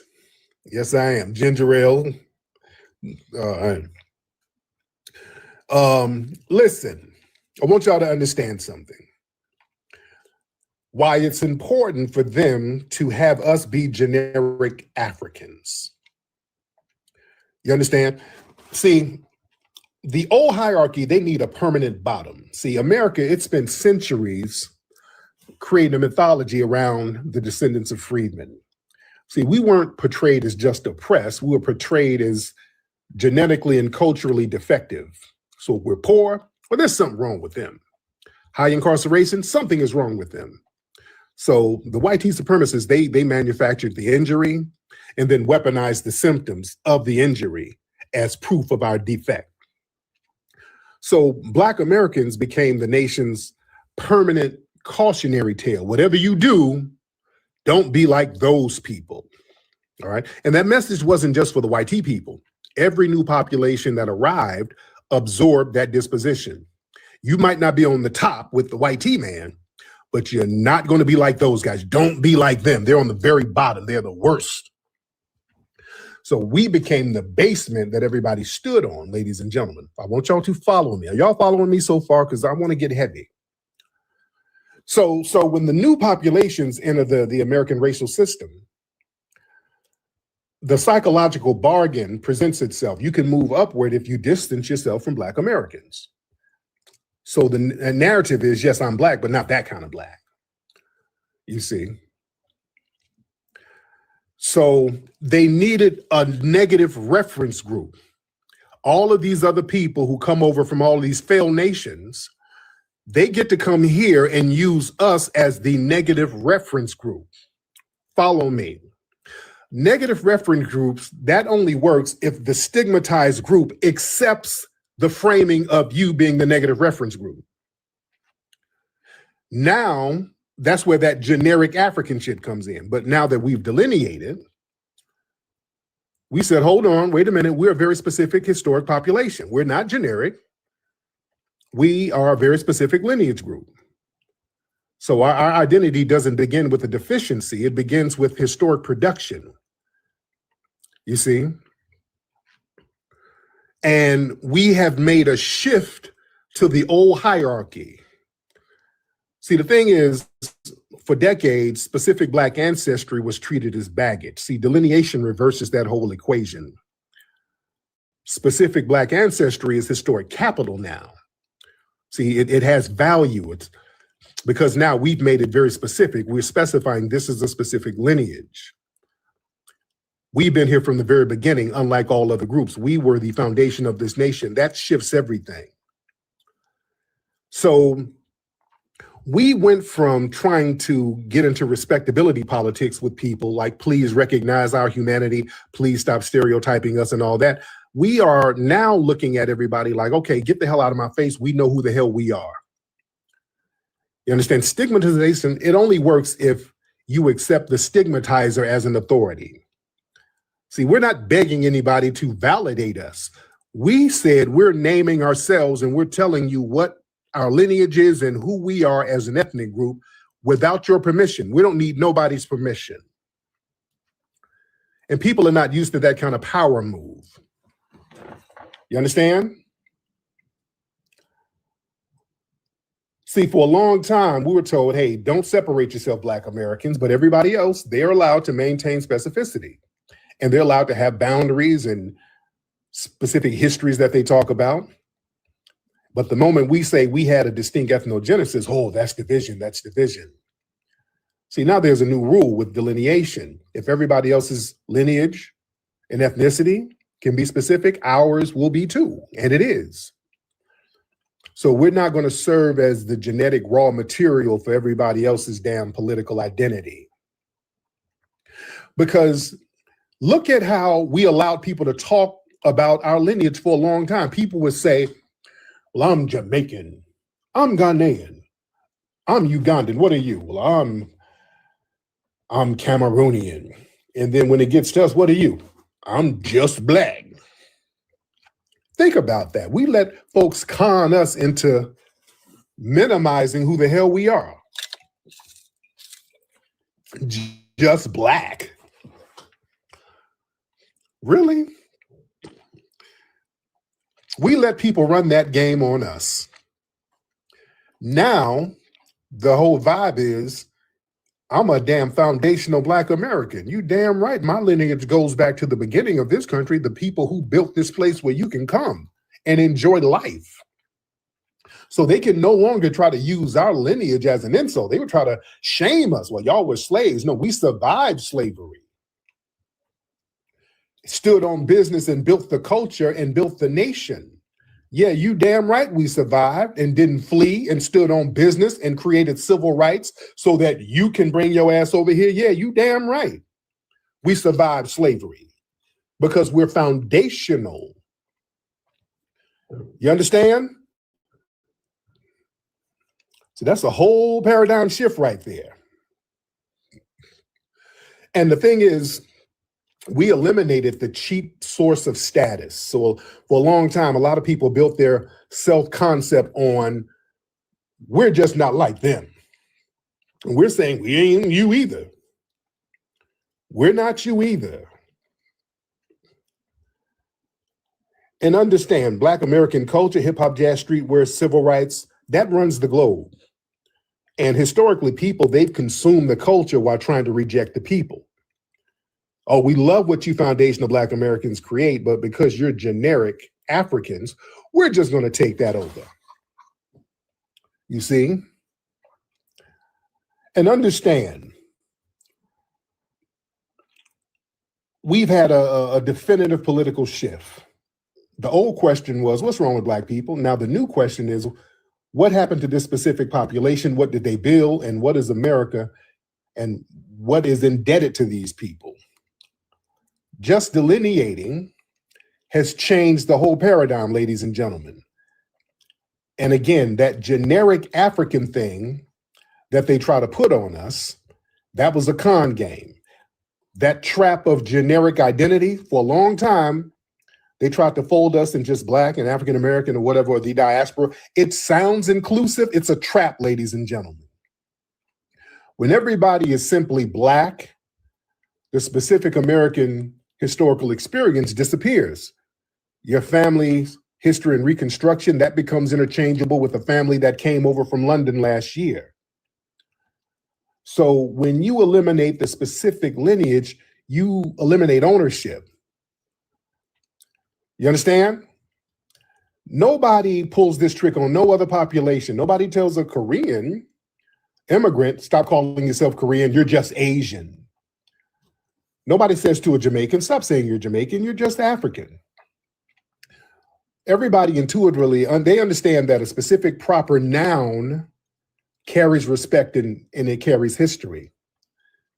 And we, foundational Black Americans, we're told that if we're specific, that's divisive. So we're left to be the generic house brand where everybody else gets to be the premium label. I want y'all to understand, when something is generic, feel me, it has no value. Do y'all understand that? When you go to a grocery store and you walk down an aisle, take your kids down the aisle. Let's use children because children are very honest. Children walk right past the generic cereal. The cereal that says Crispy Flakes, just some bullshit, just in a white box or a bag. Sugar cereal, wheat cereal, just real generic ass names. It has no value. Your Apple O's, instead of Tony the Tiger, Leo the Lion, just some bullshit. Yeah, they walk right past the generic brand. It has no value. But they go right to the cereal with the specific identifiable brands. It has a very specific brand. Captain Crunch, Fruit Loops, Rice Krispies. You're going to go to what has brand value. And they were trying to do that with lineage. Us being African American, that's generic, ladies and gentlemen. That's generic as hell. Everybody else is very specific, and we're supposed to just be African Americans. Where in Africa? I don't know, somewhere. That's generic, ladies and gentlemen. That's valueless, generic identity. And when we start saying, no, no, no, not only are we a brand, we are the brand. That changes everything, ladies and gentlemen. That moves us out of the bargain bin to the top of the dog pile, ladies and gentlemen. You feel me? That's where people have a problem. See, understand, when you're an empty container, people can throw stereotypes on you. See, generic brands are easy to stereotype. When a population is vague, they're just a generic category. The dominant culture can fill that empty container with whatever negative pathology they want to. Crime, poverty, bad schools, broken homes. You get disconnected from your monumental historic narrative, surviving slavery, building institutions, defeating Jim Crow, fighting for civil rights, building all of the culture of the country. And then you get identified by the dominant society based on socioeconomic struggle. See, it's a con game. That's a con game. And we turned our lineage into something valuable. You see, when Black Americans were just generic Black people, there was no controversy over who belonged in the category because it wasn't a scarce category. But the minute you introduced a lineage requirement, you created a boundary. Boundaries create value because it distinguishes affiliation from membership. See, anybody can participate in Black American culture, but foundational Black Americans, that normalizes a crucial reality. Culture can be shared, but lineage can be downloaded. You either are or you're not. You see? Now, under the old system, other groups, they would gain social capital by distancing themselves from us. Oh, we're not them. Oh, we're not like the Akatas. Oh, no, we got a different culture. Once we as foundational Black Americans, we attach political consciousness, cultural ownership, ancestral legitimacy to our lineage, the incentives flip. You understand? When the brand was depreciated, people wanted distance. Now that the brand has appreciated, people want proximity. Why do you think everybody's running around this bitch talking about they half FBA now? Y'all notice that everybody in their goddamn mama is half FBA. You understand? Everybody and their mama now. Let's be very real. When our identity was stigmatized, nobody had a problem emphasizing their differences. Oh, I'm Nigerian, I'm Haitian, I'm Caribbean. But when we establish our own boundary, all of a sudden, oh, you're dividing everybody. So specificity only becomes offensive when Black Americans exercise it. You see? See, we got to understand something. When lineage becomes valuable, historic ownership matters. You understand what I'm saying? We were taught for years to think that foreign ancestry was more interesting than ours. If you say your family was from Ghana, Jamaica, it sounded like heritage. While saying Black American, that sounded like absence of heritage, because that's what people tried to tell us. We're like, no. When you look at yourself as a foundational Black American, your culture is the culture of this country. Everything about this country's culture comes from you. You understand? Mississippi, Louisiana, Alabama, Georgia, South Carolina, Virginia, that's our ancestral geography. We have lineages in those places longer and older than most current African nation states.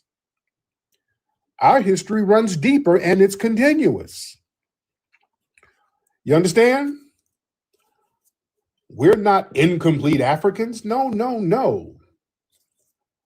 We are the foundational ethnic group to this land, ladies and gentlemen. Y'all feel me? I really want y'all to understand where I'm coming from. So the thing is, man, other groups needed us to be generic because that gave them authority over us. If we are generic Africans, then an African immigrant comes over. By contrast, he's the real deal. He's the brand name African from a specific country. So he gets cultural authority over us. You see that game that they played on us? So yeah, the African immigrant can come over. They don't have to do anything. All they have to do is contrast themselves to us as generic Africans. And that becomes their identity. Their identity becomes an authentic African. Therefore, anything that we've created, they can absorb it and take credit for it. You understand? Are y'all feeling me? This is why they want us to be African so bad. They need us to be African. They need us to be a generic African so that when they come around, they look like the authentic real deal because they come directly from the continent. So when we say we are not continental Africans, that slices their identity, and now they have to stand on proactive business that they don't fucking have. I'm not trying to be mean. Can we talk? Now that we've identified ourselves as our own unique lineage, now we ain't on the bottom. We're standing neck and neck with people, and now it's time to show who all has what on the board. And we're winning, ladies and gentlemen. Now it's time to show who's putting numbers on the damn board. Ain't nobody putting no numbers on the board except us. That's where the problem is. We ain't generic no more. We're the brand. And we don't have to contrast ourselves against something negative in order to have an identity. We have a proactive culture of achievements that we've gotten that we can point to, ladies and gentlemen, whereas the only achievement they have is that they're the real Africans and we ain't. That's the achievement for them. Okay? We can point to the 50,000 patents we got out of slavery. We can point to all the damn inventions we created. We can point to Lewis Latimer, Granville T. Woods, all of our civil rights icons, all of our sports legends, all of our music legends, all of our innovators. Everything in American culture, we got a fingerprint on it. Do y'all know that, ladies and gentlemen? And that's the thing, man. We've done so much that it's almost invisible because everything we do, we've done so many pertinent things in this country, it gets absorbed into the dominant society. They benefit from it. The dominant society, they immediately starts capitalizing off whatever we create. And then we just kind of get erased from it. Do y'all understand that? We got our hand in a whole bunch of stuff. You go around to different cities, go to places like South Carolina, you see some of those old buildings. Y'all know in South Carolina, where my South Carolina people, y'all know those bricks out there in South Carolina with fingerprints in them? They got a lot of old buildings out there with bricks with fingerprints. Those were foundational Black Americans who were making those bricks with their hands. We were some of the biggest brick makers out there. They were making those bricks with their hands. It's all in there, the fingerprints all in the buildings and all that. I mean, literally our fingerprints all over the place. The music industry, the tobacco industry, you know, big tobacco, as we know it, the cigarette companies as we know it, that got kicked off because of the innovation of a foundational Black American man. That too. I mean, if we peel back the layers on history, I was talking to somebody about this today. Cigarettes as we know them, the modern cigarette craze in America started right around the Civil War. You know how it got started? They had tobacco and all that stuff over here. There was a brother who was enslaved. I want to say he was in either Virginia or North Carolina. Brother named Stephen Slade. Look up Stephen Slade. He was an 18-year-old foundational Black American who was enslaved, but he was very smart. He was a blacksmith, and he was on a plantation, and he was curing tobacco. And I think they said he fell asleep, and then he woke up, and the fire was getting low. So what he did something innovative. He started using charcoal to get the fire back up to cure the tobacco, and that heat caused the tobacco to turn a golden color, and it didn't dissipate the sugar in it. So it kept the sweetness, and the tobacco was easier to smoke, and it had a better taste. The white people got a hold of that and literally created the modern cigarette industry because of that. Y'all look at what I just told you. They don't tell you that. We know about Uncle Nearest with Jack Daniels, helping him create Jack Daniels got the liquor recipe from a foundational Black American. They got all the shit from us, family. We can just go down invention to invention to invention, and it's the same shit. You understand? We can just go to invention and then, Winston-Salem, right. Winston-Salem. R&R Tobacco, Winston-Salem, North Carolina. That's why it started in North Carolina. It was the foundation. Look up Stephen Slade.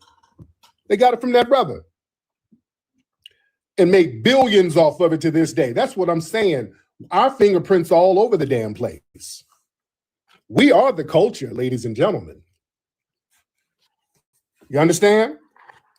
So this is why people are desperate to make us generic Africans. Family, us calling ourselves damn African American is the absolute worst thing you can do. What that says is you have no value. You are generic. That says you are generic with no damn value. That's not about no unity. These folks ain't trying to get us to call ourselves African because they want some damn unity. You think they want unity? No. They need us to be generic. Therefore, us being powerless. They want us to be powerless because they need a negative bottom in order to contrast yourself to. So an undefined people, they're easily exploitable, and you're always going to be on the bottom if you are undefined. You understand? That keeps everybody on top of us if we're undefined. we become that bottom caste that everybody can throw garbage on. Now that we've delineated, we've removed ourselves from the bottom. And if you don't have a culture to maintain yourself, you start falling on the bottom. I want y'all to follow me, because with foundational Black Americans, our thing, we ain't trying to push nobody on the bottom. We don't need you on the bottom because we have our own distinct culture. We don't need you on the bottom, but there are a lot of people, the fact that we delineated, now we ain't the bottom caste. Now that these other folks ain't got no damn culture to uplift themselves, they're falling on the bottom. Are y'all following me? Now they're falling down. That's what they don't like. So then the conversation goes from all those damn Black Americans. Now it ain't those damn Black Americans, because we're standing on lineage business. Oh, there's value to us. No, no, no. We got the government talking about how valuable our lineage is as it relates to the damn Constitution. The government is talking about how valuable our lineage is and how pivotal it was to the Constitution of this country. That's how powerful delineation is. They're talking about our ethnic group in the highest forms of office. You understand? So now the conversation goes from those damn Blacks to what? Those damn immigrants. Those damn immigrants. That's what they don't like, because now they don't have the culture to elevate themselves and bring value the same way we do. That's why people are panicking. Oh, we gotta have y'all as generic Africans.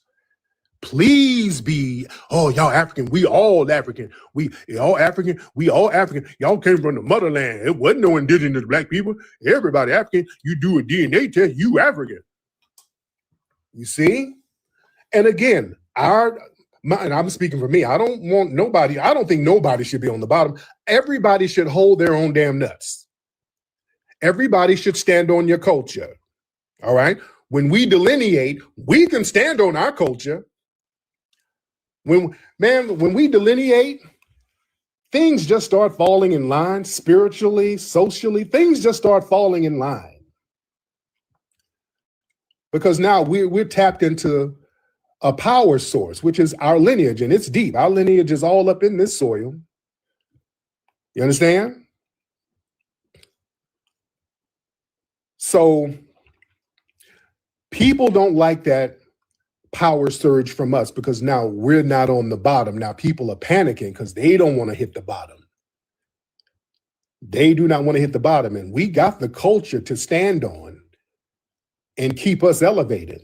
That's why when I was over in Japan showing how they're emulating us, boy, the tethers were real mad. Look at these niggas over there smiling with the Asians. Look at these niggas. They were very upset because we're showing you how influential foundational Black American culture is around the world.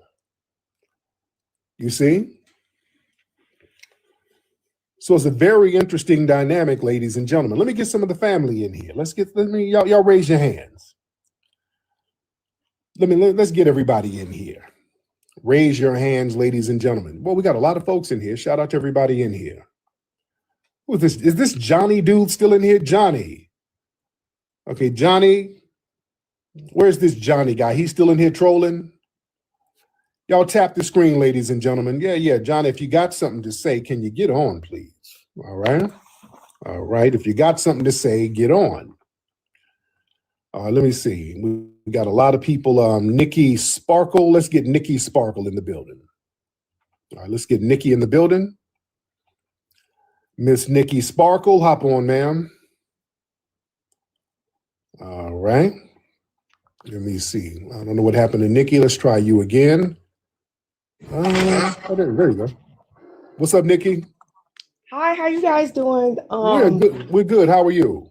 I'm fantastic. I just want to come on here and say I just really appreciate what you're doing. I've been following you since I watched Hidden Colors, and yes, I just found out that you have a live going on, and me and my family love it. And I just want to say thank you, love y'all, and this keep it going because we know what's up. Thank you so much, beloved. I appreciate that. I really appreciate that. All right. Shout out to everybody in here. Y'all tap the screen. We got 120,000 hearts. Y'all tap that screen. Let's get up to 500,000 hearts, ladies and gentlemen. All right. Let's get up to 500,000 hearts. We are in here deep. Yes, we are. Let me just start inviting random people. Ladies and gentlemen, somebody said ashy ankle monitors. Y'all cold piece. Hold on. Let me get Albert. Let's get Albert in here. Albert. Let me get Thomas. Thomas something. Then we'll get Albert. Thomas, what's up, Thomas?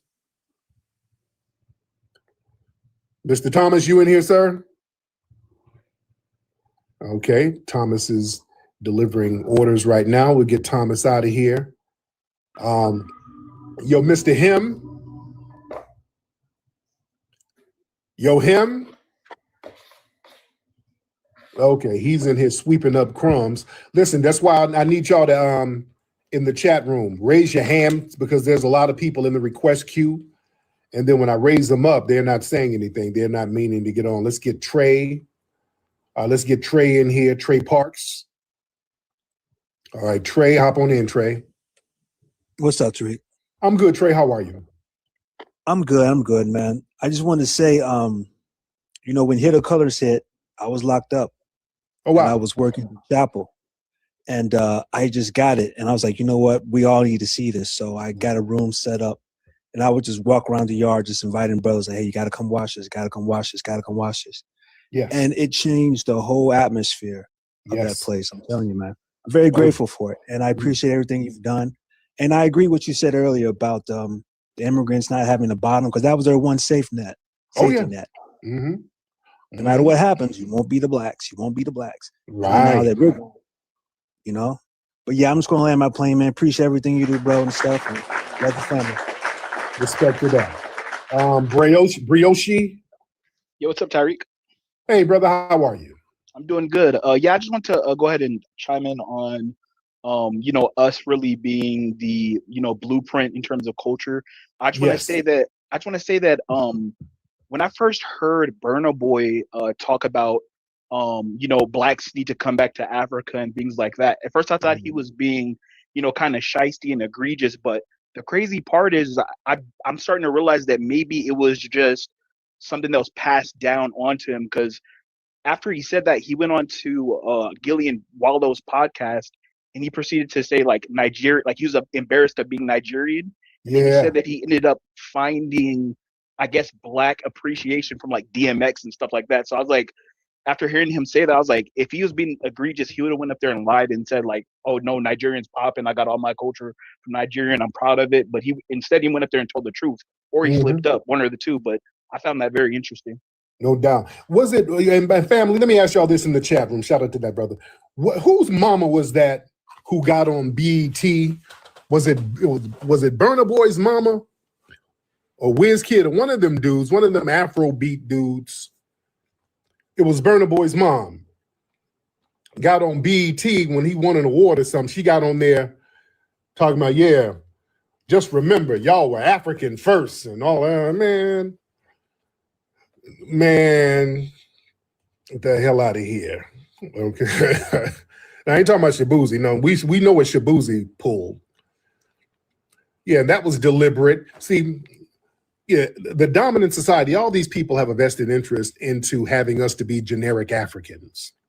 That ain't about no damn unity. I'm telling you, they front like it's all about some unity. It ain't about unity. It's about keeping us as a bottom caste. As long as we use the generic term African American, that means you're going to be on the bottom because you're generic. That's why us being specific, which we are a specific ethnic group. We're not continental Africans. Yeah, some of us have African genetics. White people got African genetics. Mexicans have African genetics. Arabs have African genetics. But culturally and ethnically, we are foundational Black Americans. Yeah? And they know this. Everybody knows this because that's why they were calling us Akatas. See, nobody cared about no DNA test when we were called Akatas. They knew about DNA and all that. We were still Akatas.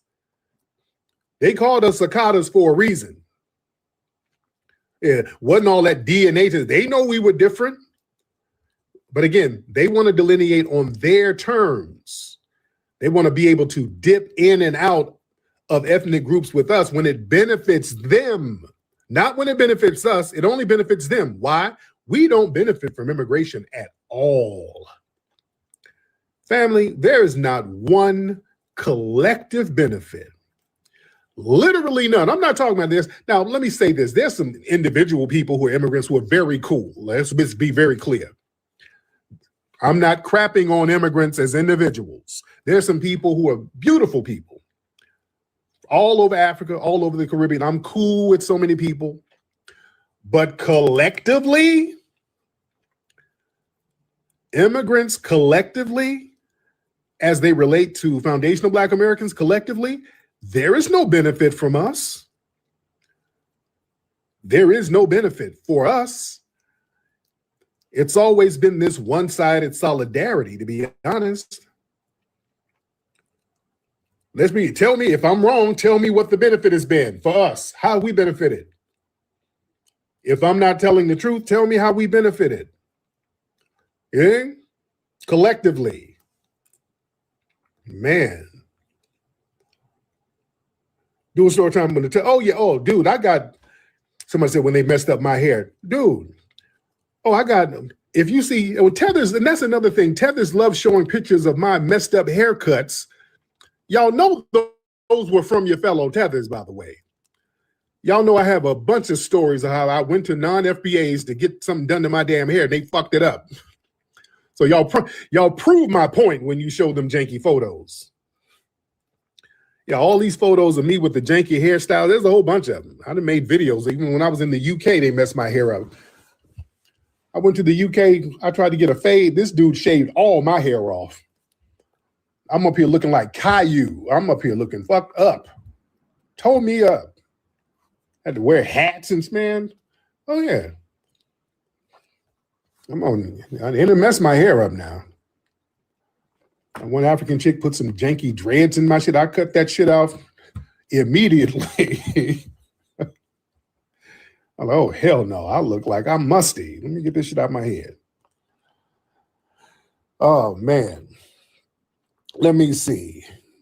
Yeah, when I was on Rock Newman show, I really hate that because I didn't. Y'all go look, there's an interview on Rock Newman show when I had to go out to DC one time. Oh, this dude, I went out to I had to go to DC to do Rock Newman's show.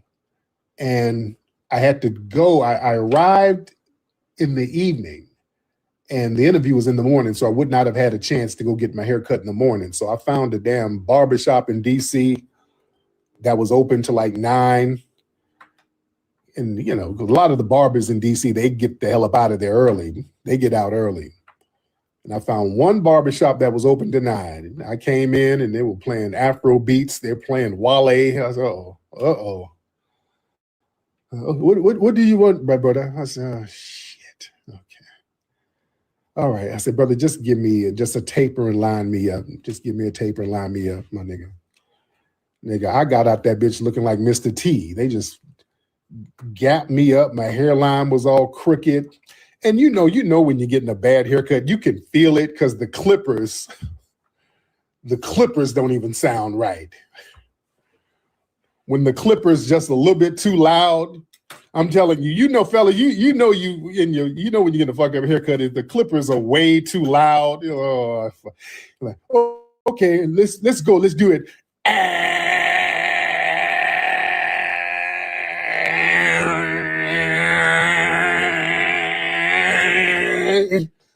Turn to the left, nigga. To the left, to the left. To the left, to the left. Like, shit. I said, I don't even want to look in a mirror. I just know this is going to look fucked up. Like, shit. You just give up right in the middle of the haircut. You already know. I said, I don't even want to look at it. I don't want to see what you're doing to me.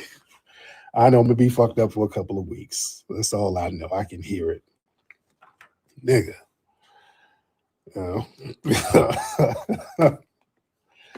So, yeah, boy, I was mad at DC. But I got a great barber in DC now, brother from South Carolina. When I go, that brother hooks me up.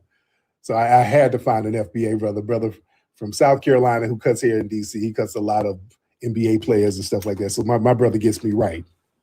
But I was fucked up in the game. Oh, they did me dirty, dude. Oh yeah, and I went to Turkey. Boy, they set my hair on fire. Yeah, I'm getting a haircut, and I'm like, what the hell? Why is this shit so hot? This dude had flames. He's singeing my damn fade. I'm like, what the hell, Tarbosh? What the hell are you doing? Like, damn. Oh, this nigga trying to cook me and eat me? What the hell you doing with this fire, nigga? Good Lord. So yeah, it's an experience getting your hair cut by foreigners, dude. It's an experience. That's why I try to find me some cool FBAs, dude. I gotta find me a cool FBA barber to keep it simple. Man.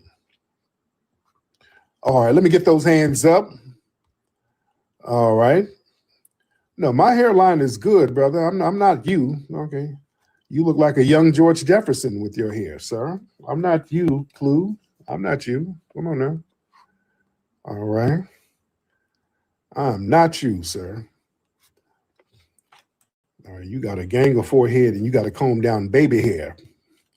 All right. You look like a musty Omarion. That's what you look like, nigga. All right. Let me see who we got in here, ladies and gentlemen. All right, let's raise those hands. Let's get those hands up. Oh yeah, look at it. Yeah, the dude over in Turkey. I put it on my I think I put it on my Instagram. This was a couple of years ago when I was in Turkey. The dude was cutting my hair, and then they were finishing up, and he lit a fire and started singeing the bottom of my hair. I'm like, what the hell is this? I don't know what the hell that was about. All right. Let me see who we got. Y'all raise them hands, man. I need to see hands up in here. Let's get what's your name? NTL. Let's get NTL in the building. NTL. Mr. NTL. Good night. How are you, man? I'm good, NTL. What's going on with you? What's up, man? I've seen you around. I've seen you around online, and I think you did an interview with Vlad, if I'm not mistaken. Yeah, several times. I've done several interviews with Vlad. Yeah. I'm gonna say this to you. I'm ethnically Jamaican. I'm from New York. Okay. I respect you and everything that what you got going on, and just take you out of the equation. Right. Just the whole FBA thing. Yes. It's a real thing that should happen. It should have happened a long time ago. It should have been happened before the Civil Rights Bill of the 1960s and before the mass immigration of other Black peoples and persons from around the world. Yes. I was born in the States, raised in the States, but that would not have been possible without the suffering, the pain, suffering, and the perseverance of your ancestors from within the United States. Mm-hmm. My family are descendants of slaves too, but that's in the Caribbean. Now, if I have any gripes of reparation, I talk to England about that. Absolutely. I shouldn't be latching onto your things. I don't want that, but you guys got to be careful because you do have politicians who are foreign, but they are Black, and they are trying to stifle your the things you guys want done. There was Byron Donalds from out of Florida. Mm-hmm. He said that he don't support. He was on Breakfast Club. He said he don't support reparations because he wouldn't get them. I'm screaming at the screen at this nigga like, yo, my nigga, what the fuck? It ain't got shit to do with you. You talk to Britain, right? And you say you're Panama. Talk to España too. You get reparations twice. Mm-hmm. Mm-hmm. You know what I'm saying? But other than that, man, big up yourself, and I wish the best for you. But I will say this. There's a lot of FBA chats, a lot of FBA lives. They got to be careful. You guys got to be careful not to be designated as a hostile domestic group, because you have some of them that are that are really, really going crazy. Other than that, I really hope you guys get what you want.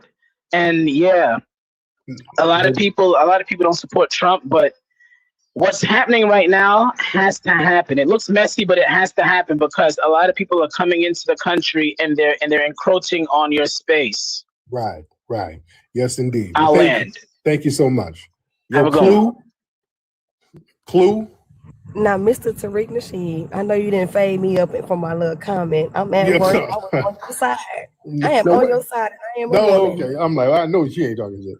Now, where I you am from, not Clue? talking about that. I'm Where from you from, Houston, Clue? Texas. My Shout out to family is from Houston. Louisiana. Yes, Shout out to ma'am. Houston. Thank y'all so Yes. much. I just want to let you know I'm kind of under the weather, but I'm at work, so I had to come in and pop in right quick. So when you said that your edge up was fried, I was like, look, they didn't did it to where now you got to get the spray edge up, and you don't really need it for real because you really grow hair. So Yes, indeed. There you go. All right. I was just gonna play like that. So it was no beef. Shout out to the FBA family. I love you. My mom loves you. I love what you're doing. I'm gonna keep supporting you. Like I said, I'm a little bit under the weather, so I'm gonna just go back down that chat and I'm gonna roast these tethers with y'all. There you go. Thank you so much, beloved. Yes, sir. Yes, indeed. Try a little root work. Feels good with every touch. Try a little root work. A little dab is just enough. Try a little root work. Feel that natural magic rush. Try a little root work. A little dab is just enough. Come a little closer, baby. Let me take my time. That soft and natural fragrance keeps you on my mind. There won't be no complications. Nothing artificial there. Just a little love and feeling underneath the things you wear. Feels good with every time. Try a little root work. Oh, a little dab is just enough. Oh, baby, try a little root work. Try a little root work. Ooh, feel that natural magic rush. Try a little root work.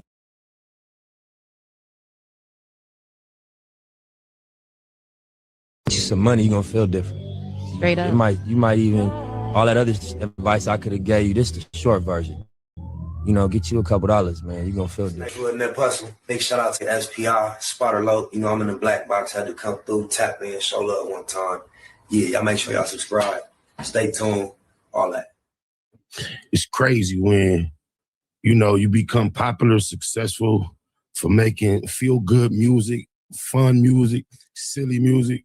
Because of that, it's kind of hard after years.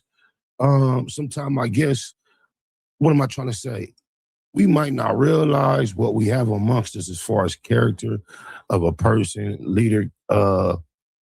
leadership character qualities and characteristics. But I want to give my guy from the west side of South Central, Afro Man, a round of applause. He's been kicking the system in the ass for about a year now, and he hasn't finished. If you're not aware, his house is unjustly raided, which turned out to be a whole lot of litigation. Officers tried to sue him, failed. He sued them, succeeded. He's been clowning. It's been a while. It's an update. This dude is so far more intelligent than we probably would have ever had the opportunity to realize had he not gone through this. Because like I say, his music, he doesn't take it usually to a consequential level. It's just feel-good music, sometimes some silly music, and it kind of hides the depth of his character. But the way things would have it, he got himself caught up in the jam, and the way he handled this was so immaculate, bro. Let's check our brother out and see what the latest is with him and these haters is. Yeah, I say is on purpose, knowing it's improper. Oh, my mama. Grooms. Sean Grooms is one of the police officers suing me. In the deposition, he said that Not you straight asshole. Man, you did this. I'm so another satisfying racial moment.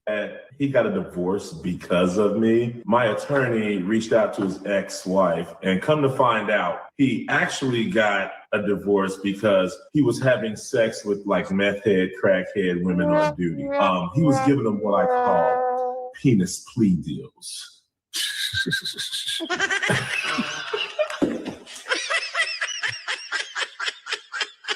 Explain that to me. I had recently got divorced. Did she divorce you solely because of this? Not solely, but what did she say exactly that this played into the divorce? she started hearing about it.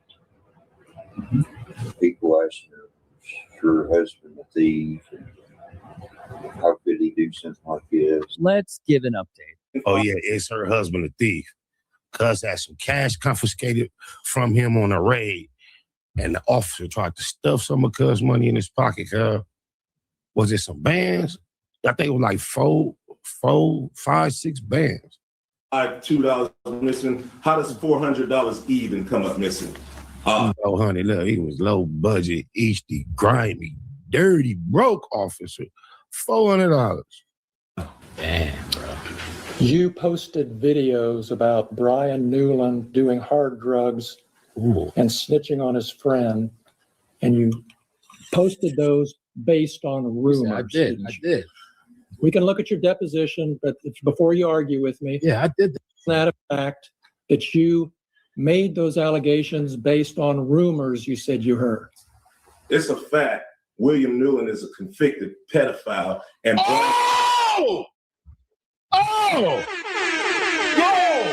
and Brian Newland is his brother. After I zeroed in on Brian, I asked about him. His brother's find out he's a large statutory rapist that has sex with all kind of underage girls. He buys them beers and gets them drunk and all that. That's probably the reason he had to leave the Adams County Sheriff Department, because he beats up his wife and he messes with underage girls. He had to get out of town and go get a job in Norwood. All right. You don't want to answer my question. I do. Please ask another one. On one of the more entertaining cases we have seen. Sean, you were called Officer Pound Cake by Mr. Foreman? Multiple times. You received hundreds of pound cakes at work from different people. Okay. And the context of that name comes from a music video that Mr. Foreman created, correct? I don't know where he got it at, but you'd have to ask him that question. It involves musician Afroman and the Adams County Sheriff's Office. In case you need a refresher on how all of this began. A legal battle over privacy for officers involved in a raid. At the center of it, rapper Afroman. After police searched his home, he used surveillance video of it in a music video and put images on merchandise. Now, some of the officers are suing. Most rappers, when they portray the police, they have to hire actors. Thanks to the Adams County Sheriff Department, they saved me a whole lot of money. They came over here with guns to kill me. The best thing I came up with was write songs about my experience and try to sell them. Take your struggle and your pain and turn it into profit. Ooh, ingenious. He did that. And make some money to pay for the destruction that they brought to my house. On August 21st last year, deputies from the Adams County Sheriff's Department pulled up in front of Afroman's house in Winchester. Armed with long guns and wearing tactical gear, the officers kicked down the door and entered the property. The whole thing playing out on Afroman's security cameras. Afroman says he watched his house get raided right from his phone. No matter how hard you try to be a law-abiding citizen, this is how America treats you. The warrant obtained for this raid lists some serious allegations, evidence of drug possession and trafficking, as well as kidnapping, and claimed Afroman kept women locked in his basement. I don't know where they got that. I think they just made it up. I talked to the head officer. I asked him if I was under arrest. He said no. Then I asked him, were there any charges? He said no. Then I asked him if he would, in the case of the neighbors think I'm selling dope, help me put my door back on the hinges and help me fix my gate. And that's when he cracked a little smile and said, we're not required to do that. This man made songs using the footage from his home security cameras that had and saw his house being raided, and utilized the footage that the officers gave him to then make music videos. It was genius. He would go on to win. Justice would prevail. The cops would be embarrassed.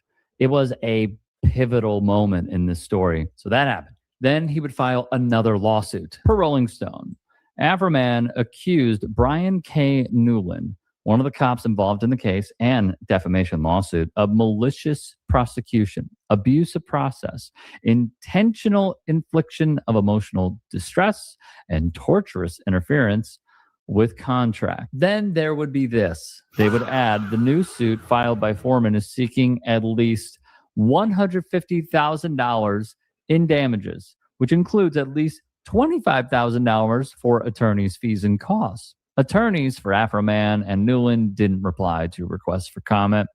Originally, and this is via consequence, Newland is one of the 7 cops who sued Afro Man again for defamation and invasion of privacy after he used the home security footage for music videos where he mocked the cops on their failed raid.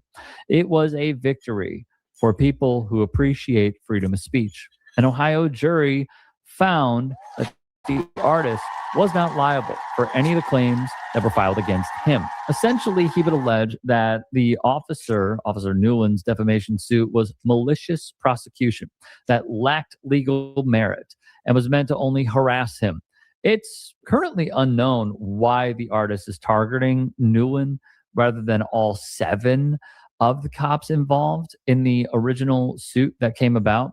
He did release a song called Brian Newland is a Flag a few months ago, which accused the officer of, you see it on your screen. He'd elaborate more on his Instagram page. Happy official birthday to me. And for my birthday present, I'm suing the police officer who stole my $400, then had the audacity to sue me for $1.5 million.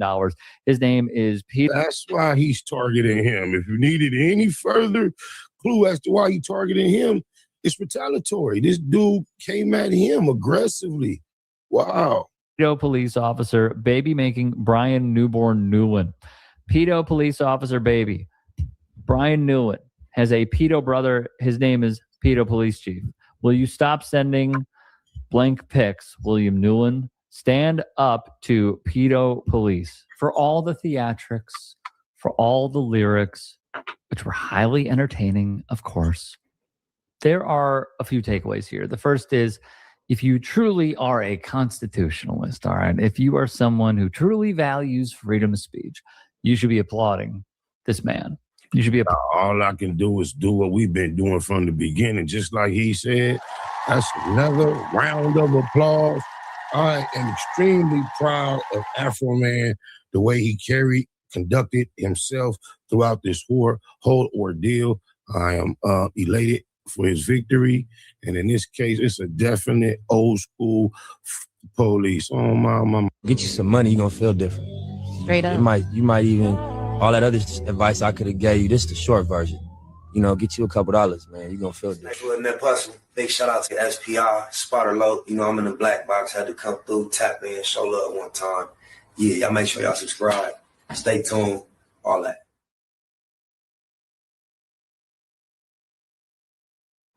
Well, is this the end of cheap food as we know it? I think it well may be, because on the other end, everything is fake. GMO, appeal, the fake meat even. You have to often go to these specialty sites to get the seeds that are heirloom, non-GMO, and sometimes hard to find. They've been attacking the sector ever since lockdowns, and food did spike there. There was panic and everything. But now it's kind of different. They're comparing now to the COVID time, but there's no lockdowns. It's just normal life, right? So to speak. You've got Hormuz and all these things affecting this. And they're laying out several factors here they think is going to affect prices from here on out. 5 big ones. They start with what they call climate risk. I'm going to tell you it's weather warfare. The mega drought. The lack of water. They know how to cloud seed. They know how to make it rain. They can pipe in fresh water to places they do none of it. So their lack of doing things speaks volumes as to who's behind this. And this is control, just like controlling your energy grid. putting a smart meter on your house. It's all about control. Number 2 in this is weak farm profitability because they didn't get to grow much this year. We had a lack of fertilizer, again, a drought. The odds stacked against them big time. And number 3 goes with it, higher welfare. In turn, they're trying to turn to the government to get help, to get benefits, bailouts, some kind of check thrown. But you can't continue like that. You see? And number 4 is a big one that they've got listed is labor cost. This is set to explode. And number 5, supply flexibility. Again, it's going to be constrained when you've got things going on like with Hormuz and any other thing that pops off, these diseases, parasite infections that the lettuce thing they track back to Mexico. And with this avocado thing, this is huge. They're basically saying there's a threat against American interests here. And the U.S. has put a halt to doing inspections on these avocados. This puts critical supplies at risk. And that's what's happening. I'm telling you, it's all set up. Those that are out there growing right now, salutes to you. I wish you all luck. I know that some people are having positive results in some areas and some people are having negative results in other areas. But join me for the live shows and drop some comments. Let me know what's going on in your neck of the woods. I'd like to keep track of what's happening here and see what's going on and where. Again, on the live shows, I'll update every Monday, Wednesday, Friday, 9 p.m. Eastern here on Dabu 77. Much love. Families are overwhelmed and angry as they wonder whether their loved ones' remains have been found inside a Chicago funeral home. WGN's Jenna Barnes is live outside the South Chicago Chapel with the latest on this developing story. Jenna. Micah, the Cook County Medical Examiner says it is now working to reunite families with the 56 bodies it says it removed from South Chicago Chapel here behind us. All day we've been talking to families who fear their loved ones may be among those bodies recovered here. The funeral home owners have run into trouble just like this in the past, and these families are asking how it could happen again. Shawnee Shannon died of cancer in April, just shy of her 61st birthday. We watched her suffer, and now we have to live this nightmare all over again. Her daughters re-traumatized, learning the medical examiner removed 56 decomposing bodies from South Chicago Chapel. They fear their mom may be one of them and suspect the ashes in her urn aren't ashes at all. My daddy been buried, cremated, my grandfather, my brother, and all they ashes look like ashes. This is rocks. Family after family visited the funeral home Friday with their own suspicions. I think my sister may be here to try to find answers and share stories of the treatment they've received here. My brother was supposed to have a viewing yesterday. A lot of people showed up. I got a call that his body wasn't there. Chicago police say when they first made the discovery Thursday, they were locked out. Firefighters had to help police force their way back inside, where they found the bodies, some in a garage, others in closets. This is a crime. Mishandling loved ones is a crime. Make no mistake about it. And the operators of South Chicago Chapel, Johanna and Clark Morgan, have a history of mishandling bodies. Last year, the Illinois Comptroller's Office permanently closed their crematory in Chicago Heights after 100 bodies were discovered there in deplorable conditions. Clark Morgan's funeral director license was revoked back in 2024, and even after the closure of the crematory, he's still listed as the president of South Chicago Chapel. The state has now also suspended Johanna's license. We saw what happened in Chicago Heights, and this was allowed to happen right here. That's the biggest question, why it happened. We need to know whether this had something to do with monitoring, had to do with licensing, or it just had to do with really bad actors who were hiding what they were doing. Leaving families grieving once again. I just want my mama body back. Y'all can do whatever else y'all want to do. Just please give me my mama back. Now, many of these families say they paid thousands of dollars in cash for funeral and cremation services. The medical examiner says it will now handle those cremations at no cost to families if that is what they wish. We're live in South Deering tonight. Jenna Barnes, WGN News. The future is here. There are a bunch of cars driving themselves around Denver. Waymo went autonomous this summer, months after bringing in a fleet to the Mile High City for testing. Only Waymo employees can catch a ride for now, and perhaps that's for the best. Thanks for joining us tonight. I'm Kyle Clark. And I'm Kim Christensen. As those cars log more miles, we're learning more about how the rules of the road are enforced when there's no one in the driver's seat. 9 News reporter Shalima Maharaj is live with what she's learned. Shalima? Hey there, guys. Yeah, when this all launched last summer, they had what they referred to as human specialists sitting in the driver's seat, and they were there to basically make observations and then report back to the company. They are gone now. That was the first phase of testing on Denver roads. Now they're on to the next one. It's a ride-hailing service hailed as a way for drivers to get a break from driving. But before you place your order, you might want to pump the brakes. Waymo is now fully autonomous in Denver, but rides aren't available to everyone yet. Definitely curious. Morgan Gavin hasn't been inside a driverless vehicle before, but she's not opposed to it. I think a lot of things are becoming AI these days, and honestly, I don't necessarily trust a lot of the drivers in Denver, so I'm up for whatever's the safest option, to be honest. Waymo tells 9 News they've been going driverless since last month. For now, only employees can hitch a ride. Waymo is already up and running in several major cities. In Denver, they're still navigating the testing phase. I think there's a lot of smart people out there, formally educated people out there. They've done the work, so I can trust them. If I can get on an airplane, I'm sure they can figure out how to make a car drive itself. Dottie tells us in the case of a parking violation, they'd issue a citation to the vehicle, which is attached to the registered car owner. Colorado State Patrol says Waymos are equipped with technology that recognizes lights and sirens and responds by pulling over and unlocking. A trooper or an officer could then use the vehicle's audio system to speak directly with a remote team from Waymo. But under Colorado law, they say operating companies aren't currently considered drivers, so no citation would be issued. If a Waymo were involved in a crash, they'd investigate. After that, they'd begin talks with the Attorney General's office to determine what steps should be taken against the company, be it citations or legal consequences. According to Waymo, the training wheels are set to come off later this year in Denver. Now, Dottie told us that when it comes to moving violations and crashes, that is something we should be reaching out to Denver police about, and we did, but we didn't. Reporting live, Shalima Maharaj, 9 News.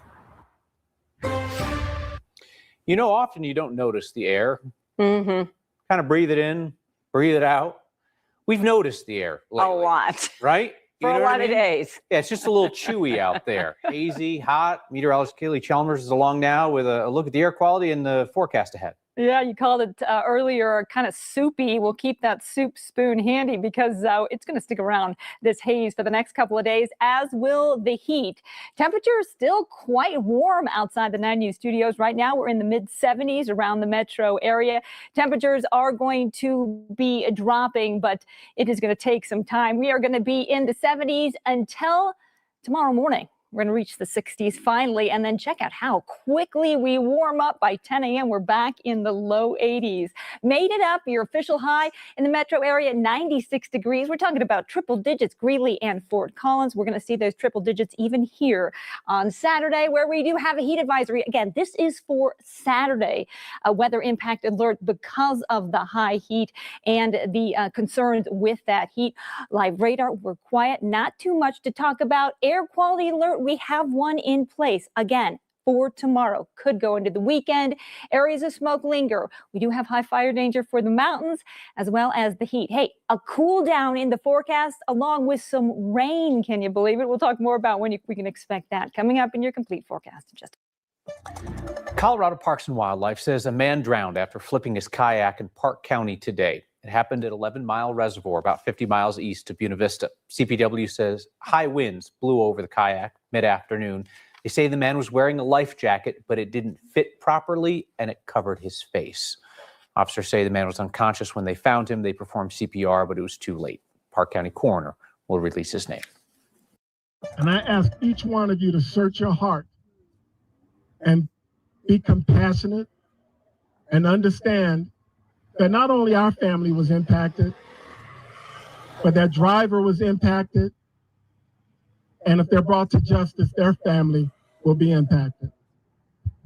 So not only pray for me and my family, praying for Arthur, but pray for that driver.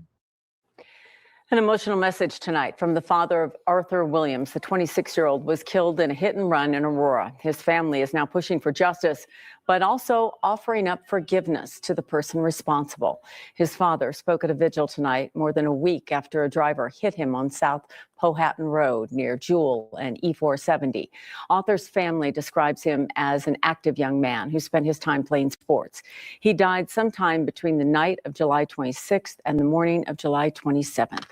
He was riding a bike as he was training for his first triathlon rather. His father is now pushing for safety improvements along the road, like bike lanes and a lowered speed limit.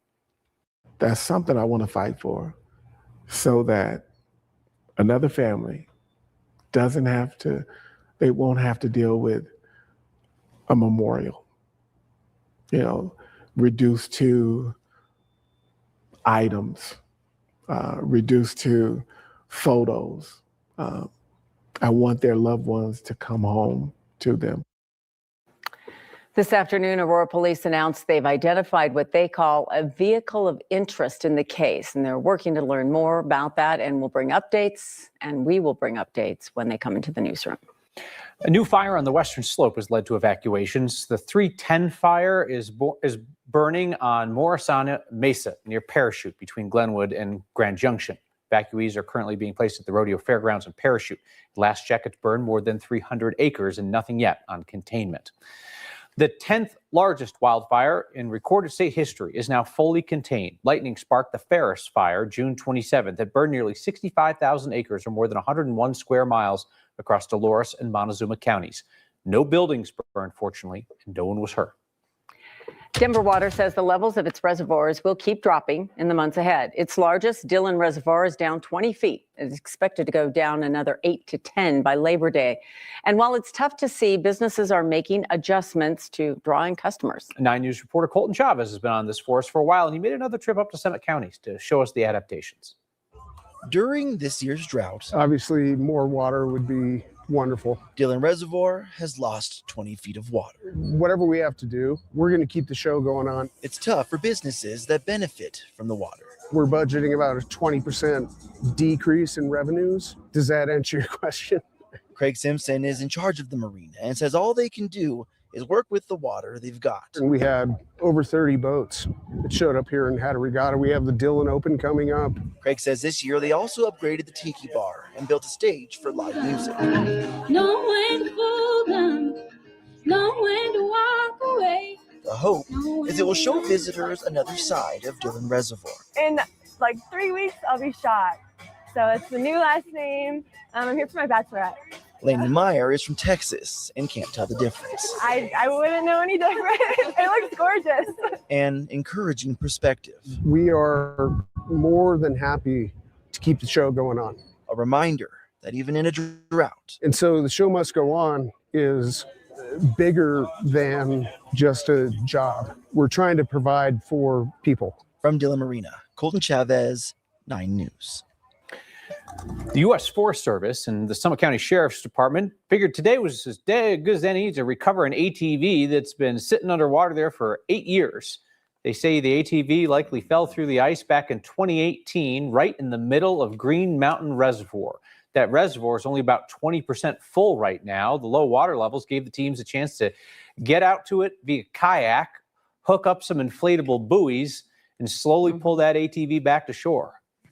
This is a perfect opportunity to get something that it's obviously never going to be used again. And it's just, sitting in a reservoir that people drink out of. I think it's a good opportunity to do something for the folks on the Front Range and also clean up our local community. A snowmobile was also seen on the newly exposed shoreline as the water drops. Crews pulled that out of the mud. The sheriff's office says they have notified the owner of the ATV and hope to return it. That's all good. Throw a little Armor All cleaner on that, some WD-40. That thing's going to be good as new.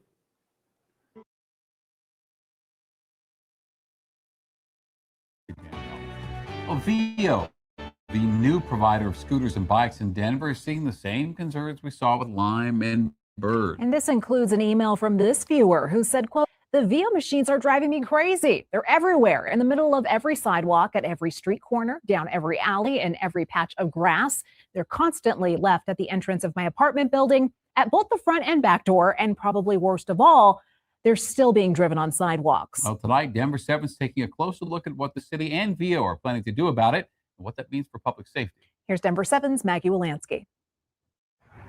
Calling Denver home. 26 years. To Cammie Alford. Generally speaking, it's a great place to live. Looking out on her front yard, she knows. A little eclectic, I guess you'd call it. Recently, I was shocked. I was stunned. Why would somebody do that? a VO scooter was blocking her front gate. I was like, first of all, why would somebody do that? Taking action, she called VO for help. Explain the situation. They told me that they would bump it up the ladder and put a priority on it. Her experience is not the only one. It's not new. It just happens to be a new vendor. Denver City Councilman Chris Hines says the concerns are real. We've received more than 100 complaints about people in District 10 concerned about sidewalk riding and scooter litter. And he also took action. Again, more than 100 complaints. What do you do with complaints?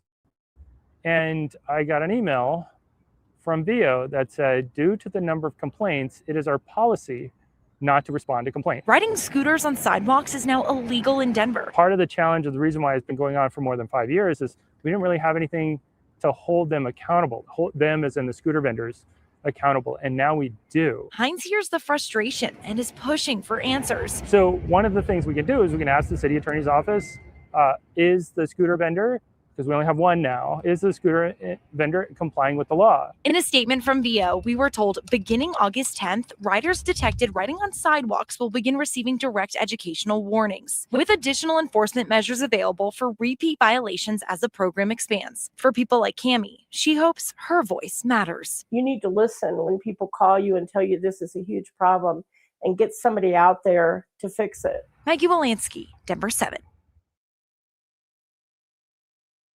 Warren Village is a local nonprofit that provides support to low-income single-parent families, and they would feel the impact of any changes to the Head Start program. Just how much of an impact, that's something that they are still trying to work out.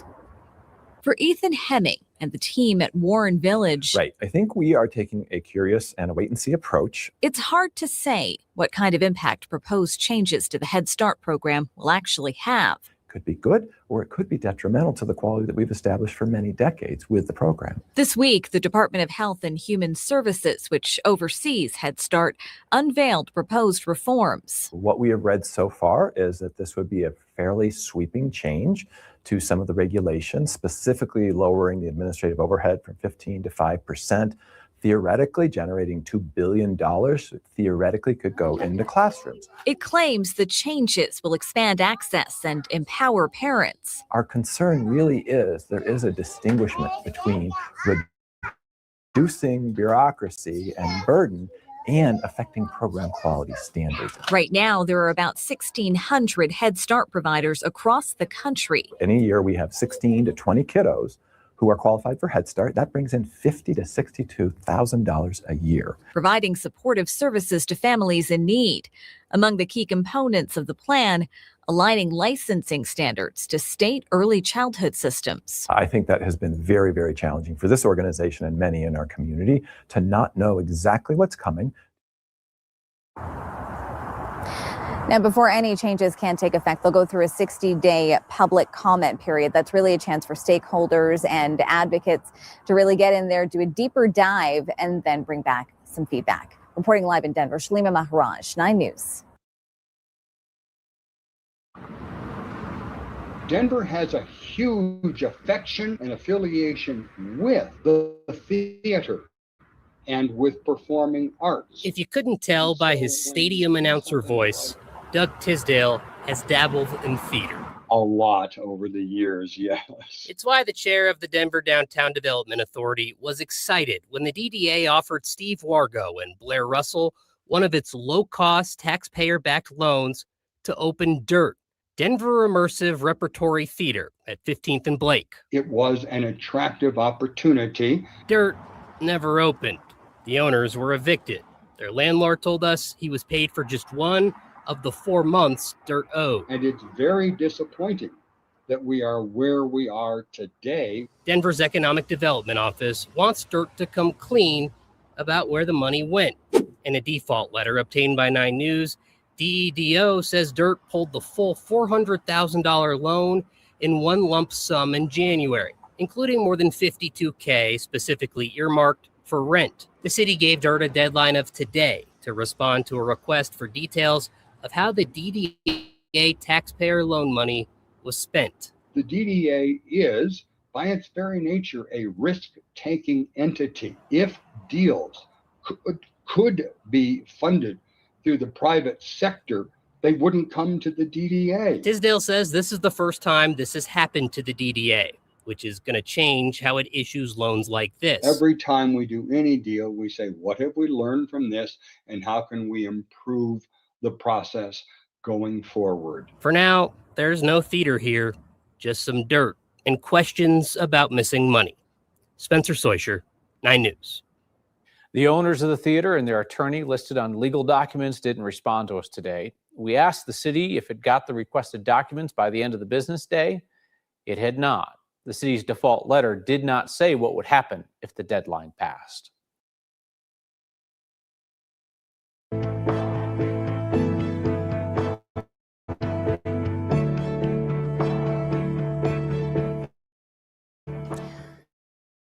An Aurora police officer is now facing one of the most serious criminal charges possible after a grand jury indicted Officer Matthew Neely in the death of Rajon Belt Stubblefield. The indictment charges Neely with second-degree murder and manslaughter in connection with the deadly shooting.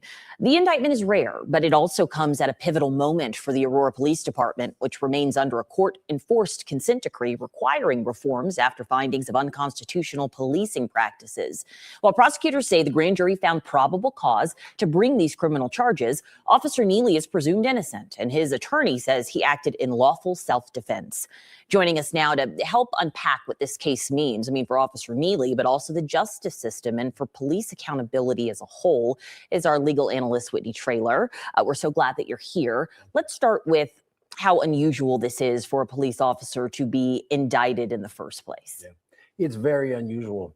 Primarily because DAs give a lot of deference to police in these split-second decisions. So we are seeing this now more and more, obviously with some of the police accountability across the nation. And of course, with body cams, we're seeing that more and more, but it's still ultimately fairly rare. And can I ask you why they decide to do the grand jury? Because, everybody, I've talked to a lot of folks in the community and they're like, well, they didn't do that with Kylan Lewis, right? They decided, the DA themselves, just not to file charges. But in this particular case, they took it to a grand jury. Yeah. Where's the determination in which path you take?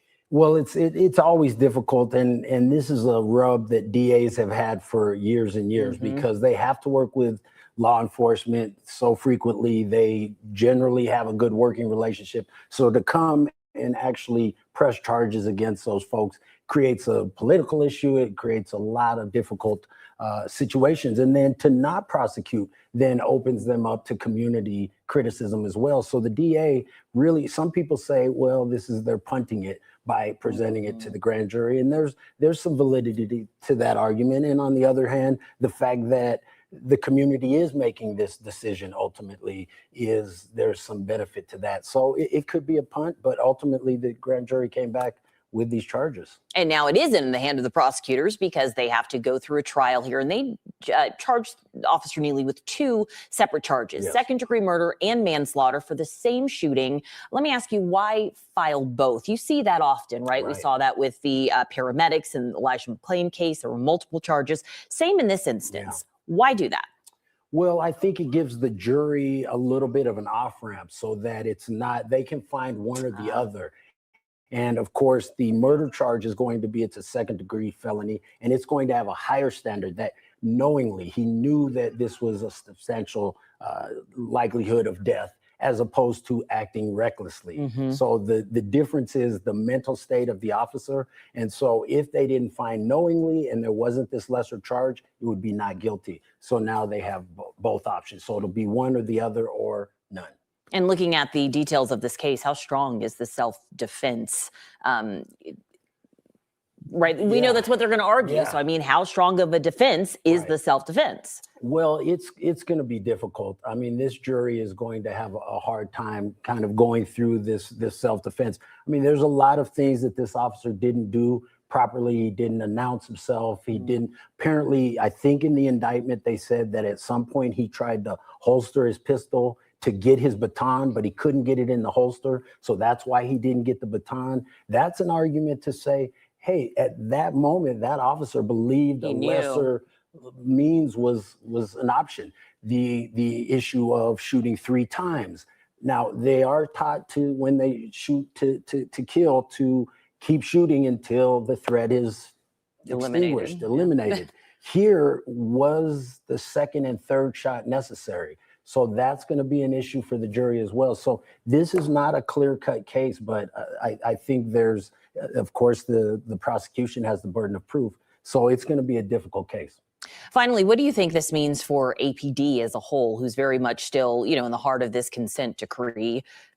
After the shooting of Elijah McClain, lots of biased policing that has taken place along the years. This is another strike against a department that has seen a lot of strife. This department has had a lot of issues. In their defense, since the consent decree has been in place, they have been improving, but there's still substantive issues within the Aurora Police Department. And so I think this will have 2 effects with regard to the consent decree. The practical effect, this will obviously be included as they go about their reviews. And obviously we'll have to see if there's a guilty verdict. And then, of course, the court of public opinion. The Aurora Police Department is not looked upon favorably, and I know they're working to try and change that. These type of events, these fatalities, continuing to kill people, if it's deemed unjustified, is going to continue to put a mark on this police department in the public eye. And we did hear from the managing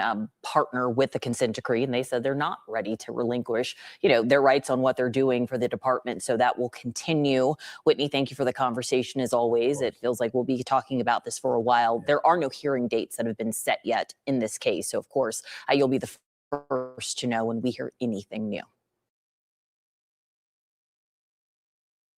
Thank you for joining us today on 9 News at Noon. I'm Jennifer Meckles. Denver Water says reservoirs are in trouble. The summer demand for water is draining reservoirs that are already low from a slow winter. Weather Impact Team meteorologist Corey Reppenhagen explains it could take a long time to get back to normal.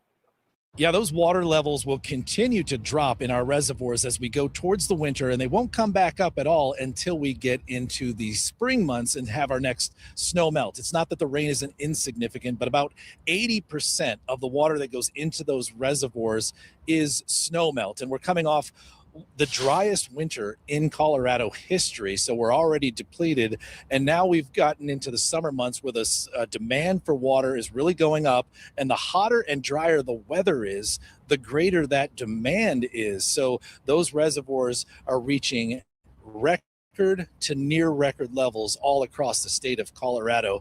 Now, take a look at some of the visuals. That's really where this is having a major impact on your psyche. If you drive by these reservoirs, if you recreated them, if you live near them, you're seeing this. But this is a great perspective for those of us that don't see this day to day. You're looking at Lake Dillon, which is Denver Water's largest reservoir in their system, and they say that this is 40% below average, which is about 20 feet below the normal water line for this time of year. Just to see those docks and those marinas completely exposed away from the water. They say that they are taking 163 million gallons of water each day out of this reservoir just to keep up with demand. Overall, Denver Water says their reservoir system is about 75% of normal. Now take a look at the rest of the state, where you can see that there is even more dire conditions out to the west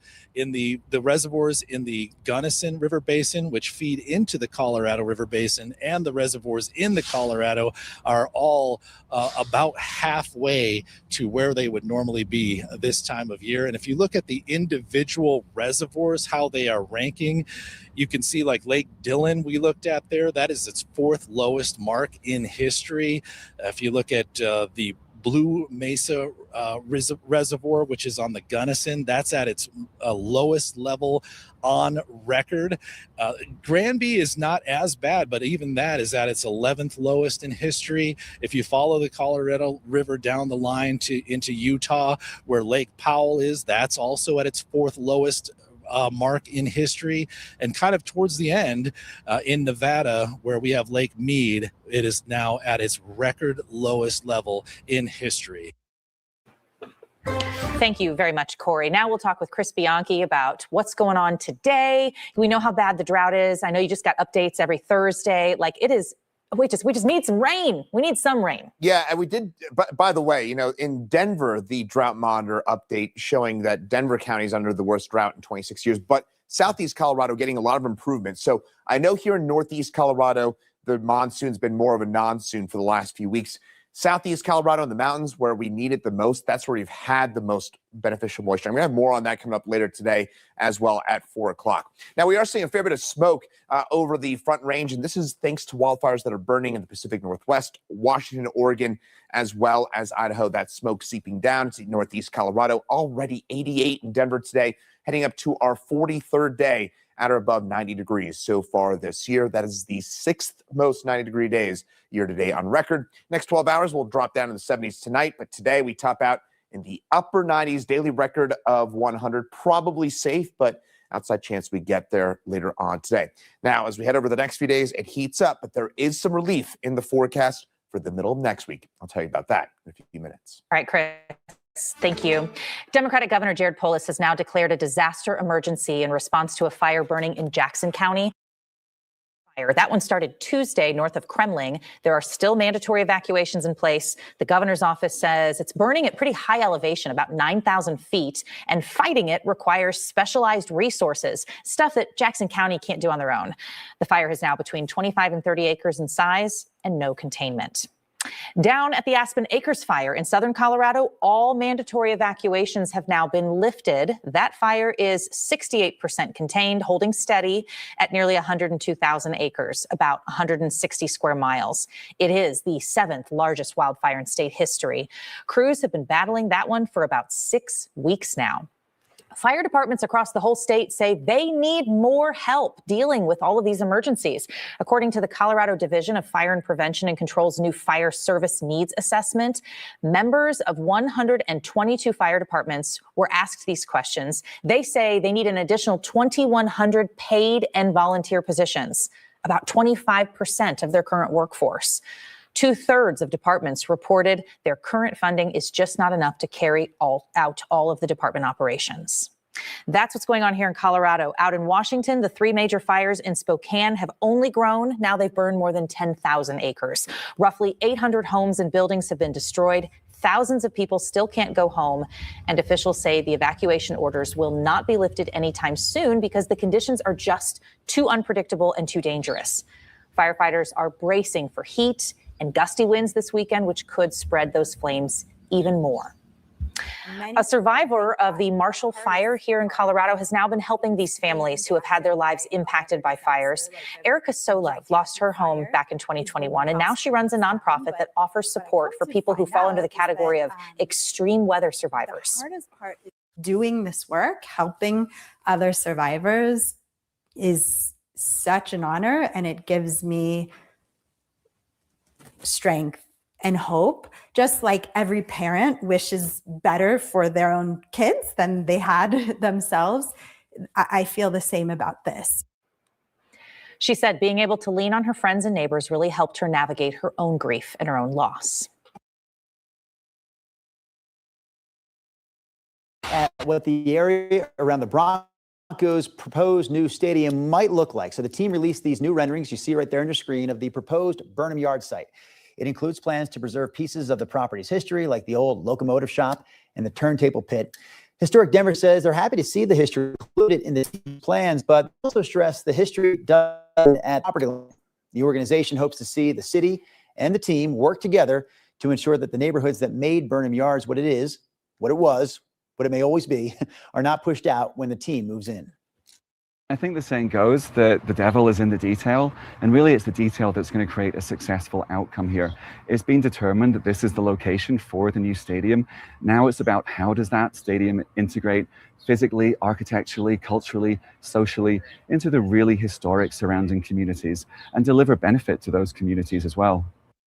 The suggested opening date for the proposed new stadium and surrounding development is sometime in the year 2031, which maybe sounds like a long time away, but really 5 years, that'll go by quick. Truly. We'll see what happens with these plans though, because, still in the initial phases, and we keep saying proposed because there's a lot that still needs to be decided. Right. I mean, a lot of people are excited about this new stadium, of course, but there's a lot of history there that they want to keep around, a lot of restaurants and, just buildings that have been there forever that they want to keep around and intact. So it'll be interesting to see how they do all of those things. There's also a lot of history tied to Mile High, right? Yeah. And it'll be sad to see the team no longer play right there when and if that happens. So it'll be weird. Okay. Denver's changed a lot over the last 40 years. But one thing that hasn't changed is regulations for nightlife and entertainment. Denver city leaders are hoping new rules for nightclubs and venues will increase safety and get rid of outdated regulations. And Denver City Council unanimously approved some wide-ranging new rules for entertainment businesses, but struck the part that would have allowed some of them to stay open until 4 a.m. while still ending alcohol sales at 2. Denver 7's Maggie Bryan spoke with city licensing officials about why this is happening now. She also heard from a longtime nightclub owner about his concerns. Outdated and overregulated. Why is now the time to do this?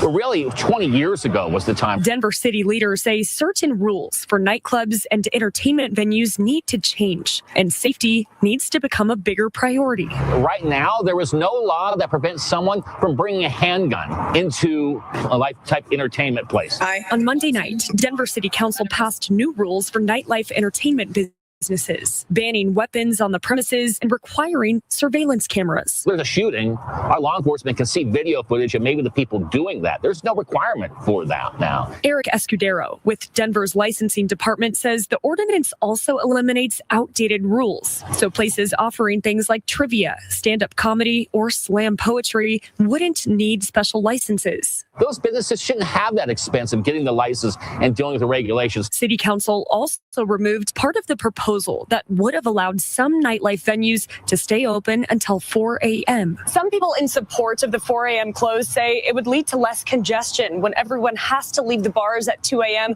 leading to less fights and less competition for Ubers and Lyfts. I think we're not quite there yet on data that demonstrates that things get safer with a later exit time. Council members say they're open to a smaller pilot program to test whether 4 a.m. closing times could reduce violence outside clubs. What have you seen change when it comes to safety? Do you feel like there's more violence outside of clubs? I think it's the nightclubs, I mean, it's a reflection of society too. But Regis Christo, who owns Milk Bar, 1134 Broadway, and Temple, says club operators should not be expected to take on more responsibility for violence happening outside their venues. I don't allow people that are violent. I don't allow people with guns. I don't allow people underage. I mean, that stuff is already in the books. Now I'm responsible 25 feet from my door. Every other person has a gun. I cannot control what they have in their cars. A set of new rules some club owners question, while city leaders say they're long overdue. In Denver, I'm Maggie Bryan,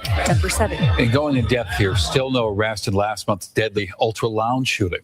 And with the recent spike in homicides, Denver police have announced new plans to address violence in Denver. Last week, DPD rolled out what they're calling the Violence Suppression Action Plan. And data show homicide up 40% over last year. So to turn things around, Chief Ron Thomas says the department's deploying specialized officers overnight who aren't tied to radio calls or district boundaries. And Thomas says this will help them respond faster to reports of violence. How will you measure success of this new approach? I'd at least like to see us go in a different direction than the direction we're headed right now. Community prevention groups like Struggle of Love Foundation are committed to turning this around as well. And the founder of that group, Dr. Joel Hodge, says he supports what DPD is rolling out, but he would like to see some results.